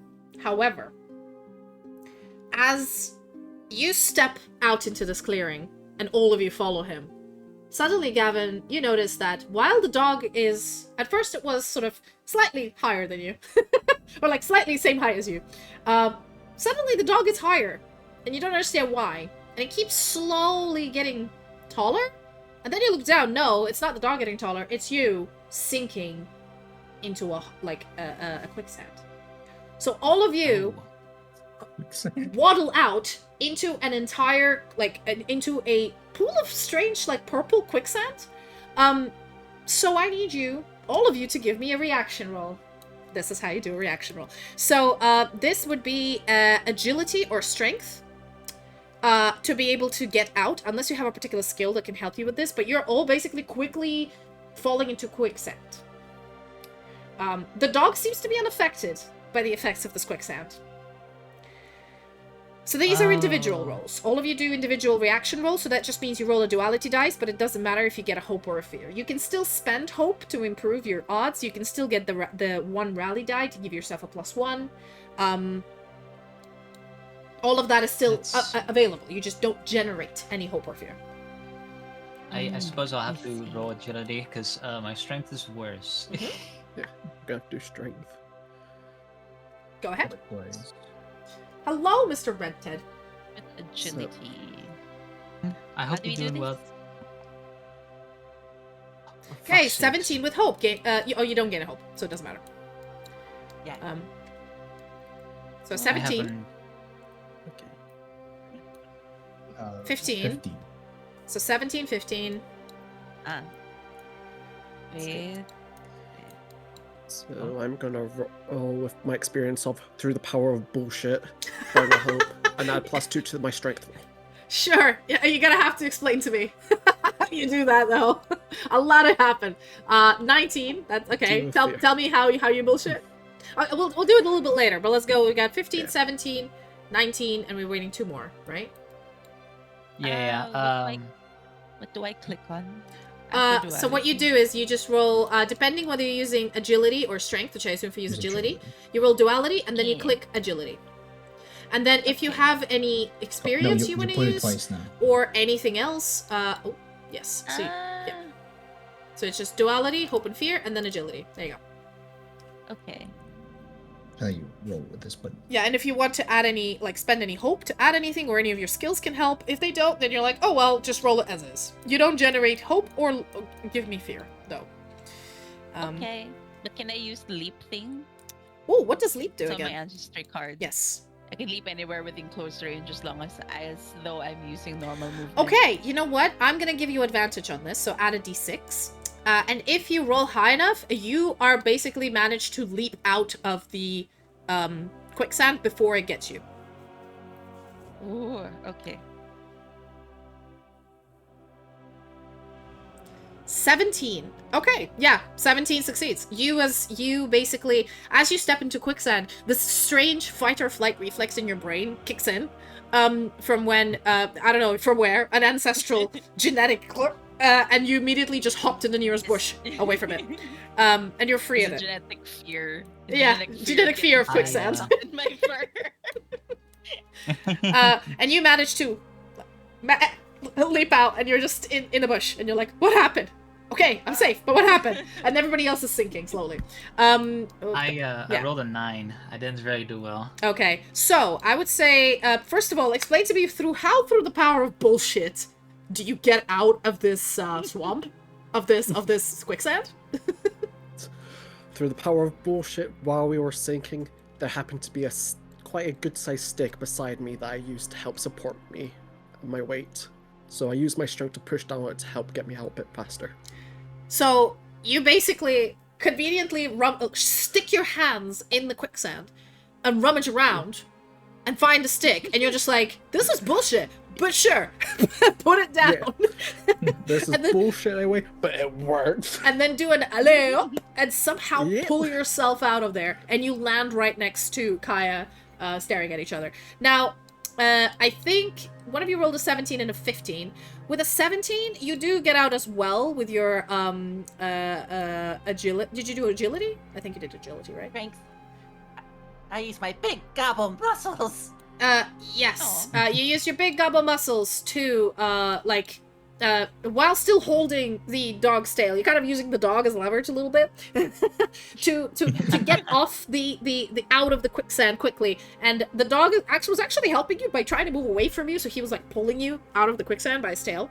So that's all great. However, I would say with unfortunately our friend here, two friends here both failed the roll because the roll wasn't that easy to do. So did they need more points? It's like, I'm guessing need at least 17. You just needed higher than 15, but you can't use them retroactively, I think. I can use a prayer die. Oh yes, you can. There we go. I'll use the one. I'd say you won't be able to save, unfortunately you will not be able to save Quilana, but you will be able to save Hassan. Mm-hmm. Yeah, unlucky. I rolled way below the EDC. Yeah. So you rolled. So you use your prayer die and just move it away, like put it back in the box somewhere. Yeah. Like no, put it over here, like in the side somewhere. And how do you help pull out Hessen, or how does Hessen use Gavin's momentum to do this? I feel like. At the start, I was thinking maybe I could bounce off of Gavin. Oh, still Gavin. Yeah, but then he's a little bit too small. I don't want to like push him further into the sand. I mean, the prayer dice is basically your god interfering, so your goddess could have just popped down and been like, pluck. Well, I guess maybe that happened. The god ended up giving us like a helping hand. Maybe or you could like grab my foot as I'm being pulled out. Yeah, sure. Yeah, and that's like a daisy chain of people being pulled out of the quicksand. However, holding onto a dog. Kilana is currently sinking, and then there's this thing called a countdown. So, countdown is the way countdowns work in this game is every success for this is a detrimental countdown. So every success you do decreases the countdown. Every failure increases it.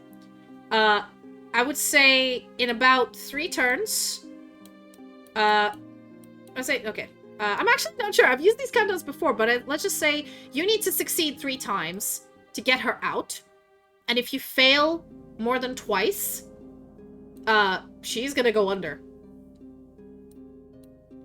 So must protect. Yeah, she can do it herself as well, but also you all now are out of the quicksand, and you need to get her out because she's slowly sinking. Even though she's quite tall, so it's taking a little bit of time, but she's just slowly sinking in there. And she's she's now at this point she's up to her like mid thighs where she can't like pull her legs out anymore. Oh gods, I'm so stuck. yes, go ahead. Every action you do will deal with the countdown. So but you have to come up with your own ideas what to do. Small side thing. Is the dog just something we're holding on to? I mean, Gavin. So far, Gavin is holding the dog's tail, and you're holding Gavin's foot. At this moment in time, this may change, but at the moment in time, this is what it looks like. Okay. Talking amongst the party, I could use my grappler to maybe help pull out Ethel. Or I'm never gonna fucking remember these names. Kilana. Kilana. For some reason, yeah, Kilana. Kilana is just not sticking. I'm doing it because I consciously keep looking at it, so I'm like, this is lame. But as long as we know who I you're never referring used to, I reckon it's fine. I always want to say Quill. Yeah. Which rope do we have between all of us? Each of you has a Also, 50 this foot of rope. on me. 50. Yeah. Someone want to chuck their rope towards the grabber, and then we just pull. We chuck the rope towards the grappler, then we pull Okay, which one of you pulls? Are you doing it Attach it. together or just one of you or to the dog. Oh, you're Do trying I to- attach the rope to the dog? Yeah, why not? I mean, cool. mean, If you I if can. you want to do that, you can come up to the dog Listen, and try to attach the rope around its collar. It has a collar. It has like a name tag on it. As you're trying so to we're strong, but not as strong as that dog. yeah, as you're coming up to the dog and you're basically trying to put the lead on it, I need you to give me a finesse roll because the dog doesn't want you to put a rope around its neck. So you need to give me a finesse roll, should- and I'll do it with disadvantage because the dog is like trying to wiggle away, but he is held by his tail. So Can I Okay. expand a hope or maybe use my own finesse to help out? yes, you can. Okay. So you Which expand a of the hope, and that cancels the disadvantage. So you just roll straight roll. Yeah, straight finesse. Do you also have that +1 from? Yes, you that do. You do. rallying speech. We do. Yes. You pull plus How one. much? How many do we roll? So you roll the hope and Right. fear, and then you do +1 if you want to use the rally roll, and there is no disadvantage or advantage. And then you do finesse, which is +1. Finesse. Okay, And then you click the 2 buttons. and then we pray. Yeah, you pray. Oh. You pray to all the That's how the gods. dice is going. Down and small. 17 with Yay! hope. Yay! So you Yay. gain yourself a hope. Put a little dot there to gain a hope. Always remember to do that. And yes, you succeed. You manage to put the rope around the dog's collar. As you put it down, you see there's a name tag, and the name is Archie. And then you, you. No way! Really? Yeah, I know. Yay! And then you throw the rope down towards the daisy chain towards Kilana, who will need to be able to catch it, but you now have a rope next to you to help you pull you out. Now, Kilana, you either can just rely on that rope to do a roll that will give you with advantage to pull yourself out of there, or you can wait until somebody else tries to help. It's up to you. I would like to make I'll at least grab onto the rope, but I would like to make an I would like to make a roll to see what would be the best way for her to contribute, like the most effective way. She wants to think about the most effective way to escape quicksands with her intelligence. Yeah, go ahead. Do that. Ba-ba-ba-ba. Perfectly valid. What'd you get? Nothing yet. I'm thinking, because like, she could try to think of some sort of abjuration magic to shield her from further like descent. Maybe put like a barrier under her feet. I'd say just do a knowledge roll first to see what you can do, and then you may do the Yeah. action forward afterwards. That sounds good. I rolled a 21 with fear. Oh, okay, I gain a fear. Oh, actually 23 with fear. Yeah, but you succeed. However, Yeah. so as you're standing there and slowly sinking, wow, this is intense. You grab on the rope and you can feel that the tug of the dog and about 2 people and everybody else will probably pull you out if they all work together. And you can start pulling yourself out as well. But also, by this point, you're looking down and you notice that the quicksand is down to your waist. And considering your hefty size and weight, this is going to be a struggle. So, what you see is you cannot recall in this stressful situation any number of abjurative spells, and also this sand looks weird. It's purple, it's shimmering. You don't know how casting magic in this sand could look at you. The sand could react adversely. True. So you're there's a lot of things you could do, but then immediately there's fear sets in your brain of like, I don't know this stupid forest. If I use these, I could make things much worse. So True. your surprising in action could potentially be better, but again, it's with fear, so you don't know for sure. Okay, you guys are down 1. Now, one of you, or a group of you, need to do 1 more success, and Kilana is out of the quicksand. Okay. I think I want to help push against Archie so that Archie can help pull her out more. So this would probably be like an animal check. I think Probably if you are you presence. pushing him with strength, or are you trying to convince him to push? I mean, what you two can do is you can both like do it together and like a tag team if you want, but that would take hope, so it's up to you. That would take what?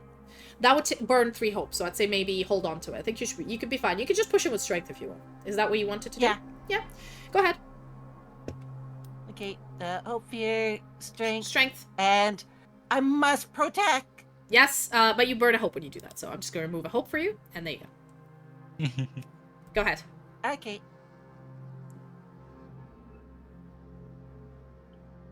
That is a 14 with hope, and you gain the hope back. Now, 14 is a little low, but for this point, because you've succeeded twice in a row, Kilana now managed to wrap the rope around her hand so well that, like, she can definitely come out of the quicksand. Archie's not heavy, but he is pretty strong. So as you start pushing him, still holding onto his tail, I assume, he's, like, backing away, pulling the rope.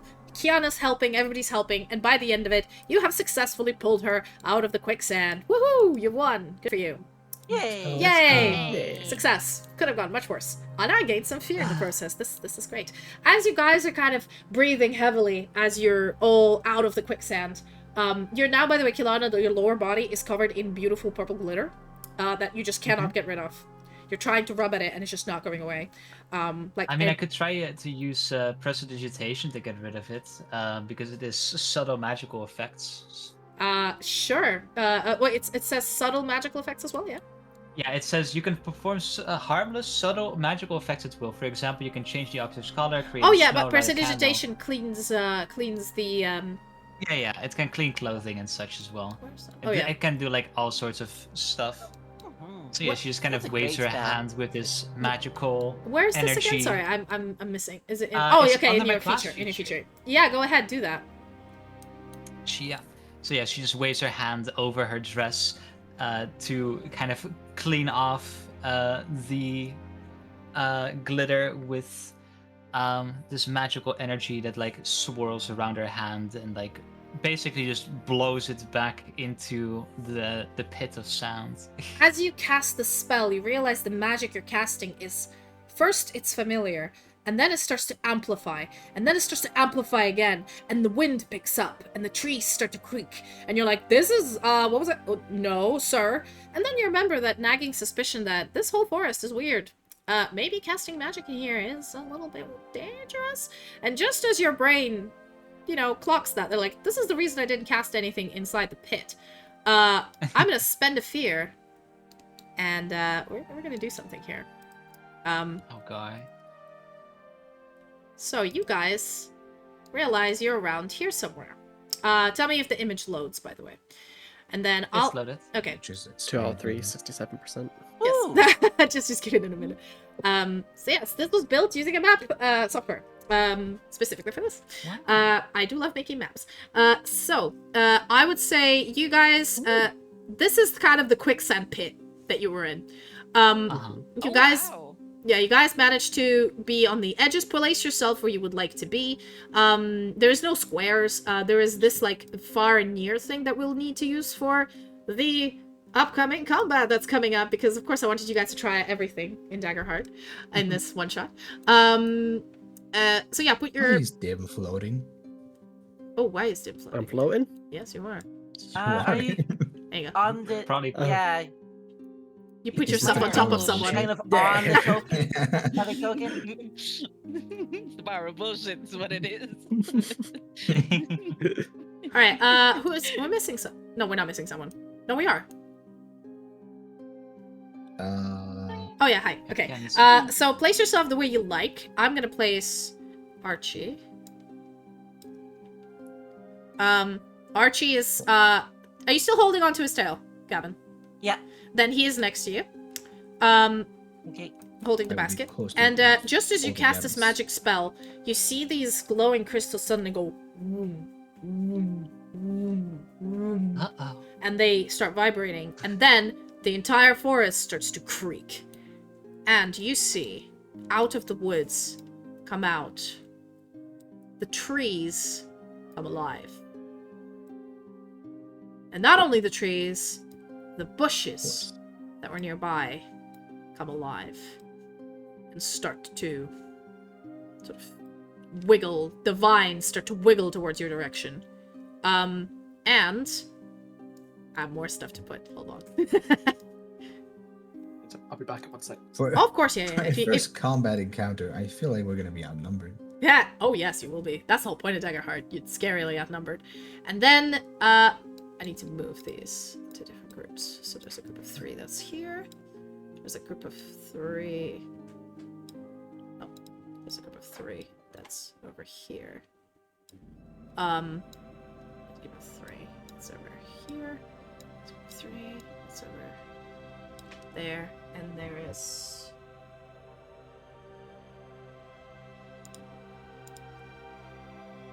Yes? How many is this? Yes. That is correct. 1, 2, 3, 4, 5, 6, 7, 8, 9. Yep. And there's this group of 3 which are, like, here in the back. Oh. Alright. So, the way combat works. I started this combat by spending a fear.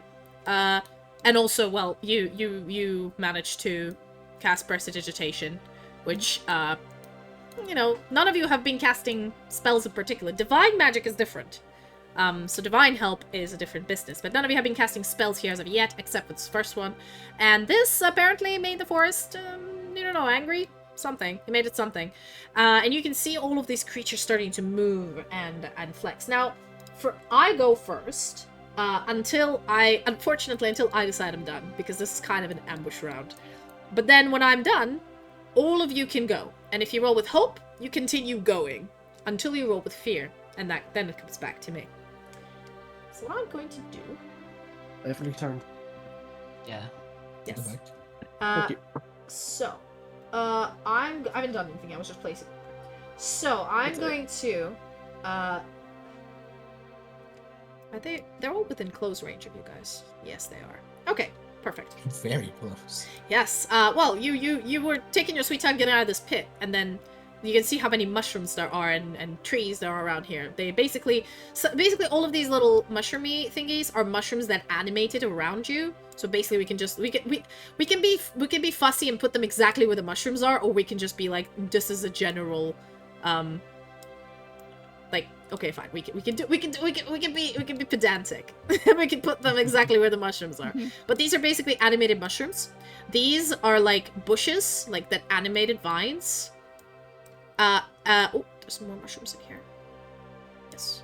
And then, these are the trees, like the big trees that animated in the back. Cool, there you go. So, I'm gonna spend a fear. I have 7, which is not much, but it's not little. And I'm gonna take this group of 3 that are really close to you. Kaya? Yes. Mm-hmm. And they're going to attack you. And what they're going to do is, they're going to try to, you know, use these little weird myco-tentacles to grab at your ankles.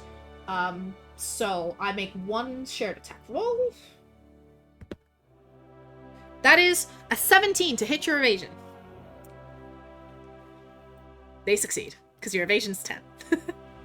Mm-hmm. I'm gonna use I'm your shield. Are you... Is it like... Yeah, you're close enough to her to do that. Great. Now, with I'm your shield, is any damage that happens, you take. So you need to mark a stress. So you click a stress. And you will, step in a way, and then, you know, when you take damage from this attack, you can mark any number of armor slots. So you can mark 3 armor slots if you like. It doesn't matter, you know. Oh, didn't mean to stand on top. No, Sorry, just I need to stay pay- where you are. Okay. Yeah, you go. So you from here, you manage to like throw your shield and it like bounces the attack off. But it doesn't really bounce the attack off. thank The God. attack still happens, and I still do damage to know how many armor slots you take. Alright, so they do 2 each, so that's 6 damage. What is your damage threshold? That is minor for you. For minor damage, that's up to 7, yeah. Yeah, so you only take 1 armor slot. And these creatures wriggle in their mycogenic anger. And at the same time, a bramble is going to... How much anger can something that doesn't even have a brain could have? That's a good Interesting. question. It's probably like it could Magical be that thing. it's like the extra little armor that Kilana gave you. So like the little barrier that was around you shatters.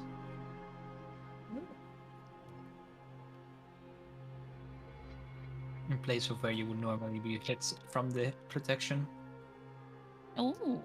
Okay, so this particular swarm is going to look at you, Hessen, and is going to, like, these vines are basically jumping out from this bush to try to grab you and, like, wiggle you in. So they're going to try to attack you. That is, that is a 12 to hit. Does that hit you? No, I have a 13. Oh, so so okay, I need to spend.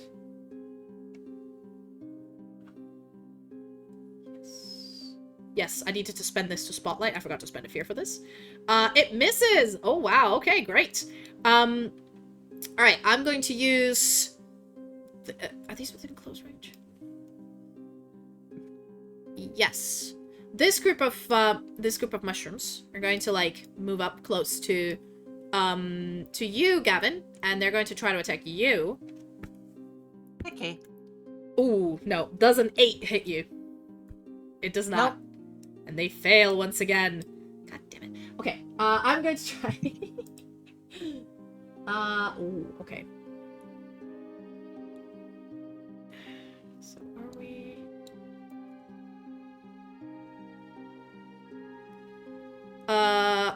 Great. Let me make the tree go. Right. So this tree is going to like slowly move towards here. As these mushrooms and things were hitting you, it's going to like slowly creep around on its roots. Until it faces all of you, I guess. Up to 3 targets in close range. So it's gonna go for Kilana, it's gonna go for Dim Dim Dim Dim Dim Dim Dim Zimzalazim Dim Sum. And is going for you, Gavin. And what he's gonna do is it's raising its like these two like not trunks but 2 branches, and it's trying to smash it on the ground. Did I use a fear to spotlight it already or no? Fuck it, I'll use a fear, it's fine. It's fine! Who cares? We're not really keeping track too much attention. So it's going to it's going to actually mark a stress to do this. So it's going to hit and try to do damage to all of you. So it's basically slamming the ground and trying to hit you. That is a 13 to hit each of you. Does one of you not get hit? Or all of you get hit. Get hit. Yeah, all of you I get hit. Okay, so finally some damage. My Wait, god. 13 to who? To you, to Kiana, and to Dim. Oh, okay. Dim dim dim dim dim dim. Yes, Yeah, even dim, with dim, my dim. prayer thing, that would still hit. Yes, that would still hit. You can still use I am your shield, but once again, you need to mark a stress. So be aware that maybe doing this more and more like life-threatening situations could be useful. But again, it's something. Yeah. There is no limit to how many times you can do it. It's not like, oh, you used it for this turn, you can't do this again. You can spam it. There's no cost to it except for like you have to mark a stress. So as long as you have stress, you can keep doing it. Just saying. All right, it's hitting all of you. And the damage it's gonna do. I'm gonna. Yeah, alright, all of you take... 10 physical damage. I rolled an Yeah, max I on the am. die. I'm spending an armor to reduce that to 1. Yes, Yep, you same can do with that. me. So if it's I yeah, there you see. go. If it's major, you do an armor and then you take a damage. I'm gonna use Danger Sense. Once per rest, mark a stress to force an adversary to re-roll an attack. Oh, okay. Before you take any of Oh. that damage. Oh, Oh my god, yeah, that's an 11 to hit. Does that still hit all of you? it still hits me. I'm 11. Meets it beats it though. I mean, it's a good try, but like that was less than I rolled before. I was like, oh shit. None of these have any bonuses. I'm just rolling a d20. So yeah, that was a really good try. That was a really good use, but unfortunately, I can use my prayer to do it. you might want to just take this damage. At this point, you've tried to lower it. Yeah. You've made me re-roll, but the damage still goes through, and it's a 10. Yeah. All right. So Mark, you can if it's a major if it's a major for you, you can mark 1 armor and then 1 health. If it's a One minor, you can just armor. Yeah, how much damage? 10. So look at your thresholds. For you, that Okay. is major, unfortunately. So you mark an armor and a health. Or you can just take it all into health. It's up to you. Then it's One more. for the rest of you, yeah, there you go. And HP. Because I have 2 points of Reach HP. this? Yeah. Yes. No, just 1. Because you used armor to negate one of them. Otherwise, you would have taken Okay. 2 health. That's why you need armor. Okay. So there you go. Alright, I have 3. Ooh. I'll do one more thing, and then I don't want to spend all my fear in one go. Or do I? I'll do one more thing, and then it's your turn. Because I give away the time. So these 3 are gonna move behind you, Kiana, and they're going to try to attack you. Oh gods. That is 5 to hit. They Okay, fail. no, that misses. Oh god. Did I move the token? I think I did. Yeah, I have 3 left. Yeah. Sure. I think so. Yeah, fuck it. Alright, and I'm gonna stop it there. It is now your turn. Now all of you go until one of you rolls with fear or fails like an attack or an action roll, then it goes back to me. But as I said, I don't have that much fear. I've spent all of it in this first round. So, Yeah, you know, it's what balances, because this was an ambush. You all take damage, but now it is your stage. You have a lot of we can things decide. next to you. We can decide who takes a turn whenever. Yes, Yeah. you decide And depending you what said to that do. with the I am your shield, my eye protect helps with my next action. Yes. Mm-hmm. I will let you have that for free. No need to spend a hope for that. Yeah. Also, one more Okay. thing. Sorry, one more thing before you guys do anything. When you have 3 hope at least, you can use a tag team and you can pick anybody else with you. And then when you spend those 3 hope, both of you roll. You pick the highest roll, and then if it's with hope, both of you gain a hope. And then both of your attacks succeed, and you combine the damage into 1. So if you're fighting like the treant or a boss or something, this is something very useful to do. Okay, Mhm. carry on. Sorry, just needed to say this. You're fine. You were doing something, Gavin? I was just thinking of using the eye protect to launch my counterattack. Yes. Go ahead. Who are you Okay. attacking? I can attack anyone in close range with my spirit weapon. So for you, it is anybody except for that big treant over there in the back. You can attack Yeah. anybody. You are within close range of the ball. If you ever need to measure, you can always pick up these rulers down here and do that. Mm-hmm. Oh, I'll start hope melee with class does. one of the little mushrooms in front of me. Go ahead. Okay, that's gonna be That Hope, would fear. So yeah, because you're rolling with your holy weapon. So it is hope, fear, duality die. You add a +2 because of your experience. Don't need to burn a hope for that. Then if you're using your spirit weapon, you mark yes. And then the weapon returns to you, and because the weapon that you're using is hallowed messer and it is strength, you use strength to attack. Yeah. There you go. Okie day. Let's do this. Same thing. Whee! 21 with fear. Oh, it had to be fear. It comes back to me, but it works. So you, the attack hits for sure. Give me how much damage do you do? So when you roll damage, you roll a 1d8 plus 1. Okay. Theme, if possible, next turn, could I use something like first? Yes. You basically when next turn to the whole happens, team. yeah, you can say like, can I go next? And if people are happy with that, that's fine. It's more like if somebody goes too many times, I would intervene and say, does anybody else want to do it? But you decide amongst yourself who wants to go next. If anybody has an idea. Do etc., I etc. click on strength too, since it's a No. strength weapon? No, it's just 1d6, 1d8 plus 1. That is how much damage you do. No, not Okay. those dice. Oh yeah, those dice. That's right. Correct. Okay. Roll the blue one. 5. You deal 5 damage to this mushroom. The beauty of this is, these guys are minions.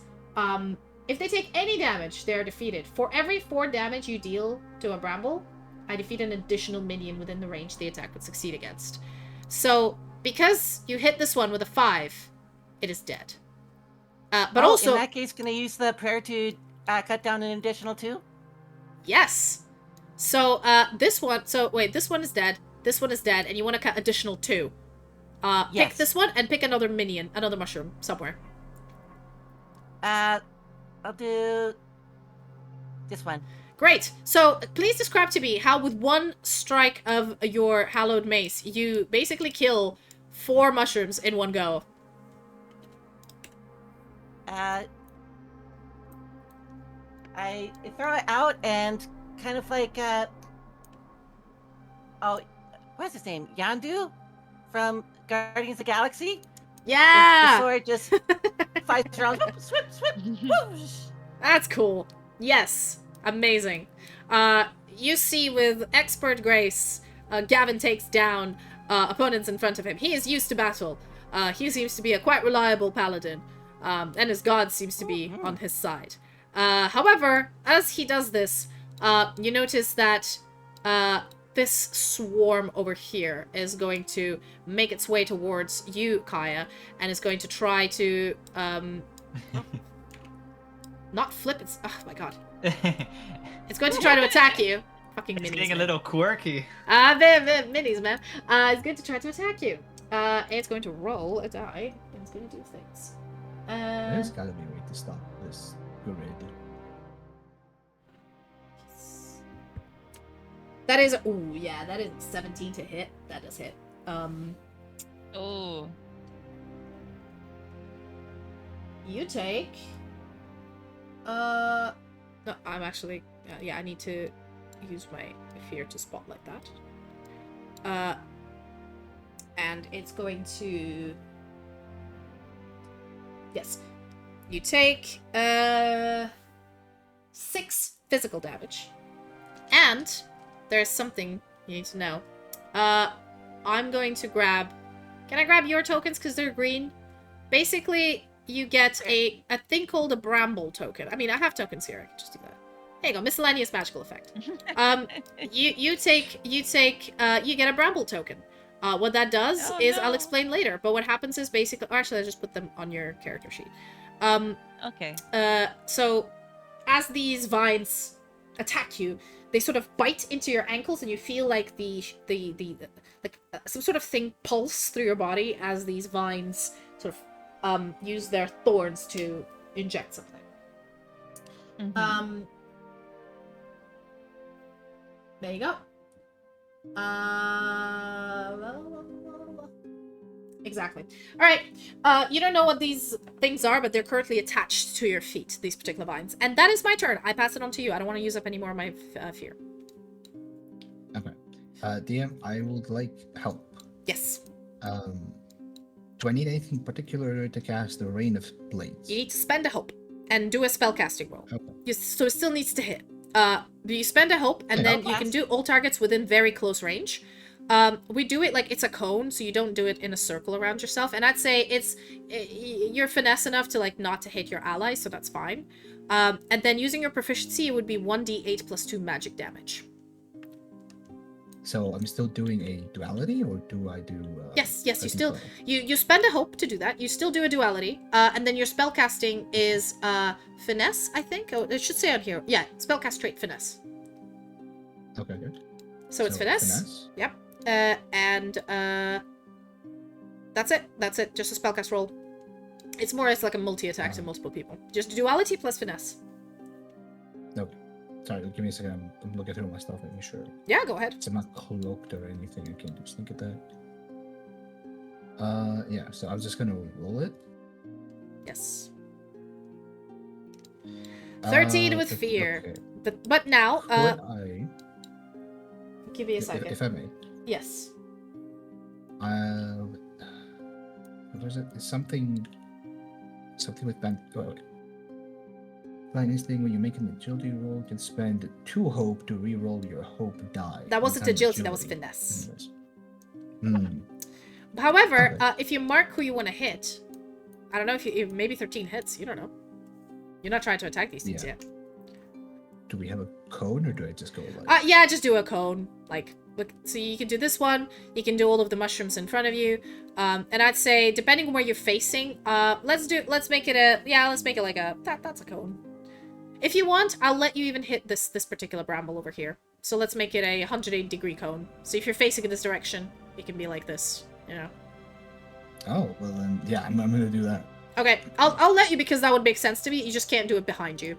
Because you're just taking blades and you're just going with both hands and throwing them out.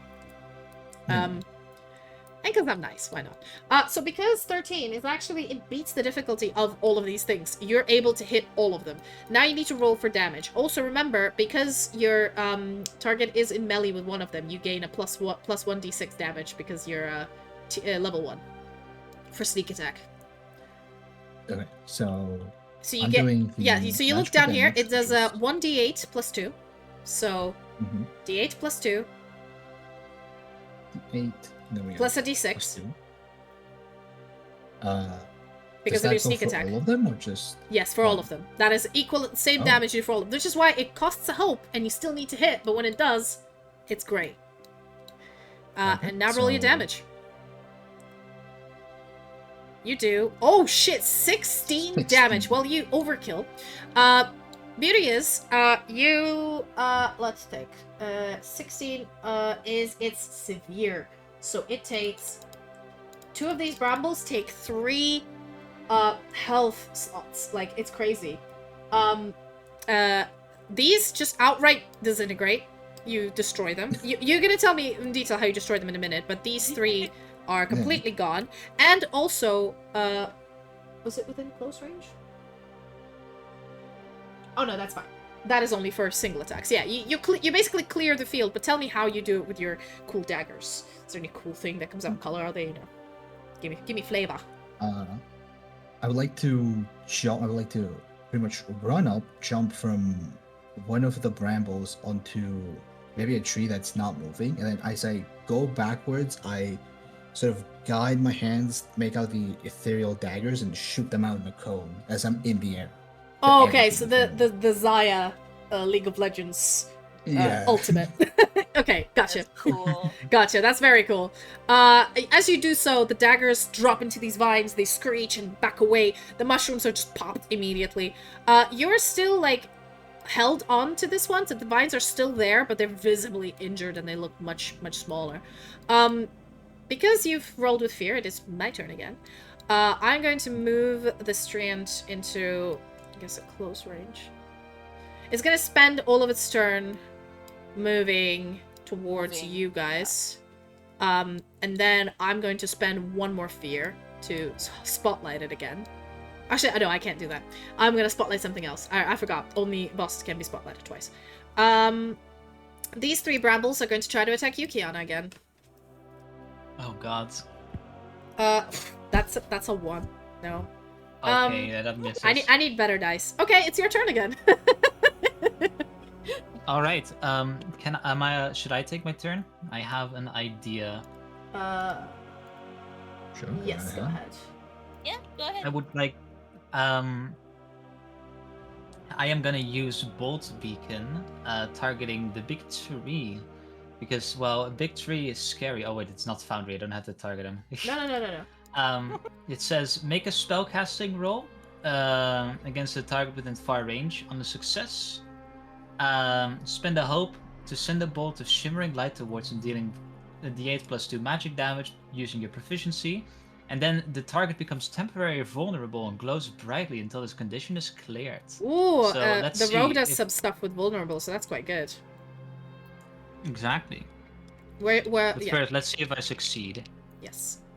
Spellcasting roll? Yes. So that is, for you, Um, that is would be knowledge. Yes. It is 12 plus 4. Sorry, 12 plus 2 is 14. With? Hope. Okay, Sorry, gain yeah, a with hope. Gain a hope. Uh, I'll immediately spend it, so. okay, great. Yeah, you can do that. It's a Now d8 do plus 2. 1d8 plus 2 magic damage, yep. And it becomes vulnerable. Let me find a vulnerable token. That is 7 damage. Is it the big tree behind, like here? This one, yeah? Or this one? Yeah, that's. It was the one in front of me, but honestly, it might be better to do this one Okay, instead. I could just do this one if you want. That's fine. Yeah, well, that's fine. We'll do great. that one. So how much damage was it again? Sorry. 7. Oh, Archie's dreaming and his paws are hitting the floor. Aww. Aww. So that's 7. Okay, that is not that much damage, but you did light it up, and now it is vulnerable for whatever reason. Honestly, I'm not here for the. I'm not one to do that much damage here. Great. It is still but- your turn because you rolled with hope. Yeah, so someone else can take a turn as well. Yeah, go ahead. Alright, it should be vulnerable to damages now. Strike it while it's hot. So basically, vulnerable usually means you get advantage to hit it, but also if you're a rogue, you have some extra stuff if it's vulnerable, you know. Ooh. So that's good. If I could find it, but yes. If it's one of Kaya, do you want to go? Or Aqua, do you want to do something? Dim Sum, Mr. Dim Sum. Mr. Dim Sum.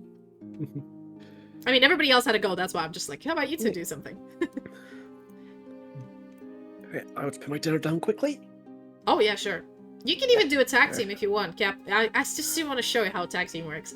You can spend 3 hope to do this with Aqua. If you want. Hmm? You don't have to, but they're pretty cool. Oh, I want to do a tag team. That's pretty cool. Yeah, who do you want to do it with? You want to do it with Aqua or someone else? Wait, Aqua, what do you plan to do with these? Do you want to attack the vulnerable tree? Are you close enough to attack the vulnerable tree? Actually. I have no idea. What are you planning to attack with? If you're trying to hit it with a rapier, you can use a spell to do it. Like the Wild Let's Flame see. or, you know, Mysterious That's Flame. what's the range of it? Within melee, Melee, range for yeah. Wild Flame. That's basically closer than very close. You should be right next to it. But like, quite on far away. on your turn, you can move within close range. You just can't move within far range. So you can move and you can attack. I forgot to say Yeah. this. You don't have to keep standing in the same place. Mostly because for you, you didn't need to go anywhere because everything came to you. But if you would like to move on your turn, you can freely move to close range. And if you want to go more than close range, you need to do an agility roll. So I'm guessing it'd be best if I went or didn't attack and moved if I could. To just get close enough for that tag team to happen after. Yeah, you can do that. That's fine. I mean, when you're doing tag team, the movement is part of it, so I can hand wave it and say you move into close position to each other. You're close enough to do this. You're not like different parts of the Oh, battlefield. okay, never mind You'll be fine. Don't overthink it. then. Okay. Cool. So you spend 3 help, Kaya, and then Yep. you do a tag team. So that's for this session, but the rest of you can still do it again if you gain more hope.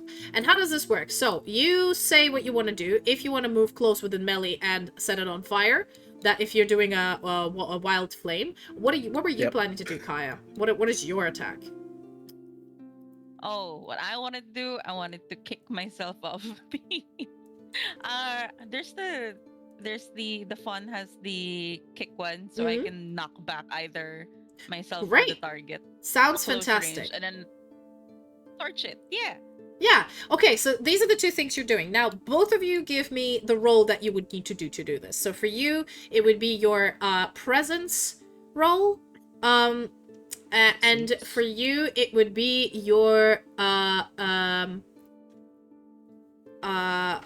oh, you're just attacking it with your weapon, and then you can get closer. So you're attacking it with your crossbow or axe, and then leaping towards it. Yes. Okay, which one? Crossbow or axe?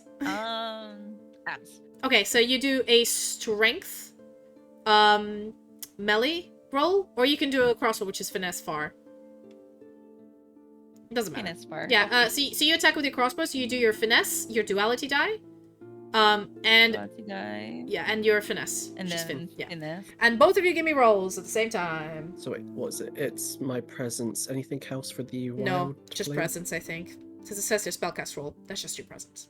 Unless you want to use your experience, because you have one hope somehow, but...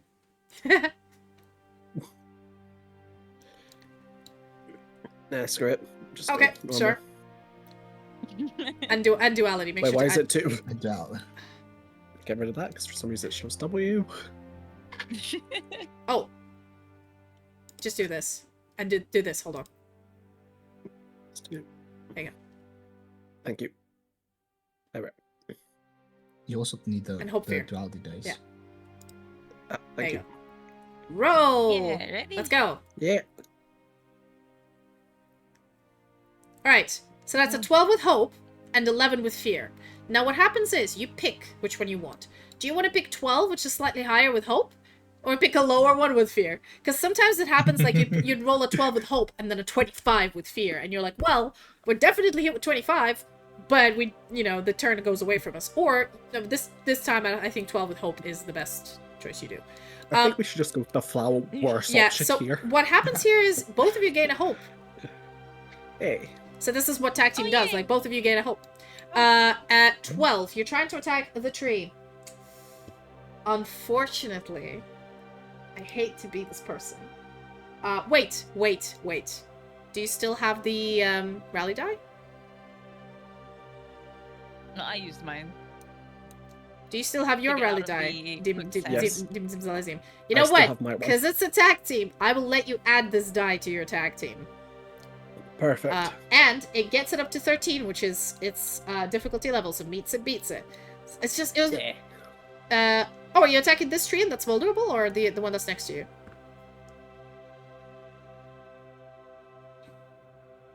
You want to do the vulnerable?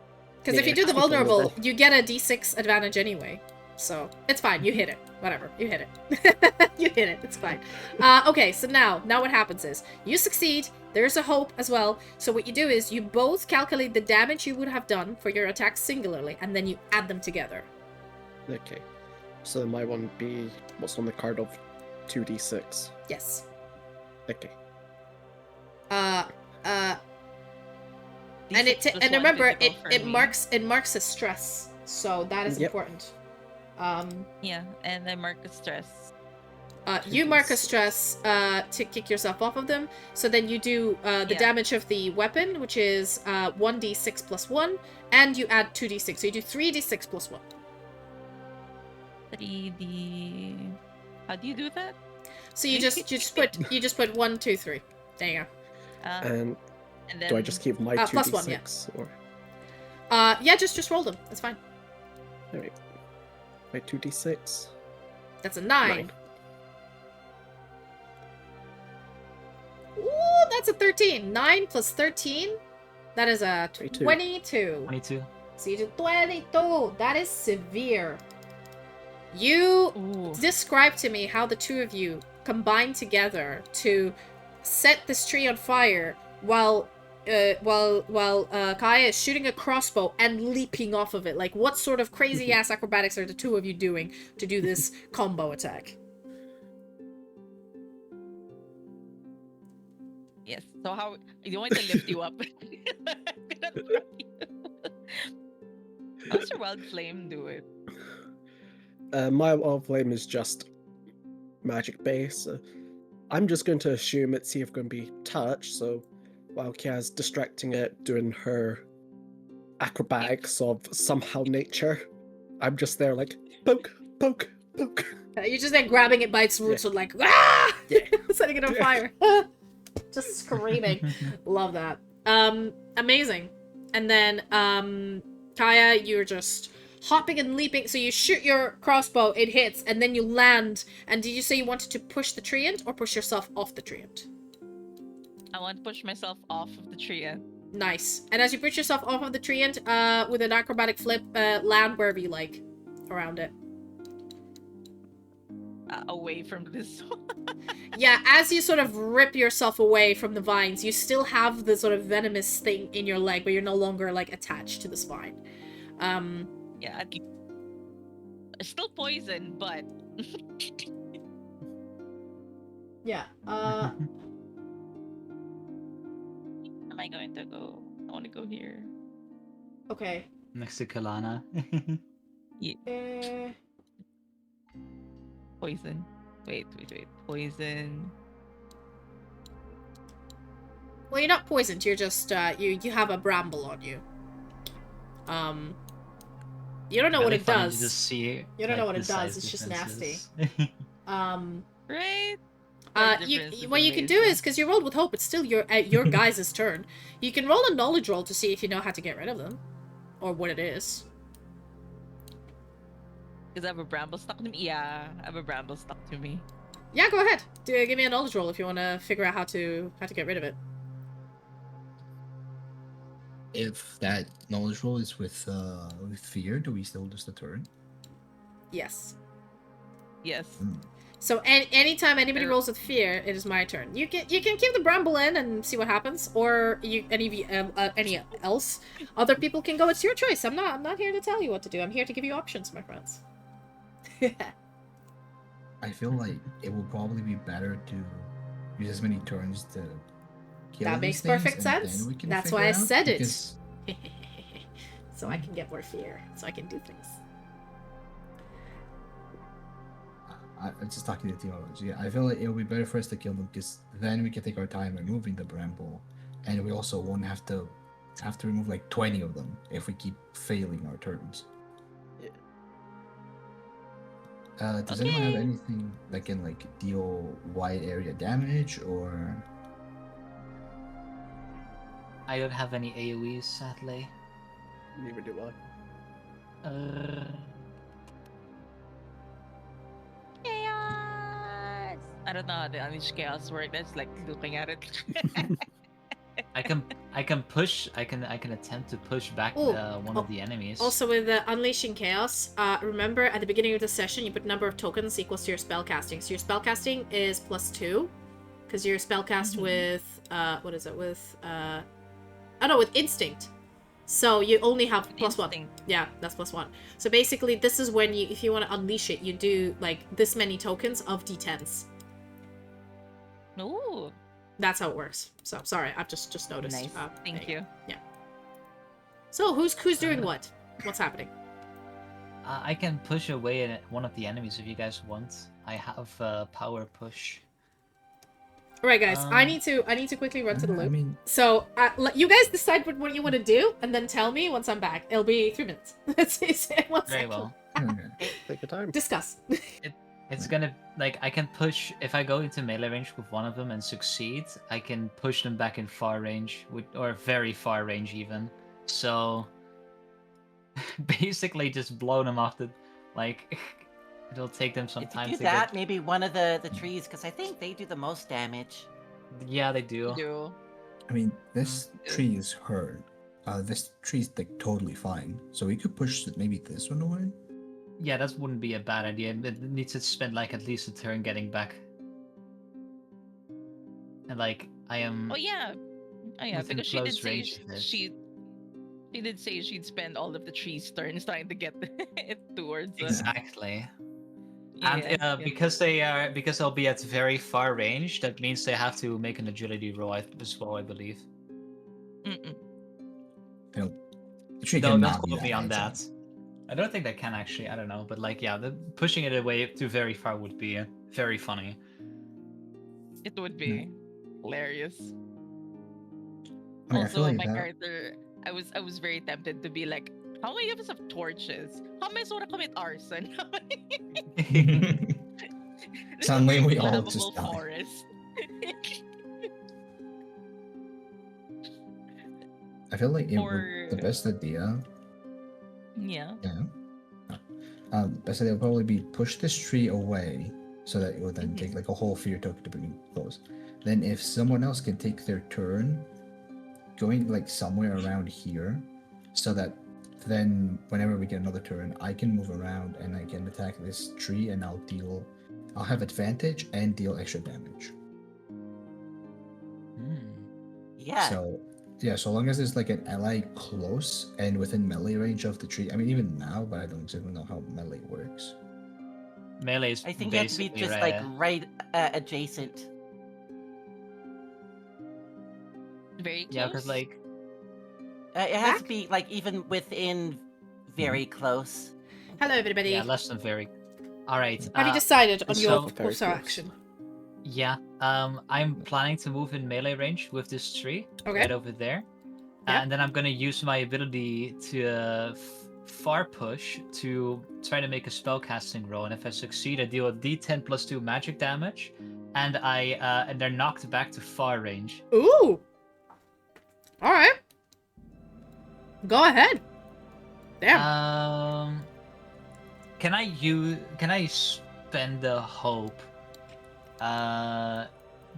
or can I use my abjuration magic experience to like I mean, basically yeah. Technically, it's like just a protection pushing away. repulsion ward. Yeah. I'd say yeah, sure. That's how you use it. Yeah, go ahead. All right. So in that case, I'm gonna just do the stress gambit so I'm gonna mark a stress instead. I rolled a 1, so I do mark it, and then I have a +4 on this roll with that. Nice. Ooh. School of Knowledge is funky. Mm-hmm. Ooh, that is. It's with hope. It's really high. It's let's see, 12 plus 11 makes 23. Plus 2 makes 25. You Plus hit. 4. Yeah. Yeah. Next So week's speech hard. show. Get a hope. Get a hope. Yep.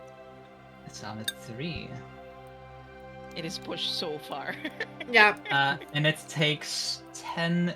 It takes 10 damage, and it gets pushed to far. 10 damage. Okay. That hurts it. Not as the other ones did, but it still does, and it's pushed too far. Jesus. Okay, Yeah. explain to me what kind of magic are you doing, and which direction are you pushing the tree? She just pushes it like so. She takes a quick few steps towards the tree, and she's holding like her focus is like this, grimoire that is floating above her hand.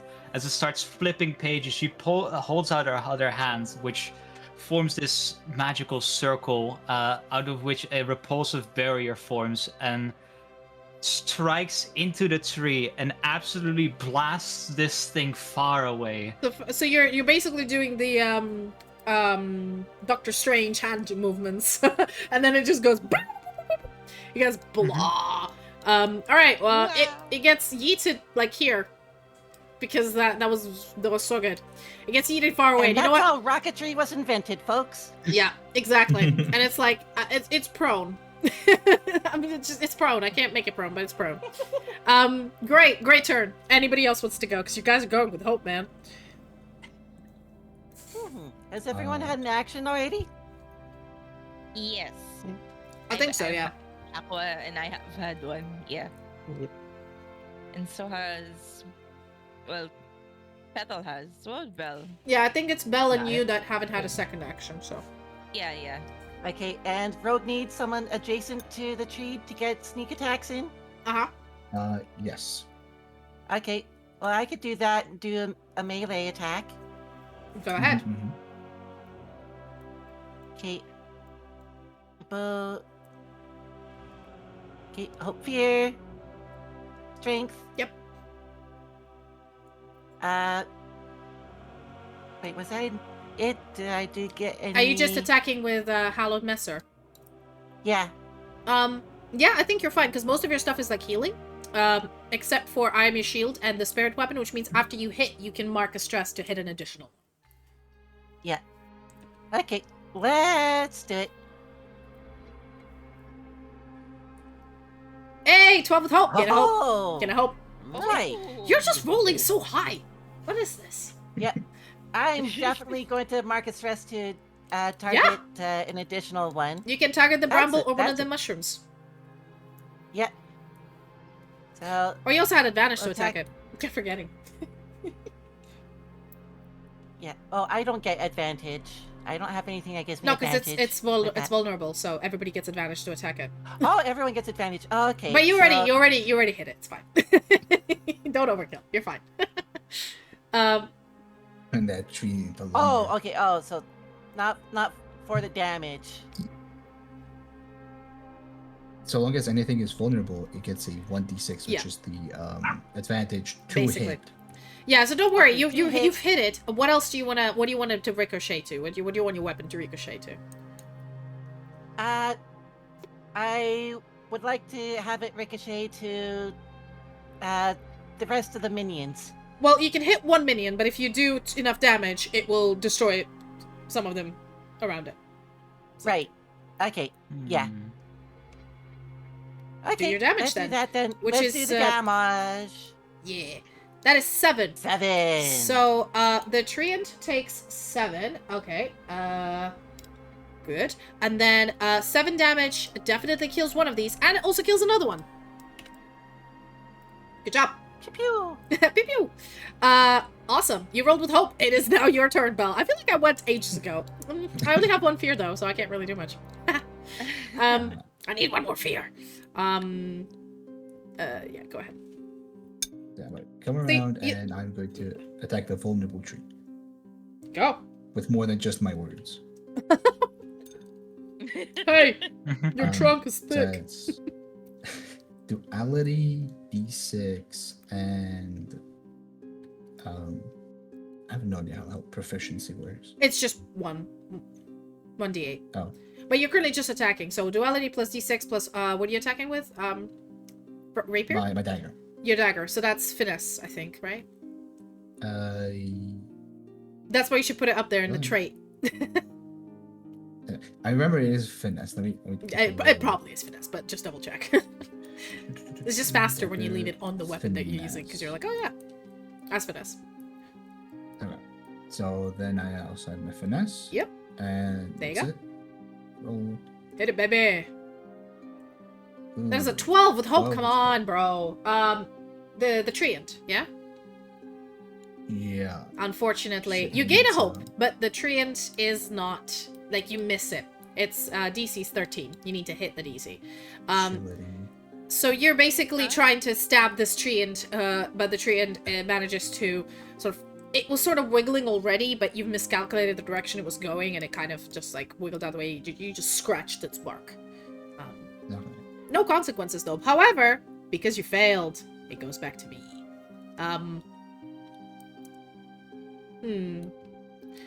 Well, I only have 1 fear, so I can't really do much. Okay. I'm going to spend a fear to utilize one of these. This bramble is gonna, like, scuttle towards you, Kaya, and it's going to try to do the same old thing again, trying to hit you. That is a 15 to hit. That hits. You take. Darn plants. Yeah, plants, man. You take. Oh, Mhm. that is a. Mhm. 7 physical damage. And you get a bramble token.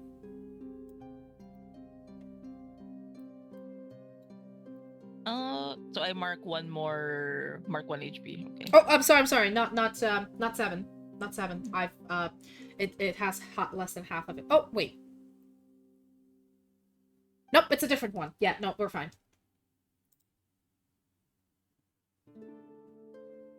Okay, Yeah, so we're mark fine. We're stars. fine. It's fine. Never mind. Sorry. Do I mark one box? So it gave you 7 damage.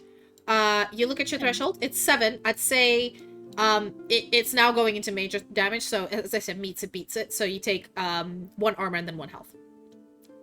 Okay. There you go. And now it's your turn because I have no more things to do. So I have no fear. God damn it. Backstab the tree? Oh, what? Okay. You want to go again? You can go No, not again. me. if I mean, want. Like, you just you rolled rolled- badly. It was really bad RNG. You rolled like a 1 and a 4. If you roll it again with advantage, you can get a lot more, I'm sure. Unless anybody else really, really wants to go, I feel like. No, the rogue. Yeah, Belle can go Or- again. Mm-hmm. Can go. Okay. Awesome. Go ahead. So, yeah, you guys. D8 and then finesse. Not forgetting anything, I hope. Yeah, okay.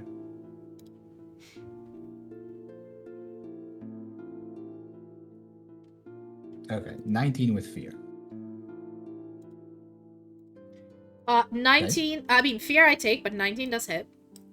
Okay. Now, the damage, I believe you do 3d, you do however much you do for your weapon, which is your dagger. So you do 1d8 plus 1d6 plus 1. D8 plus D6 plus 1. Yeah. Unless you have anything else to add to it. I guess not. Yeah, I think you're fine. No, nothing you can see. Perfect. So it takes a total of 9 damage. 9 damage. There That we is- go. Ooh, yes, that is a major threshold. This tree is looking weak. It's like most of its branches are gone. It is standing on its last legs. But yeah, you've almost Absolutely. taken down this weird purplish twisted tree. You That can say it's out on a limb. Wait, doesn't sneak attack get applied as well? but that was the sneak attack. That was the 1d6 extra. Yeah. Oh, I see. Never Usually mind he then. would have done only 1d8, but he gets a 1d6 because again he's level 1. That's why the sneak attack is this Yeah. way. When he's level 2, it's higher, etc., etc. Mhm. Great. Okay. You rolled with fear though, so it is my turn. This tree, before being burned to ashes, is going to do one last thing. It's going to, actually, it's going to mark a stress to Oh, root itself. So what it does is it just basically grows roots and becomes stationary, and any physical damage is reduced by 8 to this tree. And that is all I'm gonna do. It is now your turn. It's trying to self-preserve itself. Aha! Um, Magical damage doesn't get negated though. Oh shit, Am I yeah. allowed to take a turn? If you want to, yeah, go ahead. You got me there. Yeah, no, she sees it root itself in to protect itself against its physical slashes, but what it doesn't expect is that she's a wizard, so she's just gonna point her hand and her grimoire at it and fire a bolt to try and finish it off from it. Go ahead. Give me your attack roll. Very well. That is just, yes, knowledge. And it's with the quote-unquote wand. Good. That is not great. I think that is 3 plus 4, 7. Yeah, no, that's a 9 with fear. Did you not add the advantage of 6? Oh, of course, I have an advantage. Yes. So it's a d6. So I said 9, 10, 11. Oh, that's 13. It just hits. Yep, I that believe. just hits, yeah. With fear, but No, thank you. and Go it ahead, do your does damage. 4 magic damage. 4 magic damage. It only had 1 hit point left. As you do this, tell me how you destroy this tree. Yeah, so you just it roots itself in, and she hears the roots ring itself Mhm. into the ground, trying to protect itself. So just by pure instinct, she turns around to face it. I don't know if I can turn my token. Oh, I can. Oh. There we go. As this bolt of fire just starts forming from a magic circle and just shoots through it, singeing it to ashes. Yeah, you thoroughly annihilate this tree who was trying to save itself. You successfully destroy it. It is with fear, so it is back to me, but you've pulled yourself a great victory. This thing is going to... Actually, yeah, this thing is gonna try to put another token on Kaya, because there's a thing that happens with 3 tokens. That is a 15 to hit. That hits. Let me get how much damage it does. Those vines However, are damn good at hitting. however, if They I'm are. just rolling really well, they only have the +0 to hit. But they do less damage because they are half health. There's less brambles. That is, you do 6 physical damage to Kaya, and you get put a 3rd bramble on you. Now with 3 brambles, there's a thing that happens. You become vulnerable because as these brambles hit you and bite into your feet, the pulsing that happened kept sapping your vitality, so you are vulnerable, my dear. You might want to remove these because now everything has advantage to attack you. Oh, did Sylfania cut out for you guys too? Am I cut off? No? Okay. Oh, I was okay, fine. only for me then.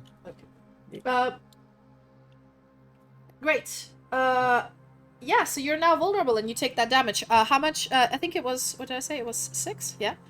So 6, yeah. yeah, so it's a minor. You can just block it all with your armor and take no HP, or take HP. Oh, and I'll just block it all. So I need to get all of these.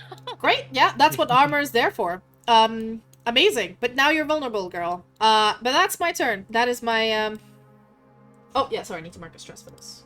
Yes. Your turn, guys. I'm like scavenging for pennies here. Do you want to do something, Kia?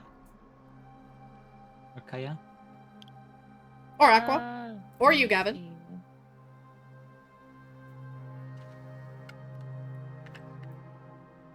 How much stress does everybody have? I'm at 2, None. but I'm probably I'm 1. saving my. I'm at points. 2. Oh no, because I want to use my clarity of nature thing, so I can create this serenity space between with close range, and I clear stress, 1 stress according to my instinct, with just a Oh. +1. Yeah. It's not gonna do much, but you know. Otherwise, I'm just gonna. Let me see, what can I do? I don't know, unleash chaos. I'm gonna do 1d10. Yeah, go ahead. Try out all the skills you can. This is a one-shot, y'all. If you don't do it now, Yeah. you may never do it, so just do it. I will mark stress. I'll mark a stress for myself. Do 1d10, and I need to get these brambles off of me. To understand how to do this, you still will need to do a knowledge roll, because again, one of you needs to do a knowledge roll. You have no idea what these are. I mean, I can do it for you. I have the highest knowledge, after all. But if anyone else wants to do it, be my guest. Oh, also, I forgot to say, you have bramble tokens. You're restrained. You can't move. My bad. So you shouldn't be able to move, but it's fine. Okay, there's a lot of these stat blocks. Okay. Would you like me to roll it for you, or who wants to roll? To figure out what Knowledge to do with these brambles.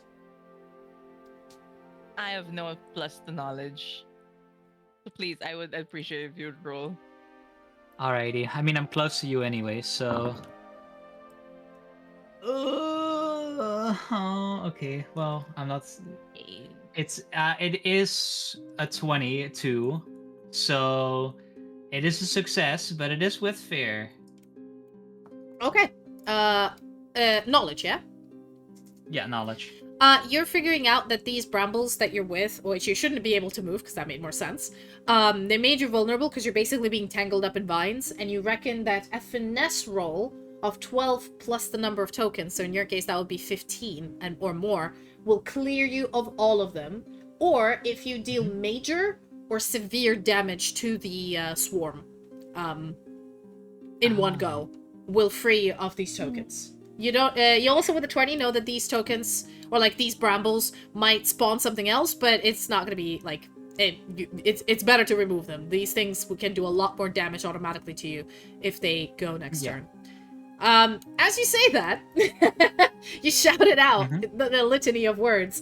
I'm gonna spend the sphere to make the creature automatically deal a stress to you. So as these vines tie you, they start to squeeze, and it marks a stress to automatically give you 2d6 plus 8 direct physical damage.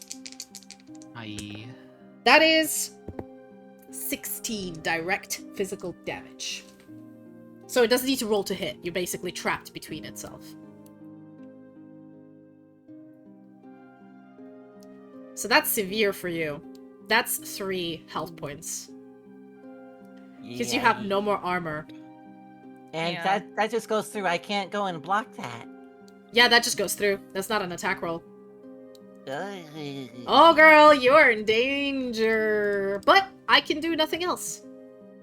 I can do nothing else. You also, I think you have a health potion or a stamina potion somewhere in your I have a items. stamina potion. Ah, I see. Okay. Well, one of you can give her a health potion, or you can heal. That is something you can do. I can also at least use Tava's armor to spend a hope and give her an extra armor score. Yeah, you could do that. 'Cause, And Gavin is a healer. He has 2 different. You have enough hope to do different heals here to assist your friend. Yeah, alright, I'm gonna spend my hope to give her an extra armor, or Kaya an extra armor slot, because Nice. Gavin has already used his extra one. Amazing. just, So just an extra armor, just for this time. Yeah, thank you. Great. she puts up a little barrier around you. Also, when you do things like you spend a hope to do something that doesn't invite a roll, the turn still continues. Exactly. So you can heal, and somebody else can still go afterwards. So it's more like when you roll with fear or fail, I go because consequences happen. But if you're succeeding, you're on a roll, everything's going great. Yeah, we should try to do guaranteed stuff as well. Yep, if you can, that's always the best. So right, Gavin, you're gonna use a heal. Yeah, I can.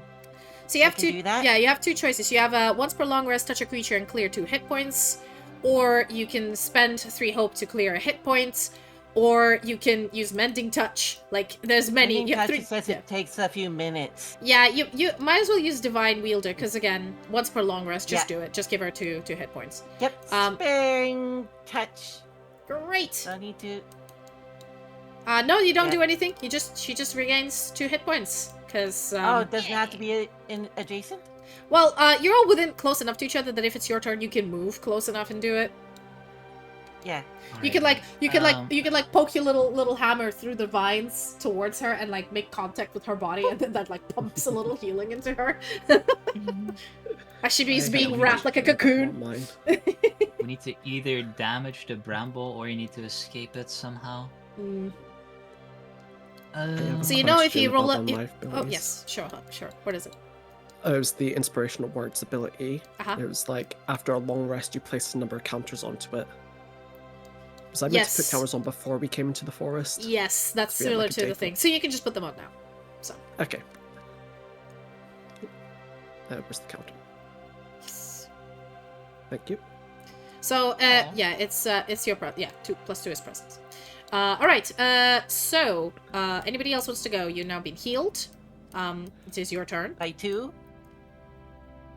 Yes, that's already been done. And I would like to use one of my tokens from the inspirational words. Uh-huh. So I'll use one of them for the ability of your ally clears a hit point. Oh, okay. So I would just say to Kia, come on, Kia, it's just a flesh wound. It's not that bad. Just Not one of that flesh bad. wounds. Yeah. Nice. Very Yeah. nice. You just heal one. Amazing. Amazing. You heal one more. You're just being healed up all the way.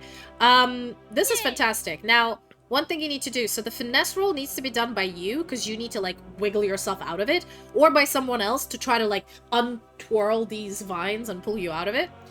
Or you can just do damage to the swarm, but it needs to be over its minor threshold. So it needs to be, like, high enough to damage it enough so it, like, backs away from you. I mean, I could try to do a power push and push it away, but I don't know if that actually undoes it as well. Does power push do damage? See if it does enough damage, though. Yeah. It does do damage. It's a D10 plus 2. Yeah, it could. Yeah, you never know. I'm not gonna tell you what the thresholds are. That is understandable. But if anyone else wants to do an action, I've been doing quite a bit, so I want to give other people a chance. Yeah, for sure. If I was to use a spell on the brambles to try and get rid of them, can I get hurt in the process? No. Okay. Unless the spell fails and then the brambles just kill her, like pump energy in her. Pump damage. So if the spell hits them, she's not gonna be hurt. Okay.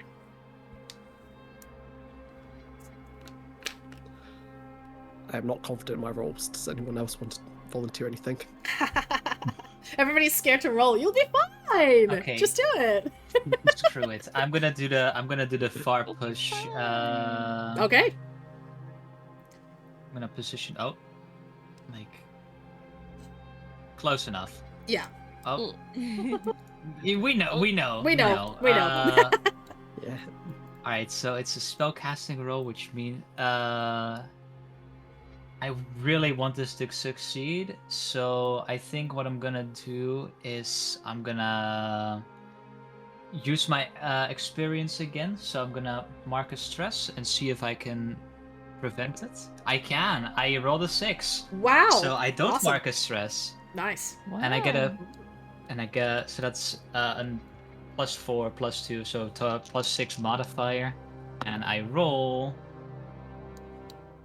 Also, don't forget your strange patterns, by the way. If you roll a 6, you gain a hope or clear. I just did. Oh, okay, there we go. So that's a 13 plus 6, so 19 to hit. Yeah, that hits. And I got, and because I rolled a 6, I'm gonna just give myself a hope. Is that with hope or with fear that you rolled? Sorry, it was with fear, but I mean it but I do hits. get a hope from Hits, yeah. strange patterns. It's more I need to know whether I go next or what. That's 8 damage. 8 and it gets damage. Pushed, Luckily for you, that is major damage. and So it gets pushed to the far range as well. it gets you basically explain to me how you rip this like a group of vines away from Kia. And by the way, when this happens, it takes the damage. The brambles are removed. Oh, that's only using a finesse roll, so the brambles are just gone. Oh. You're no longer vulnerable. So this happens is if you were trying to wiggle out of them, like, or rip them off yourself, there's something that happens. But this is just pure damage, so you're fine. Yeah. So she just like makes another barrier that just pushes really hard against the creature, and it blasts it away. And because the blast isn't enough to keep the vines attached, so they just rip off of it. Amazing. That was badass. That's really cool. Super badass. Kudos, yeah. I love wizard women. Yeah. Best. Hell yeah.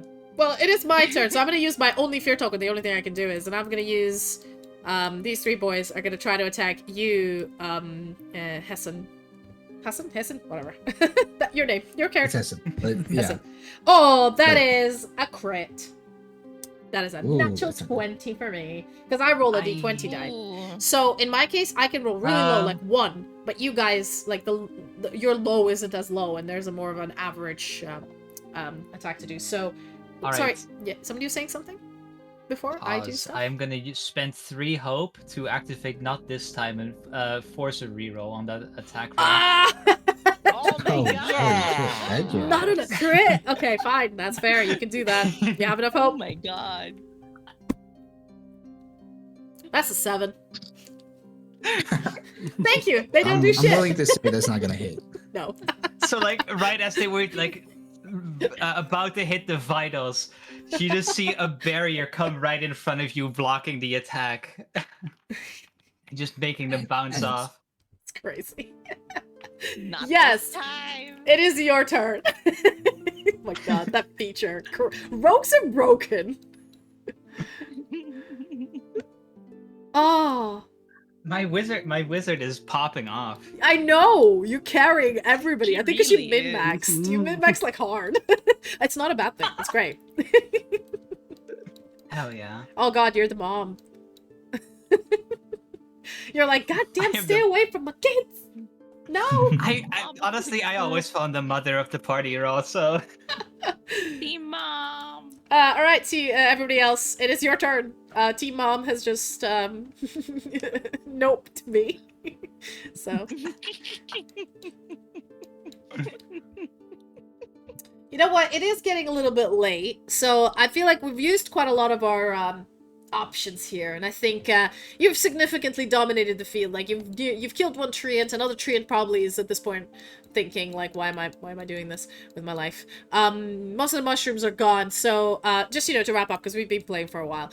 As you guys are clearly dispatching everything on your way, using all of your cool skills and abilities, you see a bunch of arrows fly from the nearby trees, and they with expert precision hit these little mushroom dudes that just completely dissipate them almost instantly. The brambles kind of are still moving around, and after a cool backflip from the top of the tree, this elven general in green and purple with blonde hair and purple ends and a really cool looking cloak sprinkles some sort of powder from her pouch on top of these vines, and immediately the vines like wiggle away and like turn it like almost disintegrate. You don't know what the powder looks like, but it's like some of it falls on your hand and it does nothing, so it seems to be some sort of pesticide. As she sort of flicks her hair back, looks at you guys, kind of a little bit injured, just a little bit, not by much, but a little bit, looking a little bit haggard, looks at the dog, and then looks at all of you and goes, usually, I get angry at people for not going along the path, but this time, I know whose fault it is, she says as she's looking at Archie, who immediately sits down, starts wagging his tail, lowering his ears, and looking all sorry for himself, and putting down the stolen gifts that he stole from you. In front of her, she looks down, looks at the dog, and says, I'm so sorry, this golden thief tends to steal stuff from people, and then they go from the road into the forest, which I clearly told him not to do, and it's all his fault, but he's so darn cute, I can't be mad at him. She says as she pets his head. She picks up the basket, returns it to you guys, and says, right, sorry about that. Really should have had some sort of guide out there. Shall we head to the party? You're here for the birthday, right? correct. Yeah.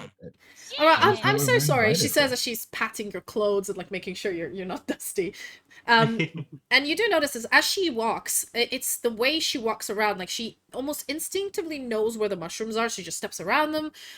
She does pass some of the purple stones and taps them a few times. And there's a little like a little pump. And specifically you, Kiana, you can sense that it's some sort of warding magic. It's some sort of abjuration magic. It's not very strong. It's a little bit minor.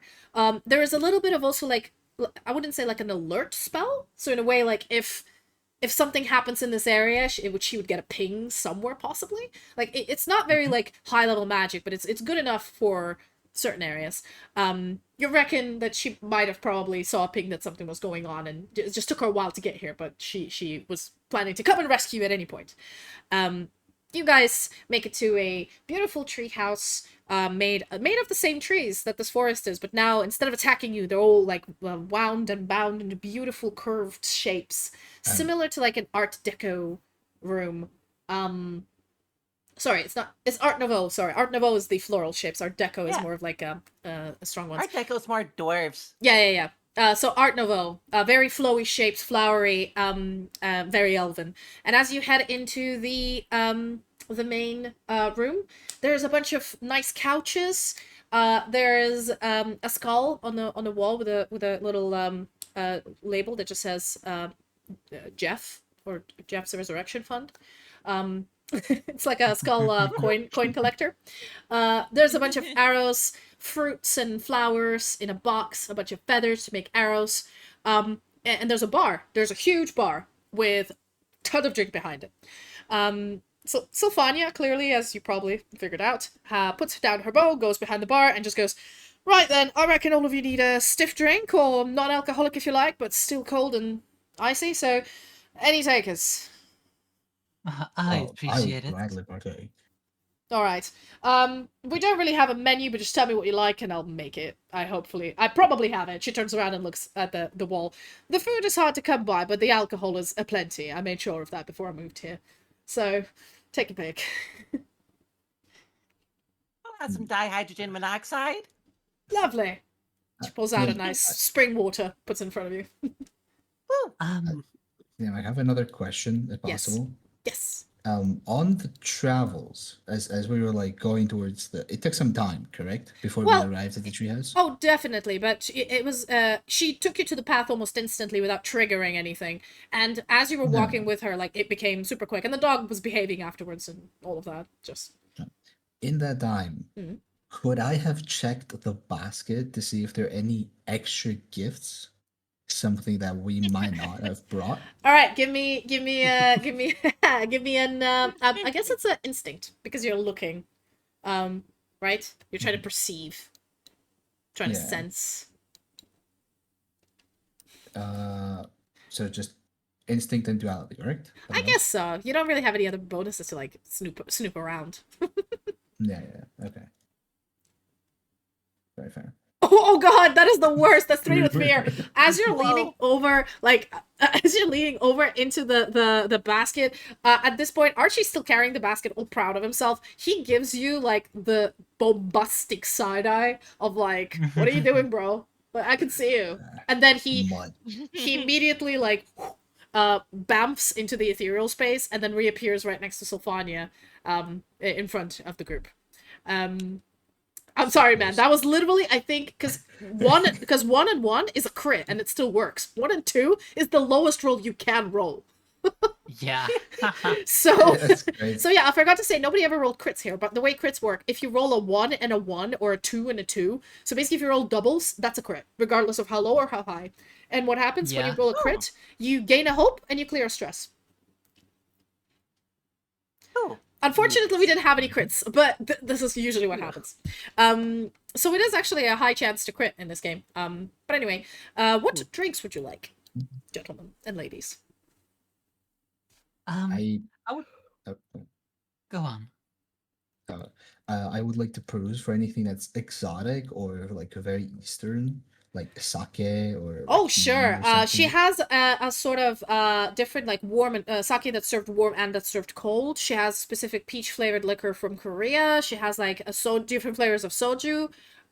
She also has like this plum wine that's been used with like that's been brewed with some spices, like spiced wine. I'll take the plum wine. There you go.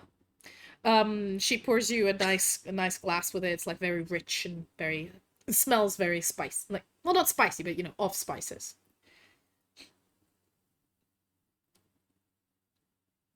I'd like a nice mead if you have it. Oh, sure. She pulls it out. Like, do you want it flavored or just honey mead or? Yes, as Korea long is as canon. it's sweet. Yeah, as long as it's sweet, it would be nice. She pulls out a raspberry mead. Puts it in front of you. She starts cutting up some of these weird fruit, and she says, "While the trees themselves are quite dangerous and easy to kill people, they sort of get triggered by uses of magic, especially near the areas, and it happens all the time. The fruits are actually not bad. They're quite good. The flowers as well. They're pretty. It's just the trees and the mushrooms, and the vines. Yeah, I did notice that magic kind of angered the fauna. or the Yes, I think flora it's around here. it's because it's just there's so much untapped potential in this forest. I think it's just been left alone for so long. It kind of created its own ecosystem, and regular usage of magic by people from outside the forest to aggravate the local fauna. I've been battling with it for a long time, but problem is with these trees is they take so long to die. Like, if you set fire to half the forest, it'll be right back up the next day.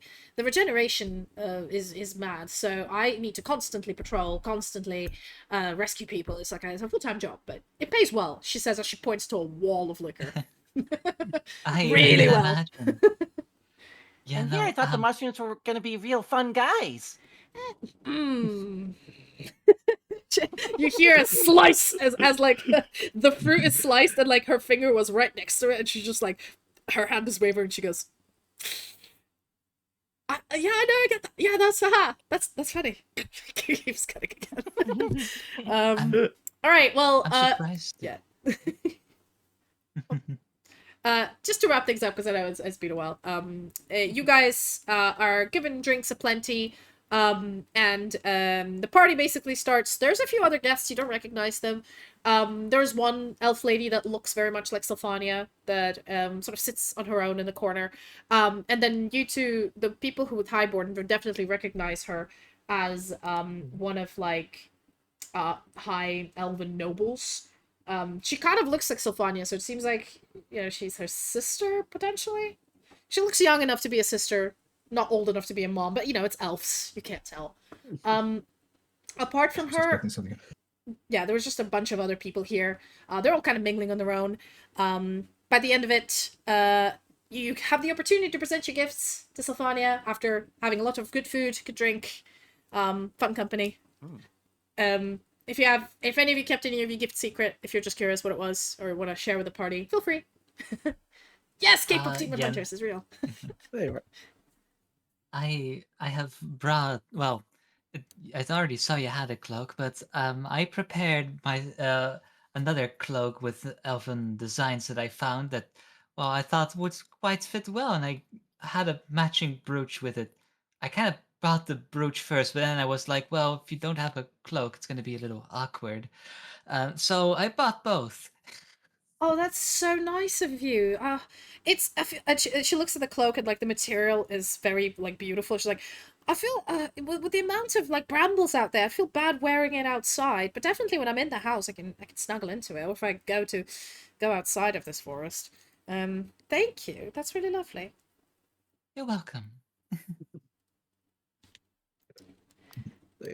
I have 2 gifts. They're on your thing beside the wooden bowl. Or Ooh, thank you.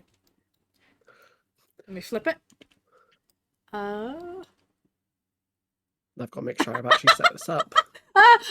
She kind of looks at one of the gifts and she's like, she kind of, oh, lovely. Oh, okay. So she looks at the she opens up and there's a Dim's National Trust gift card.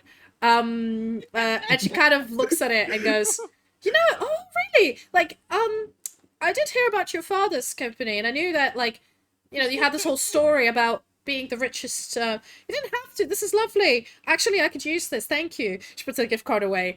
So thank you very much. Yes, I shall check Discord. Oh, that is so cute, Aqua. That is adorable. Thank you. Gifted some art. Aw. Okay. Oh, it's an animated Aw. one as well. I'll post it on Blue Sky and it's gonna be on my it might be my well, not my Fuji because it does have a transparent background, but I'll definitely use it for things because it's adorable. Can you link the artist as well because I want to follow them on VGen? Will do. Thank you. It wasn't VGen, it was a different website. Oh, that's fine. As long I just want to follow the artist as well because that's adorable. Thank you so much. I got one. Ooh. Oh. It's a colored pencil Hey. drawing of a smiling tree. Oh, another one. Oh my.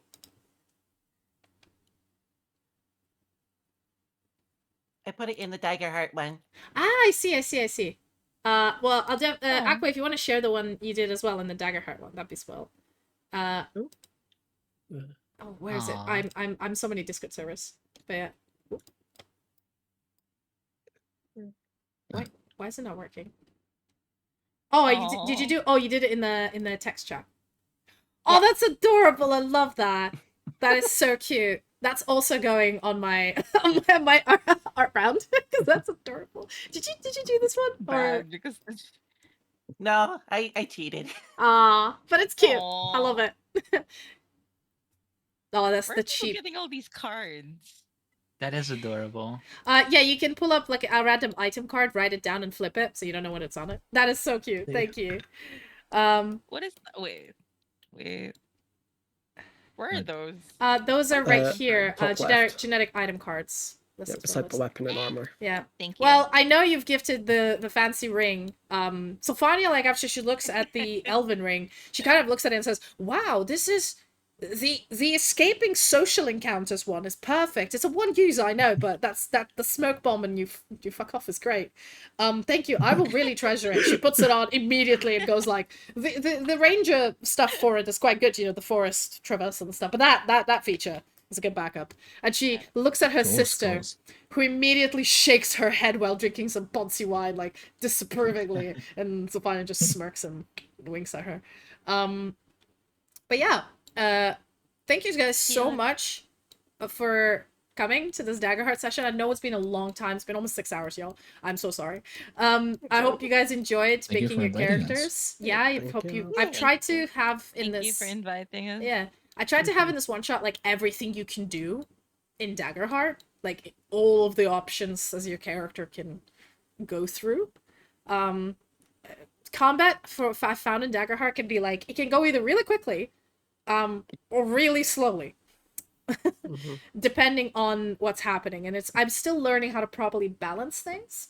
But it is a lot more deadly because of the thresholds and the lack of HP they usually have. So I find it's a little more like emotionally charged comparing to D&D, where if you like have 70 hit points, you're like, I'm fine. Oh, there we go. I written out the description for the gift real quick. Oh, So like, lovely, lovely. I'll keep it because in case we ever come back to this universe, she's gonna have these. She's hell just gonna keep yeah. it for sure. All right, that's it for today. Thank you for coming. If any of you want to do maybe like I feel like a campaign's a little too much commitment, but if any of you want to do another one shot at some point in time, just pop me a message. You can see when people are available. You can use the same characters. We can level you up to level 2 and try out level 2 as well. You know, and if I'm yeah. gonna. Oh, go on. Oh, all I want to say, if not all of you are there for it, because it's a one shot, we can have like 4 people play, and then 5th person joins then the next one. Maybe Sheriff will come join us for one. You know, I feel like kind of an anthology rather than a campaign, more of like a same group sometimes goes on isolated adventures. Yeah, it Is can it- be like an adventuring group or something that like just an assembly Yeah. kind of deal. Yeah, So and I feel like whoever's available. yeah, West Marches is like a similar vibe as they used to do, but it's a little bit more involved in West Marches. It's more like series of one shots of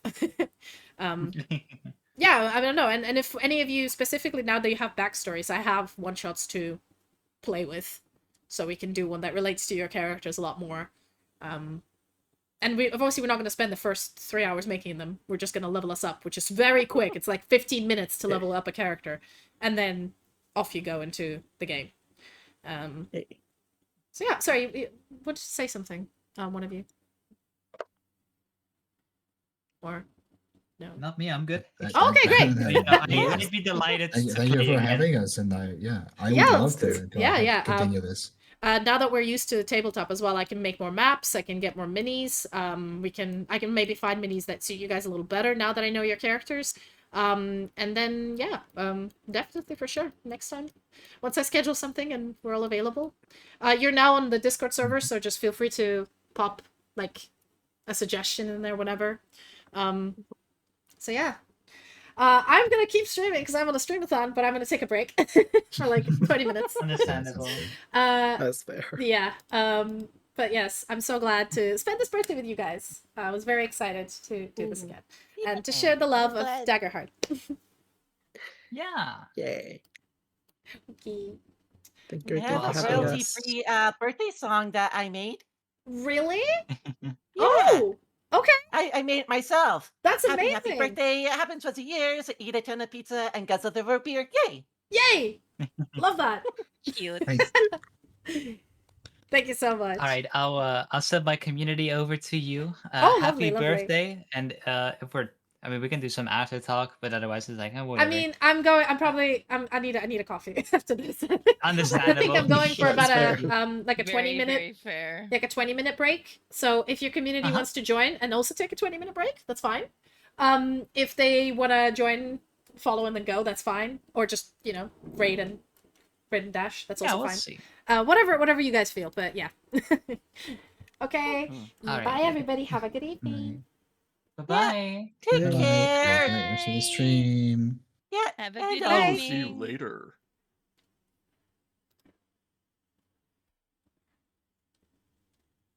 Okay, so that was Daggerheart. From character creation to a one-shot, which had everything from combat to social to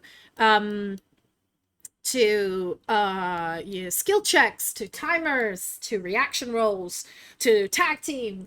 I think there might have been a few features we haven't done, which is a death roll, but that, listen, it's a birthday one shot. I'm not killing any of these players. I am not doing that to them. Maybe later when we do something more serious, death is an option here because there's some cool stuff to do with death. For those of you who don't know, let me save the game first because